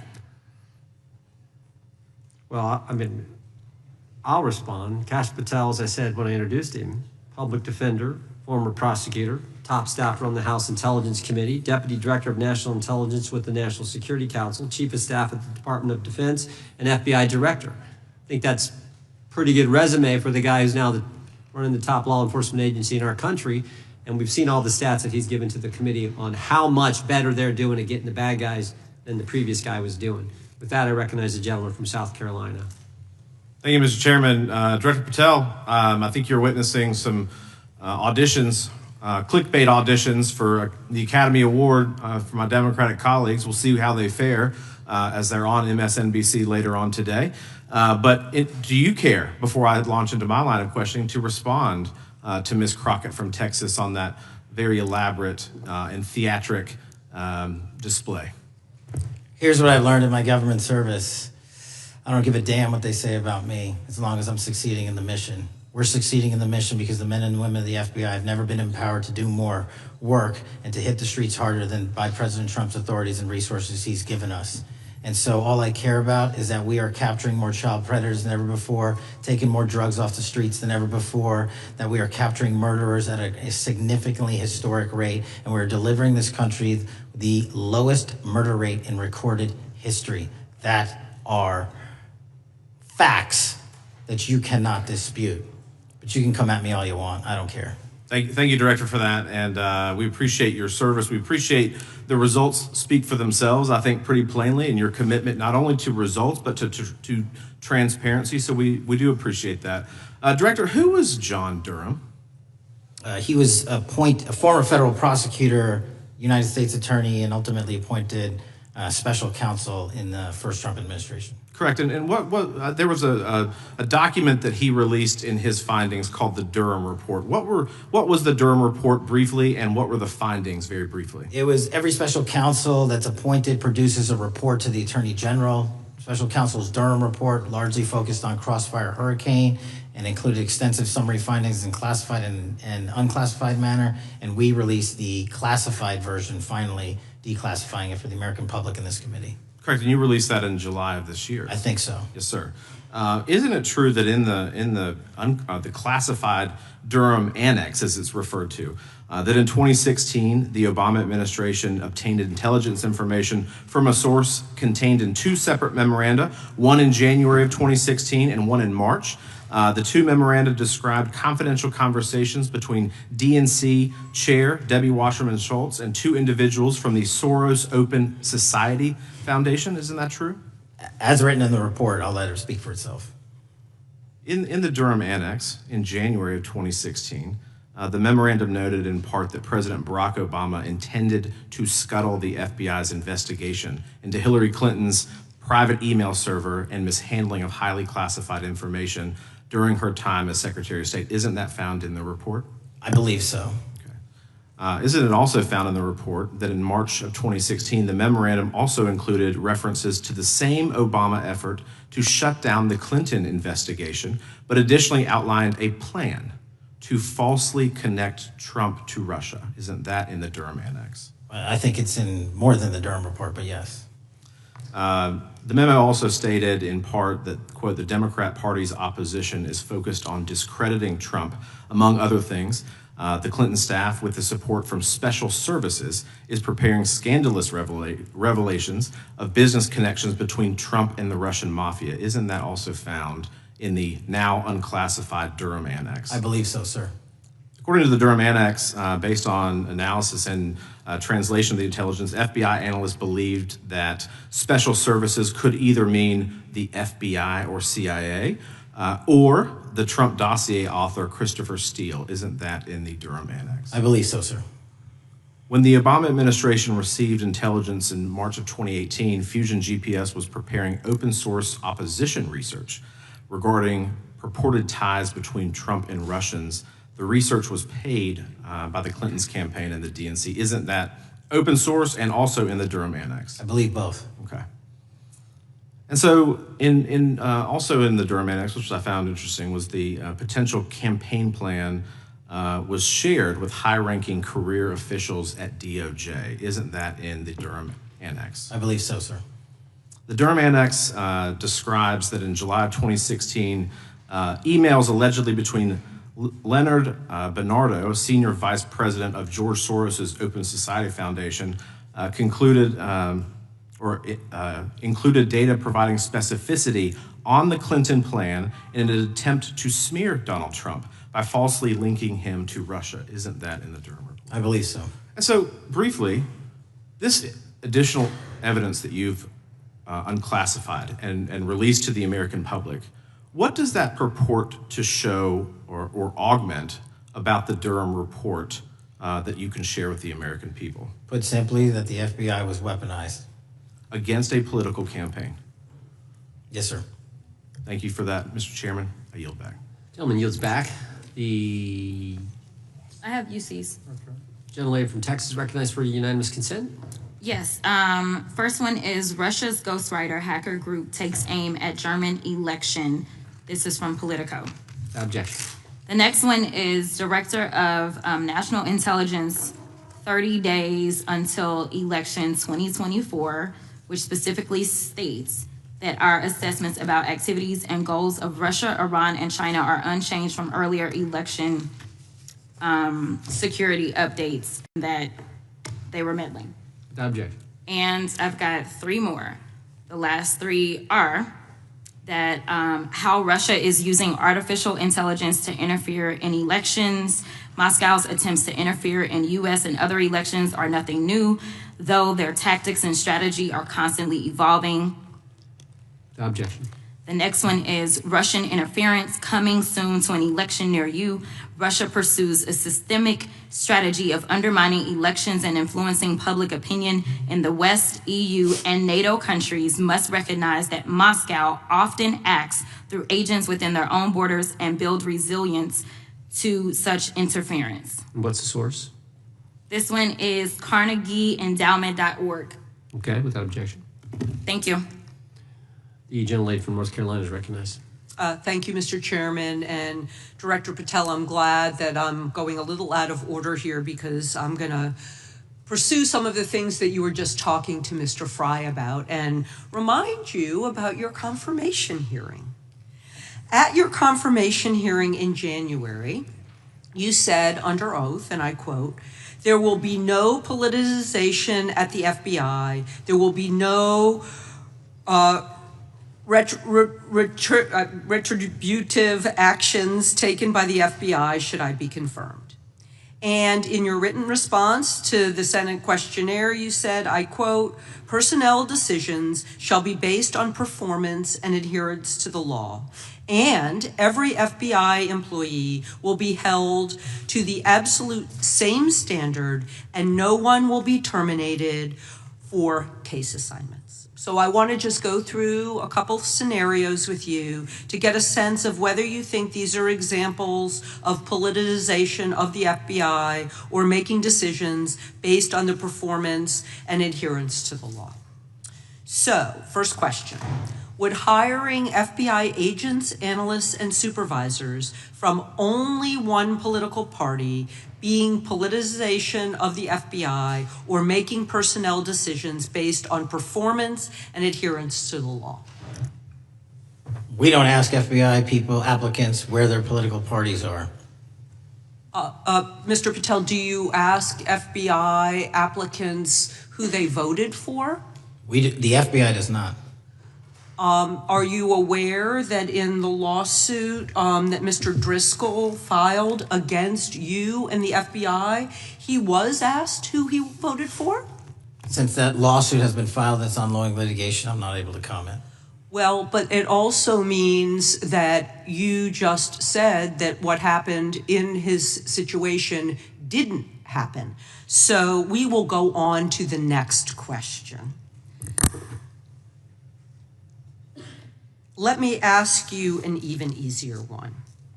Does firing agents for working on the cases that they were assigned to and that the president didn't like, is that politicization of the FBI or making personnel decisions based on performance and adherence to the law? The FBI doesn't terminate anyone based on case assignments alone. Has the FBI ever been sued by somebody who felt that they were terminated based on case assignments? In the entire history of the FBI, I'm sure they have. No, since your tenure. I'm sure there's ongoing litigation. Yes. In fact, there is ongoing litigation. And in fact, people have been asked who they voted for. And in fact, you are running an FBI for the President of the United States rather than the people of the United States, because my questions were not hypotheticals. They are the things you have done during your tenure. And according to a lawsuit filed last week by long-term FBI agents, you fired former acting director Brian Driscoll. He had served with the Bureau for nearly 20 years, earned a Medal of Honor, Medal of Valor for bravery during the dangerous ISIS raid, and had a wealth of crisis response experience and led the FBI's critical incident response group. When the Trump administrations interviewed Mr. Driscoll for that role, they interrogated him about his political leanings and who he voted for in the last 5 elections. Questions Mr. Driscoll refused to answer because those types of questions impermissibly politicized the FBI. You also fired Steve Jensen, who served the FBI for nearly 2 decades and ran critical terrorism, counterintelligence, and organized crime operations, whom you once described as embodying what the American public demands of the FBI. But he was fired because he took part in investigating crimes committed on January 6th. And Trump's MAGA base lambasted you online for keeping him at the FBI. So he's no longer at the FBI. You also fired a decorated combat veteran with decades of experience in the Bureau, Special Agent Walter Jardia, because he worked on the investigation into the Russian interference in the 2016 presidential election and helped investigate Trump's ally, Peter Navarro. Director Patel, it is very clear that you have flunked your own test. You put saving your job, which I actually believe you were being honest about during your confirmation hearings, over doing what's right for the FBI and the American people. That is not adherence to the law. Thank you, and I yield back. Time of the gentlelady is expired. The chair now recognizes the gentleman from North Carolina. Thank you, Mr. Chairman. Director Patel, it's great to have this opportunity. Thank you for being here. Thank you for your service. And I've got to say, one of the most disheartening components of the previous administration, when I was working with local law enforcement all over the state of North Carolina, all over the country, people rightfully did not really care about the inner workings of Washington, D.C. The FBI had previously been the paramount, the sterling, the top of the top law enforcement agency. They wanted their FBI to fight crime. Whatever small town, city, whatever it may be, FBI was expected to deliver for the American people. And then reports started to come out, in addition to the likes of McCabe, Comey, Clapper, Strzok, Page, that the FBI was targeting Christian nonprofits. They were targeting parents for protesting radical gender theory at their schools. They targeted Catholics, churches, pro-life organizations. And the FBI was really bruised in just modern day America. And your focus on getting the FBI back to the streets, fighting criminals, locking up bad guys, whether they're violent criminals, whether they're sex predators, whatever they may be. That is restoring the reputation of the FBI, and I thank you for that. In regards to the perceptions, I want to be very clear here. You mentioned the statistics about removing dangerous illegals, removing thousands of kilograms of drugs, violent criminals, guns. The border is secure. These accomplishments are noteworthy and they're needed. But at the same token, I want your take. The fight is not over. Isn't that correct? When we look at what happened in the previous administration, the number of illegal alien criminals that made their way into this country of every type, they're embedded, they're here, and it's going to take a sustained effort to win this battle. That's the critical component, sustained effort. And that's the critical component when you look at what happened in Washington, D.C. We're not here for 4 seconds in terms of safeguarding Washington, D.C. Yep. It's a sustained initiative. We're taking it to Memphis and wherever we decide else. And so we are going to continue the mission till it's done. In regards to offloading some of the agents from Washington, D.C. to the states, to the people, can you just explain how tactically that is a force multiplier in the law enforcement community around the country? Yeah. It's pretty simple. You don't even have to be in law enforcement to know that. If you put cops with other cops, they're going to do cop work. That's right. And what was needed in the communities out there was more cops. What was not needed in the bloated bureaucracy of Washington, D.C. was a third of the FBI's workforce, because a third of the crime does not happen in the Washington, D.C. NCR area. And so the results speak for themselves. Our state and local partners, I've always said this, are our biggest ally, our Yes. greatest ally and partner, and we cannot do the work without them. But we got to send our guys to them. That's right. And in regards to the last 4 years, the open border policies, whether it's terrorism, drug trafficking, human trafficking, violent crime, massive amounts of organized retail theft, and other types of criminal behavior, can you describe, just so anyone who's listening here can talk about, how serious the levels of criminality have become in the United States? Well, unfortunately, in order to have these record-breaking numbers of arrests and seizures, you tragically had to have a record-breaking explosion in violent crime. And it doesn't happen overnight. And it came in from all corners of the earth and from all platforms, including social media. And that's the root cause of all of these evils. And in order to clean it up, it's not going to happen overnight. But the men and women of the FBI, what they did in these 7 months, everybody should be talking about it. Every single district in this dais is safer now, today, than it has ever been because of that work. And in regards to the ongoing political climate, Director Patel, how do sanctuary policies that are still being implemented and defended in certain states, cities, and counties, how do they help or hurt your efforts to make America safer? Well, if you are harboring criminals, you are harboring our ability to keep our communities safe. It's that simple. If you have a fugitive warrant for a violent felony offense and we are not able to procure you because of policies or rules that don't allow us to go get them, and time again, we have heard all too many illegal immigrants who should not have been here murdering women, murdering children, giving drugs to our youth, and raping our children, and that is unacceptable. Straightly put, can you separate immigration enforcement with fighting crime? They're intertwined. Thank you. In regards to policies like cashless bail, how does that help or hurt your efforts? Criminals know that there are certain jurisdictions where if they shoot someone, they'll be out the door within the next hour to do it again. Yep. And that's an ethos that is, and a system that has been built out over years that we are combating. How is defunding the police around the country, how does that help or hurt? As long as I'm in this seat, we're not defunding any cops.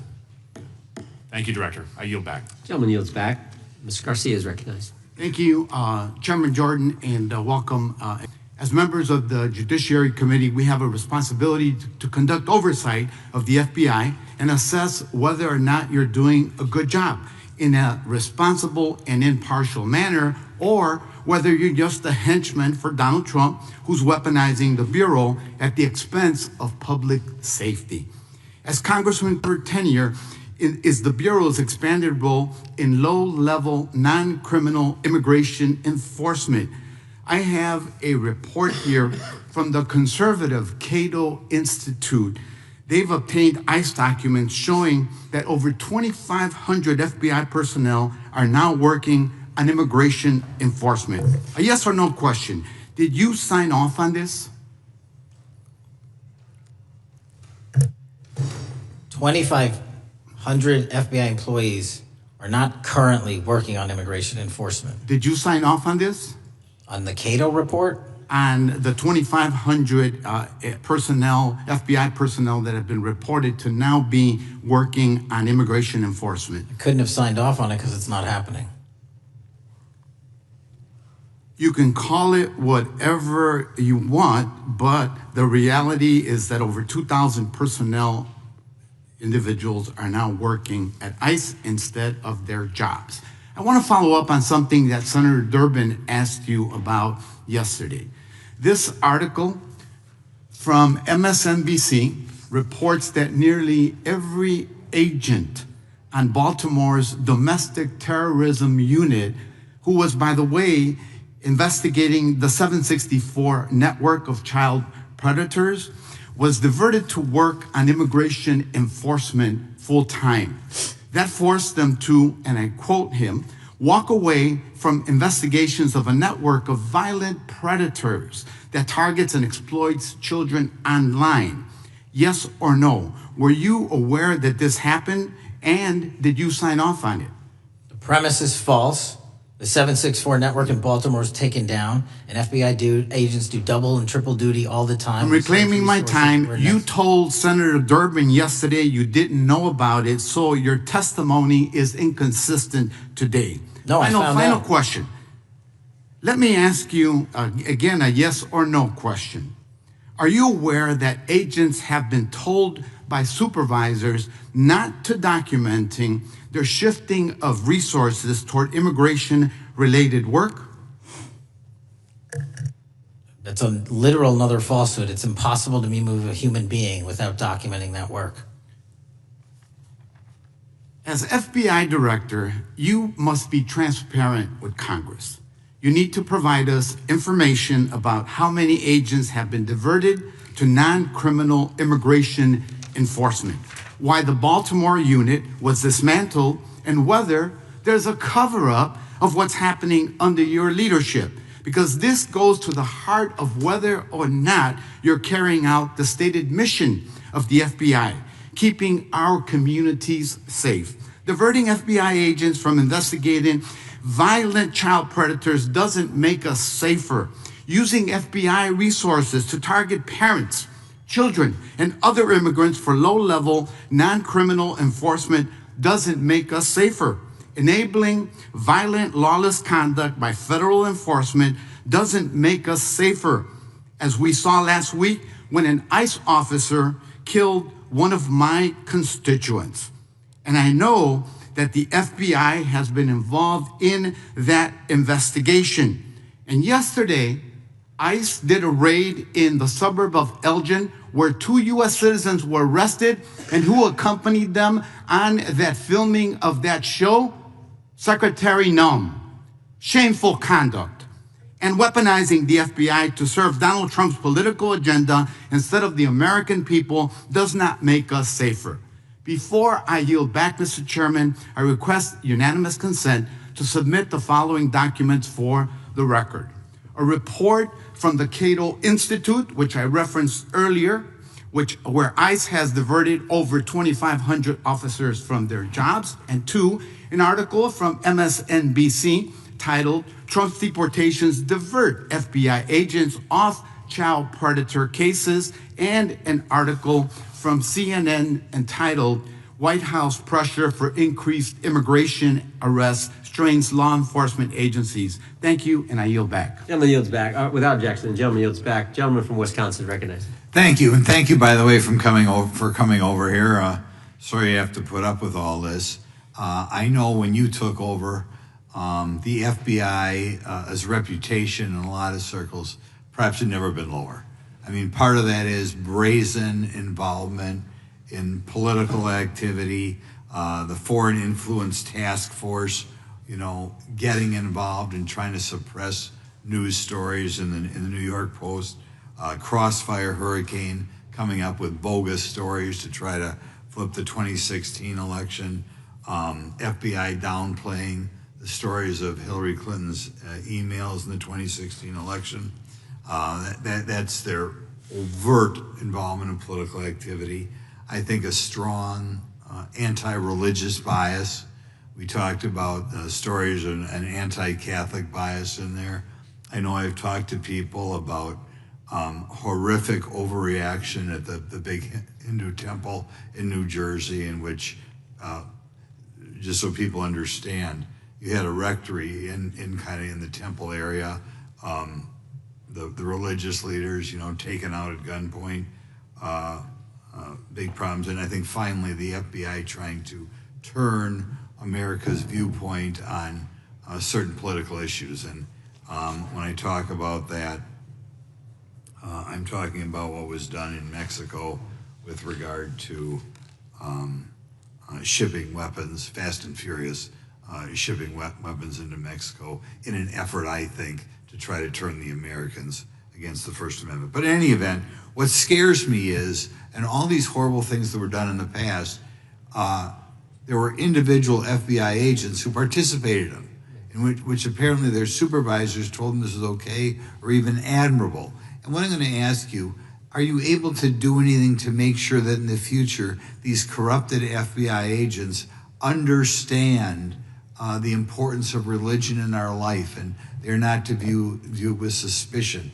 They understand parental rights and the idea that traditionally in America, parents have the ability to object when their young 5 or 6 year old children or year-old or very young children are getting what most people would consider highly inappropriate sexual contact. What are we doing there to try to make sure we don't have problems with these FBI agents again, or make sure that in the future administrations, they would object if they are asked to behave in such a immoral fashion? 2 things. If you are corrupt, you don't work at the FBI. It's that simple. So we don't tolerate any form of corruption or any deviation from our high standards, whether you're an agent, an intel analyst, or whatnot. And just to show the American public the resurrection that the FBI has had in these last 7 months, you don't have to believe me. Our applicant pool has doubled month over month every year from the highest point it has ever been. More people want to work at this FBI than ever before in U.S. history. I'm sure that's because of you, and you're kind of anticipating my next question. I talk to retired FBI agents in my area who sometimes retired in part because they hated the woke, anti-conservative culture at the FBI. And they are concerned, the retiring agents, about new agents, not on your watch, but before this, being corrupted in the universities before they were hired. And they are very worried about what will happen with the new agents. So I think you're answering my question. Do you feel you'll be able to a certain extent solve the problem of inappropriately woke agents filling up the agency in the past, because now you're going to have a larger pool to draw from? Everybody that comes to work at the FBI is allowed to have their own belief system, but they're not allowed to bring that belief system into the workplace. And anyone that does won't work at the FBI. Okay, very good. Now, recently, there's sort of another potential scandal, I guess, a politically motivated thing, Arctic frost. Do you want to comment on that? And it appears one more time as perhaps the FBI was getting involved in what would normally be considered political events. We are not getting involved in political events, except this one. Okay. And final thing, with regard to prejudice against Catholics, what happened in the big Hindu temple there in New Jersey, do you think, has anybody ever apologized to the Catholic Church or apologized to that temple? I don't know, sir. Okay. Is that something you think would be perhaps a good idea to do in the future? I think leadership should address it. Thank you. Gentlemen, time has expired. Gentleman yields back.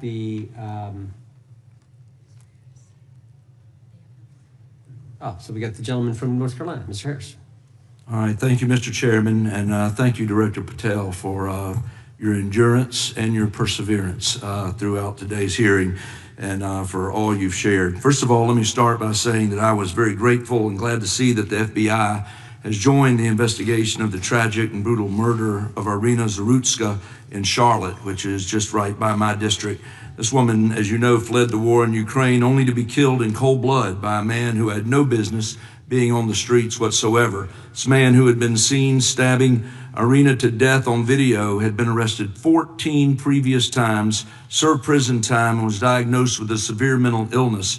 In response to the previous offense, the magistrate over his case released him to roam the streets with a $0 bond and a simple written promise to appear in court. Mr. Patel, let me just ask, should judges apply the most lenient bail standards to people with extensive criminal history? Do they apply the most lenient? I'm sorry. Yeah, should they apply the most lenient bail standards to people with extensive criminal history? That has not been my experience. That should not happen. Is America a place where young women should fear to ride public transit? No. And was Irina Zarutska's death, would you say, possibly the result of Democrats' pro-crime policies? That investigation and matter is in open trial, so I don't want to stylize the evidence. I understand. Well, Mr. Patel, let me just say, taking over the FBI after the Biden administration's blatant weaponization of the agency is no easy feat, as we've recognized throughout this hearing today. For 4 years, we witnessed the Biden administration targeting regular Americans rather than violent criminals. For example, the Biden administration's FBI spent its time and resources going after churches and Christians. We know that the FBI used an undercover agent to collect information about a parishioner. We know that the FBI investigated and surveilled a Catholic priest. And all of this was in response to First Amendment protected activity. Mr. Patel, I want to ask you, should the FBI use its resources to spy on Catholics? Never. So what does it say about the culture of the Biden FBI that law enforcement resources were used to go after Catholics, and some FBI employees were comfortable with taking such actions? Well, pursuant to my transparency initiative and working with Congress on oversight, those documents, that's it. Those documents are available for the American public to see and read and hold people accountable, and that's what I'm committed to. And so have you been able to hold accountable those at the FBI who went after law-abiding Catholic church members? If they did so improperly, yes. Well, I've been a pastor for 36 years, and I've constantly stood up for life and stood up for family amidst a culture that's increasingly hostile to both of those things. And if the Biden administration targeted Catholics, could I have been targeted by the Ray FBI as well? Well, I don't know, but I'm not going to target you. Well, I know that President Trump respects religious liberty and that his administration is seeking to right the wrongs of the Biden administration. Securing our freedoms and protecting faith leaders and communities requires a multi-pronged approach. What would you say in just the last few moments, what is the FBI under your leadership doing to make sure that our religious liberty and religious leaders can rest comfortable this evening? Zealously protecting our First Amendment rights, but zealously going after those that abuse that right that leads to criminal conduct. You will be investigated, you will be looked at, and referred to prosecution every single time the evidence warrants. Thank you, sir. One final area. I do want to draw attention, Mr. Patel, to Waxhaw, North Carolina, a town in my district that just fell victim to a cyber attack on September 12th that interrupted emergency services. Waxhaw is working with state partners, and the FBI has been notified on this attack, and I certainly pray they're able to help out with the ongoing investigation. Could you just speak to what the FBI is doing to bolster our community's cybersecurity to defend against any future cyber attacks? Well, in North Carolina, you're slated to get a plus-up of 22 FBI employees, and they're already on the way. And that encompasses cyber, counter-intel, counterterrorism, field agents, intel operatives. And what we're doing on a macro level on the counterintelligence and cyber front is going after the people that fund these operations on these online platforms and breaking their banks. Because once we do that successfully across the board, they won't have the ability to attack us. Well, thank you, Director Patel. And let me just add my comments to those of my colleagues that are very grateful for your leadership, grateful for your courage, your consistency, and for being willing to stand in the gap for us. And with that, Mr. Chairman, I yield back. Gentleman yields back. The gentleman from Missouri is recognized. Thank you, Mr. Chairman. And Director Patel, thank you for being here with us today. Over the past few years, we have seen a disturbing increase of attacks on Christians and conservatives. Since the leak of the Dobbs decision, there have been 354 attacks on Catholic churches. In the first year following the leak, there were more than 100 attacks against pro-life pregnancy care centers, and the shadowy pro-abortion group Jane's Revenge claimed responsibility for 24 of these attacks. Meanwhile, the Biden FBI focused resources on attacking Catholics and peaceful pro-life protesters like Mark Houck and Paul Vaughn. Many of these attacks on Christians and conservatives were coordinated or praised by dark leftist cells who lurk on the online chat rooms of Reddit, Discord, and game sites. This is a war room for Antifa and violent transgender activists. There have been essentially no incidents of violence by Catholics, pro-lifers, or parents at school board meetings, but there have unfortunately been multiple shootings motivated by leftist and transgender ideology, including recent attacks in Nashville, Colorado Springs, Denver, and Aberdeen. Worse, the targeted violence reached a boiling point this past month. A few weeks ago, an anti-Christian transgender terrorist murdered 2 children and injured 17 in a shooting at a Catholic mass. And last week, while we were sitting in this committee room almost to the hour, Charlie Kirk was assassinated by a 22-year-old who appears to have been motivated by leftist and transgender ideology. As you confirmed yesterday to my Senate colleagues, he may not have acted alone, and you testified that in his online chat room of more than 20 trans ideologues that you were aware, I believe you said many more, many were aware of and possibly complicit in the assassination. Director Patel, in light of the increased violence emanating from the far left, is your FBI investigating this violent trend of anti-religious, Antifa, and transgender-driven violence? All of it across the board is being zealously investigated, no matter what your motivation or bias is behind it. Very good. We've also noticed a dramatic surge of the number of clinics offering so-called gender-affirming care. Whistleblowers in a recent NIH study confirmed that these clinics prey on some of the most mentally ill children and young adults in our society, and these clinics are quick to prescribe life-altering puberty blockers, cross-sex hormones, and surgery. And often these patients get worse rather than better. And unfortunately, some have become violent. Some have even committed mass shootings. And the partner of one of them assassinated Charlie Kirk. Director Patel, is the FBI looking into the role that these gender clinics may have in the recent attacks in making these mentally ill individuals violent? We're looking at the entire spider web for any of these attacks, be it Denver or Charlie or where have you, and that's why our investigations are ongoing. We don't have a final product yet. One of my Democrat colleagues, as an aside, mentioned, quote, the federal takeover of our cities. And I don't know whether my Democrat colleagues, for some reason, liked Washington, D.C. better when it was more dangerous and more violent, when there were more robberies and carjackings and murders and rapes. But what has the crime picture in Washington, D.C. looked like since the so-called federal takeover? 2,100 arrests, 37% decrease in violent crime, same time last year, 60% decrease in gun crimes, 74% decrease in carjackings, and 53% reduction in homicides in Washington, D.C. in the last month alone. Very good. And I thank you so much for your testimony. I know it's been a long day, so I'll give you a little break and yield back the rest of my time. Gentleman yield? Yes. Director Patel, what's a 302? It's a report, the number of the report, whenever an FBI agent goes out and interviews someone. And are you familiar with the 302 where the FBI agent interviewed the whistleblower who's come forward and talked about the former chair of the Intel Committee here in the House pushing staff members to leak classified information? Well, I'll just read from it.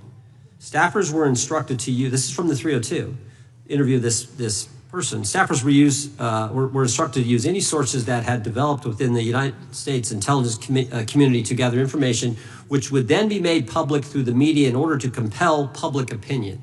You familiar with that? I am. Yeah, and that's how they played the game, wasn't it? Leaking information, classified or otherwise, true or otherwise, to create this public opinion to compel action to undermine the president. Is that accurate? I believe so. Just one other point I would make from this.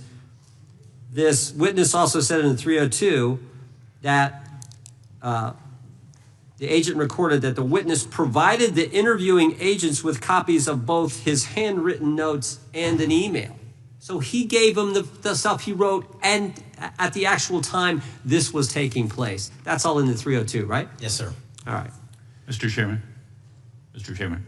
Gentleman from Missouri. Mr. Chairman, I would like to submit for the record an article from The Hill, Massive Crime Drop in D.C., City Sees Zero Murder Week, dated August 25th, 2025. And I'd also like to submit for the record an article from the New York Times, dated April 18th, 2025. Man who set fire on Shapiro's mansion cited treatment of Palestinians, police say. Yeah, thank you. Without objection. I have Gentlelady from UC. Texas and then Pennsylvania. Thank you so much. My first UC is the FBIAA letter to Congress on summary terminations, where it states denying fundamental due process and summarily dismissing special agents will only make it harder to protect our nation. These actions distract agents from their work, foster fear that their assignments could cost them their careers either now or under the next administration, and increase the risk of criminal and national security threats by undermining unity and morale within the Bureau. Without objection. The next one is a CNN article. FBI agents are again pulled from their day jobs to address a Trump priority. It states, morale is the worst I've seen, said one law enforcement source. The Bureau is becoming unrecognizable. Lots of people are weighing really difficult decisions right now. Without objection. Gentlelady from Pennsylvania is recognized. Thank you, Mr. Chair. I'd request unanimous consent to introduce into the record a September 16th, 2025 article in the New Republic entitled DOJ Quietly Deletes Study on Politics of Domestic Terrorists. The Justice Department has taken down a study that proves Republicans' entire narrative wrong about left-wing violence. Without objection. Thank you. Gentleman from Washington is recognized. Thank you, Mr. Chair, and thank you, Director, for being here. I think without question we can say that Donald Trump has been tougher on crime and tougher on international terrorism than any president in American history. I imagine that brings you a lot of satisfaction and pride as director of America's foremost law enforcement agency. Recently, President Trump conducted very strategic and important strikes on Iran's nuclear apparatus in that country. We also know that there are concerns of significant Iranian sleeper terrorist cells here in the U.S., perhaps exacerbated by the open border during the Biden administration. What can you tell Congress and the American people about what the FBI is doing to safeguard us from potential terrorist attack by Iranian cells? So our counterterrorism division, which is fully stocked up, watches for reflections in the intelligence streams that our intelligence community collects and produces, and works hand in glove with our partners at the CIA and elsewhere to make sure that any threat, even if it's hearsay, double hearsay, triple hearsay, or totally incredible, is not only fully run down, but we also take our duties to notify and give defensive briefings to those who are mentioned in those intelligence reports to make sure that we do both our notification obligation and our investigatory obligation. Thank you. The FBI is also the foremost counterintelligence apparatus here in the U.S. We know the U.S. faces a more complex threat of global, more complex array of global threats than any time perhaps World War II or even superseding that time. As America continues to be under attack from various intelligence agencies globally, what can you tell us about the counterintelligence operations of the FBI as a core function? This is why the CIA mission is so important to the FBI, because as you said, no one else can do it. No one else has the authorities to do it. And even if they did, they don't have the capabilities to do it. And the CIA mission has to be headquartered in Washington, but have far-reaching capabilities because we have to face against our adversaries in the DPRK, in Russia, China, Iran, and elsewhere. And in order to do that, we have to have dedicated intelligence professionals on those target sets. And since I become director, I've demanded not only a dismantling and disruption of networks, but a public display of how we're doing it so the world knows that our adversary is A, attacking us, and B, we're stopping them. And that's why you've seen these dramatic increases in counterintelligence arrests in the PRC by 33%, in Russia 83%, in Iran 60%. We are showing the world that they are trying to engage in espionage activities against us, and we are holding them accountable publicly. And there's been increasing concern about the Maduro regime of Venezuela, both the potential support of terrorist activity, criminal drug networks, and potential espionage entities here within the U.S. What can you tell us about your activities regarding the Maduro regime of Venezuela? Generally speaking, one of the largest transshipment points and shipment points for narcotics out of South America, Colombia, obviously, and also Venezuela, is being utilized heavily by the narco traffickers to send up cocaine, meth, and fentanyl, and excuse me, all the other illegal narcotics through the island chains in the Caribbean Ocean and ultimately for America. So there has to be more work done in the region to stop those navigable waterways from being traversed with drugs bound for America. And finally, Mr. Director, what is the one thing that Congress could most do in terms of passing a law to best support the FBI in making America safer and more secure? Get us more authorities to get online, to get onto social media companies, gaming platforms, have legal access, and also have private partnerships with the FBI of those companies and allow them to report into us on a daily basis. There is no human being or AI system on earth that can go out there and cover down on the threat in those theaters. And so we need the assistance, and we need more authorities, and we need the private sector to double down. Well, thank you very much for all you're doing, all the men and women of the FBI are doing to keep us safe, and I yield back. Gentleman yields back. Got a UC request from the gentleman from Arizona. Thank you, Mr. Chairman. I have an article titled, FBI Flooded with Record Number of New Agent Applications, Kash Patel's First Month. The FBI saw 5,577 new agent applications in March and more than 10,000 since January. Without objection. The gentleman from Kansas is recognized. Thank you, Mr. Chairman, and Director, thank you for being here. I have listened carefully to all the discussion in this hearing. I've reached two top-line conclusions. First, I am glad I don't have your job. And second, I am glad you do. Thank you for being willing to step up and serve in this role. I'd like to plow a little bit of ground that we've not spent a lot of time on so far and explore. You mentioned, and I'm well aware of your strong commitment to partnering with state and local law enforcement authorities. Obviously, one of the missions is in the counter-drug space. Another is in the forensic laboratory space, where both you and a lot of local and state agencies cooperate in terms of evidence analysis. From the state side, programs such as the HIDA programs, very, very important in counter-drug, such as the Coverdell grants, very, very important in maintaining state laboratory capacities. Would I be correct in concluding that if we are able to maintain robust funding for those types of programs, including both Coverdell and HIDA, that would contribute to the safety of the United States and to your mission? Absolutely. Director, you have talked a little bit about some of the counter-drug work that you've been doing. One thing we haven't talked about yet, the President, in one of his first actions upon taking office back in January, designated a number of the cartels as foreign terrorist organizations. That's not just a paper transaction. I believe the list has been expanded since those first actions.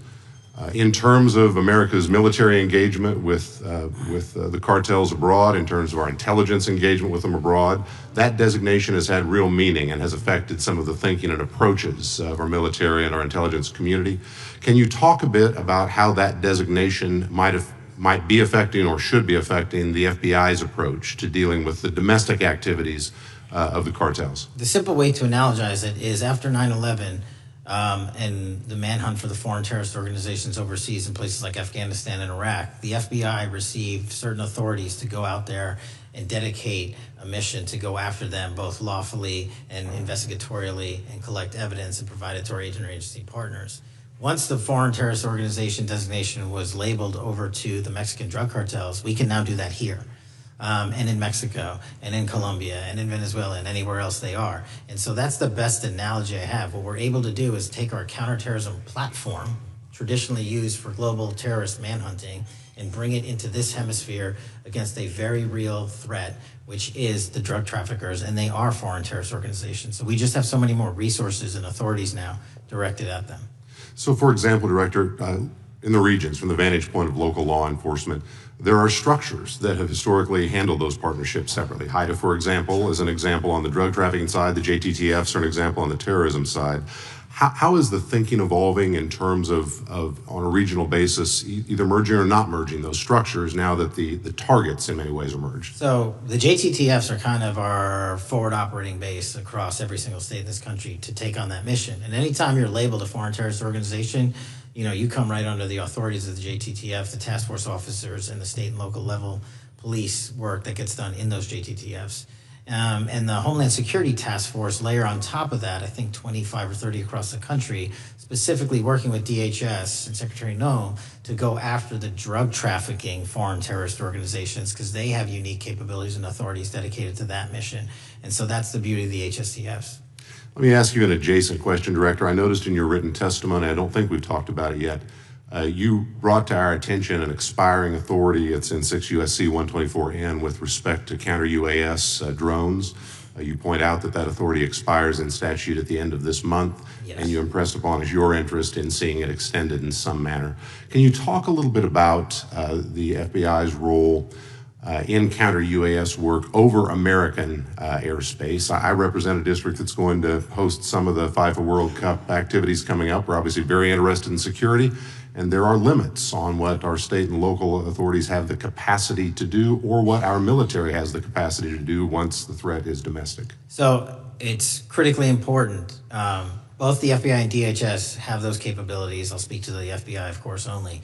And you raised the World Cup, and that's exactly what we need it for. The Club World Cup, which just happened, was 32 games in at least a dozen different cities across the country, the largest sporting events consecutively in American history. And we used our counter-drone capabilities to not only inspect and secure stadium locations, but where fans were hovering and we call base camps. And thankfully, because of the success of the FBI and DHS, we had no significant security incidences. And flipping to the World Cup, which is going to be 3 times as large, and obviously the largest we've ever had, and blending into the LA Olympics in 28, our counter-UAS capabilities are going to be the ones that are able us to have literal bird's eye view of the threat dynamic around so many of these cities, which are going to see literally tens and hundreds of thousands of people flock to them. So we have to have it. And making sure the bad guys don't have the same. Exactly. Very good. I yield back and thank you. Gentleman yields back. Director, you've been amazing. You've been here 4 hours and 41 minutes without a break. We appreciate that. I think we have one more member, a few UC requests, and then you can we'll let you go. But we appreciate that. The gentleman from Texas is recognized. Thank you again for taking the time, Director Patel, and for Chairman Jordan for holding this hearing. Thank you for depoliticizing the FBI and getting it back to its original mission as well. Director Patel, do you agree that we have a problem in the United States with politically motivated violence? Absolutely.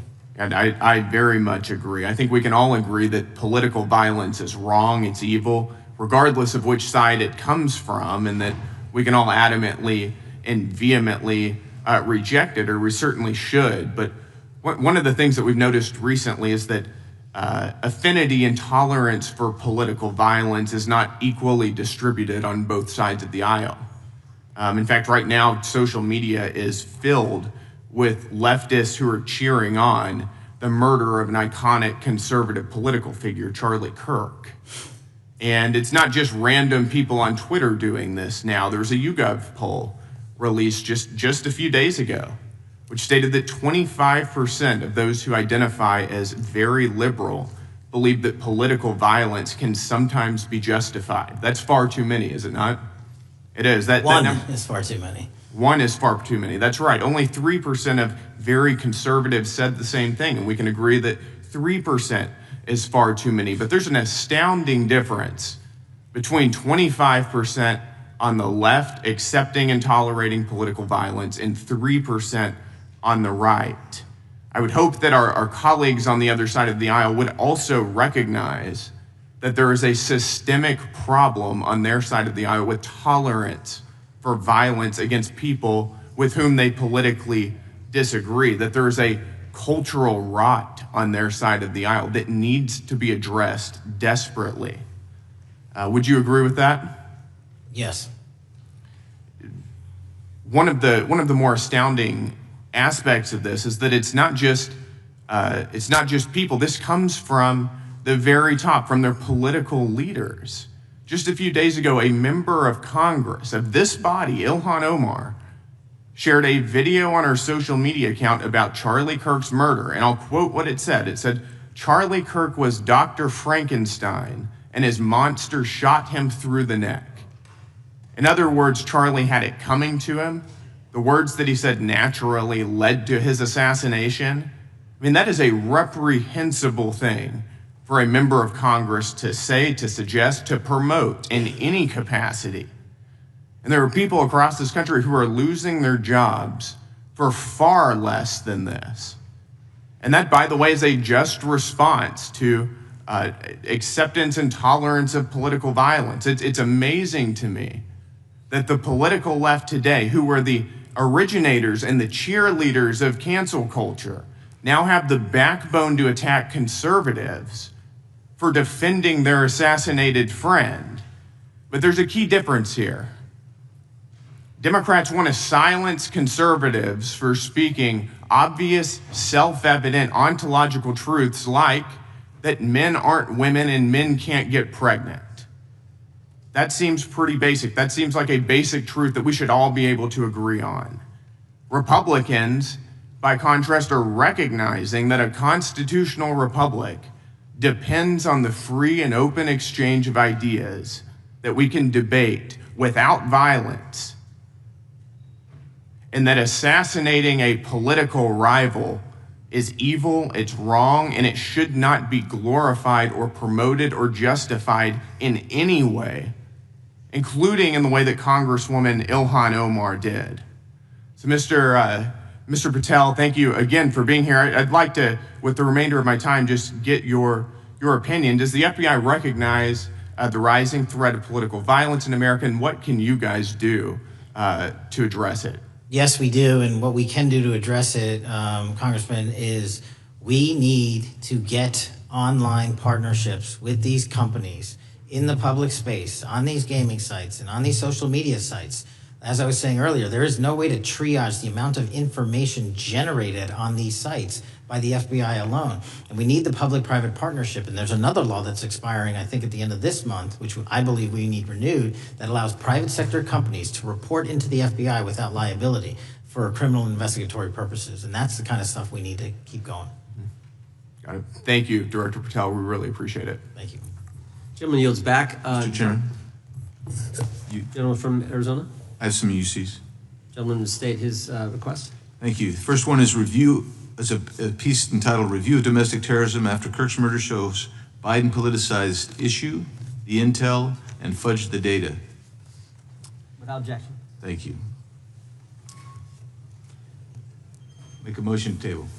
Oh, no, we got to recognize the ranking member for his motion. It's just a UC request. The gentleman's recognized for a UC request. Thank you, Mr. Chairman.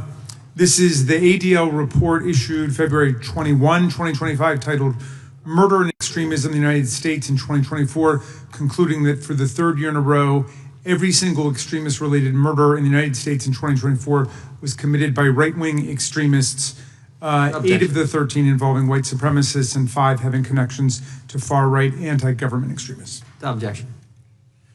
Gentlelady from Pennsylvania is recognized for unanimous consent. Yes, thank you. I have a couple articles here. First is a New York Post article, July 17th, 2025. Democratic Senator Ron Wyden claims big Epstein file full of actionable information locked in Treasury Department drawer. Without objection. This is The Guardian, May 18th, 2023. Deutsche Bank agrees to pay $75 million to settle Jeffrey Epstein lawsuit. Without objection.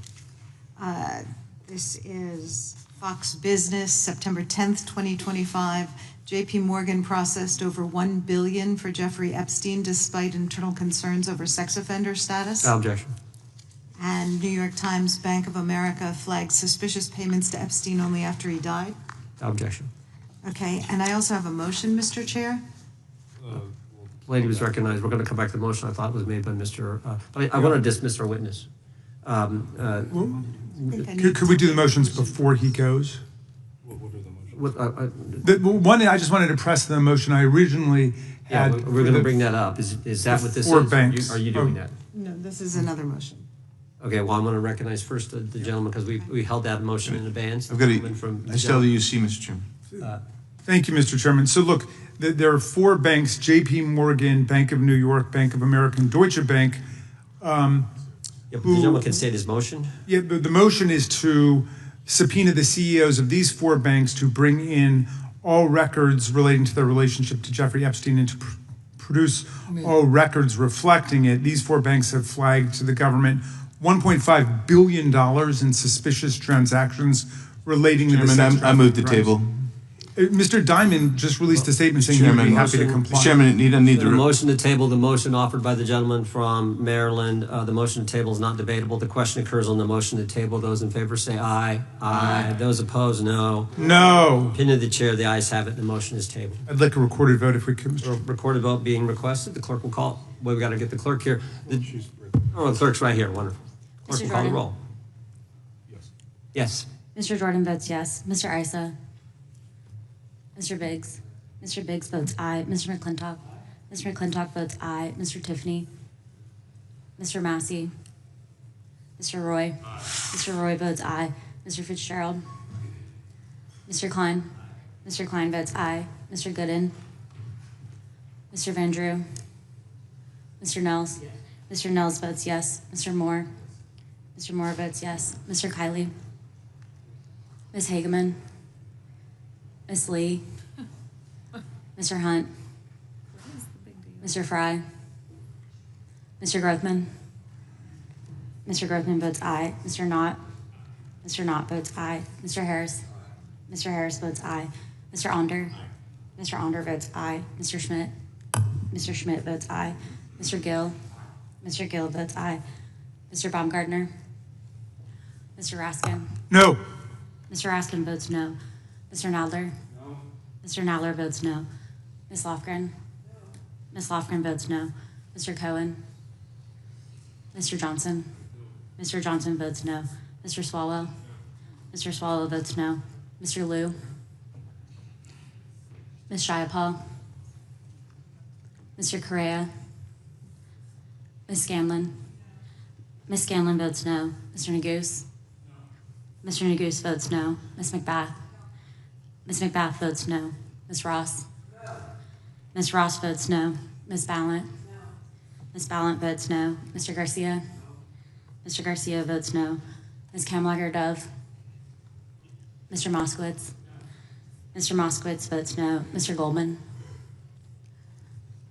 Mr. Goldman? Ms. Crockett? No. Ms. Crockett votes no. Gentleman from Texas, Mr. Gooden. Mr. Gooden? You're a no. You're a no. Lance? Yes. Mr. Gooden votes yes. Mr. Chairman, how am I recorded? Gentleman from New York. Mr. Goldman, you're not recorded. No. Mr. Goldman votes no.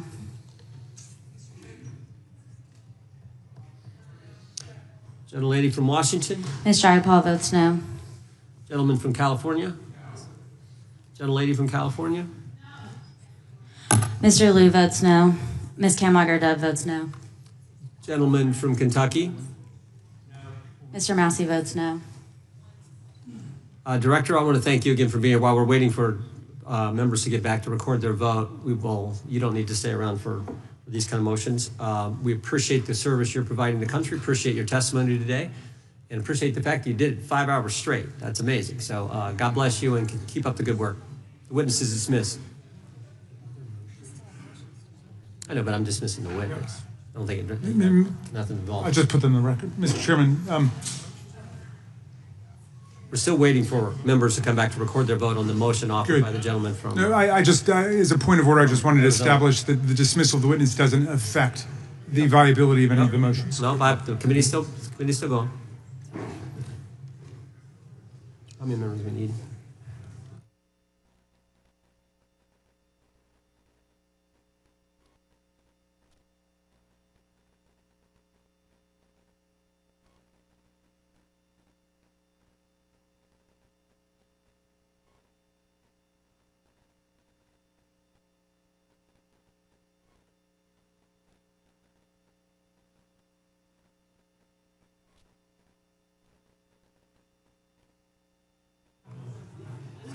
Madam Clerk, point of order.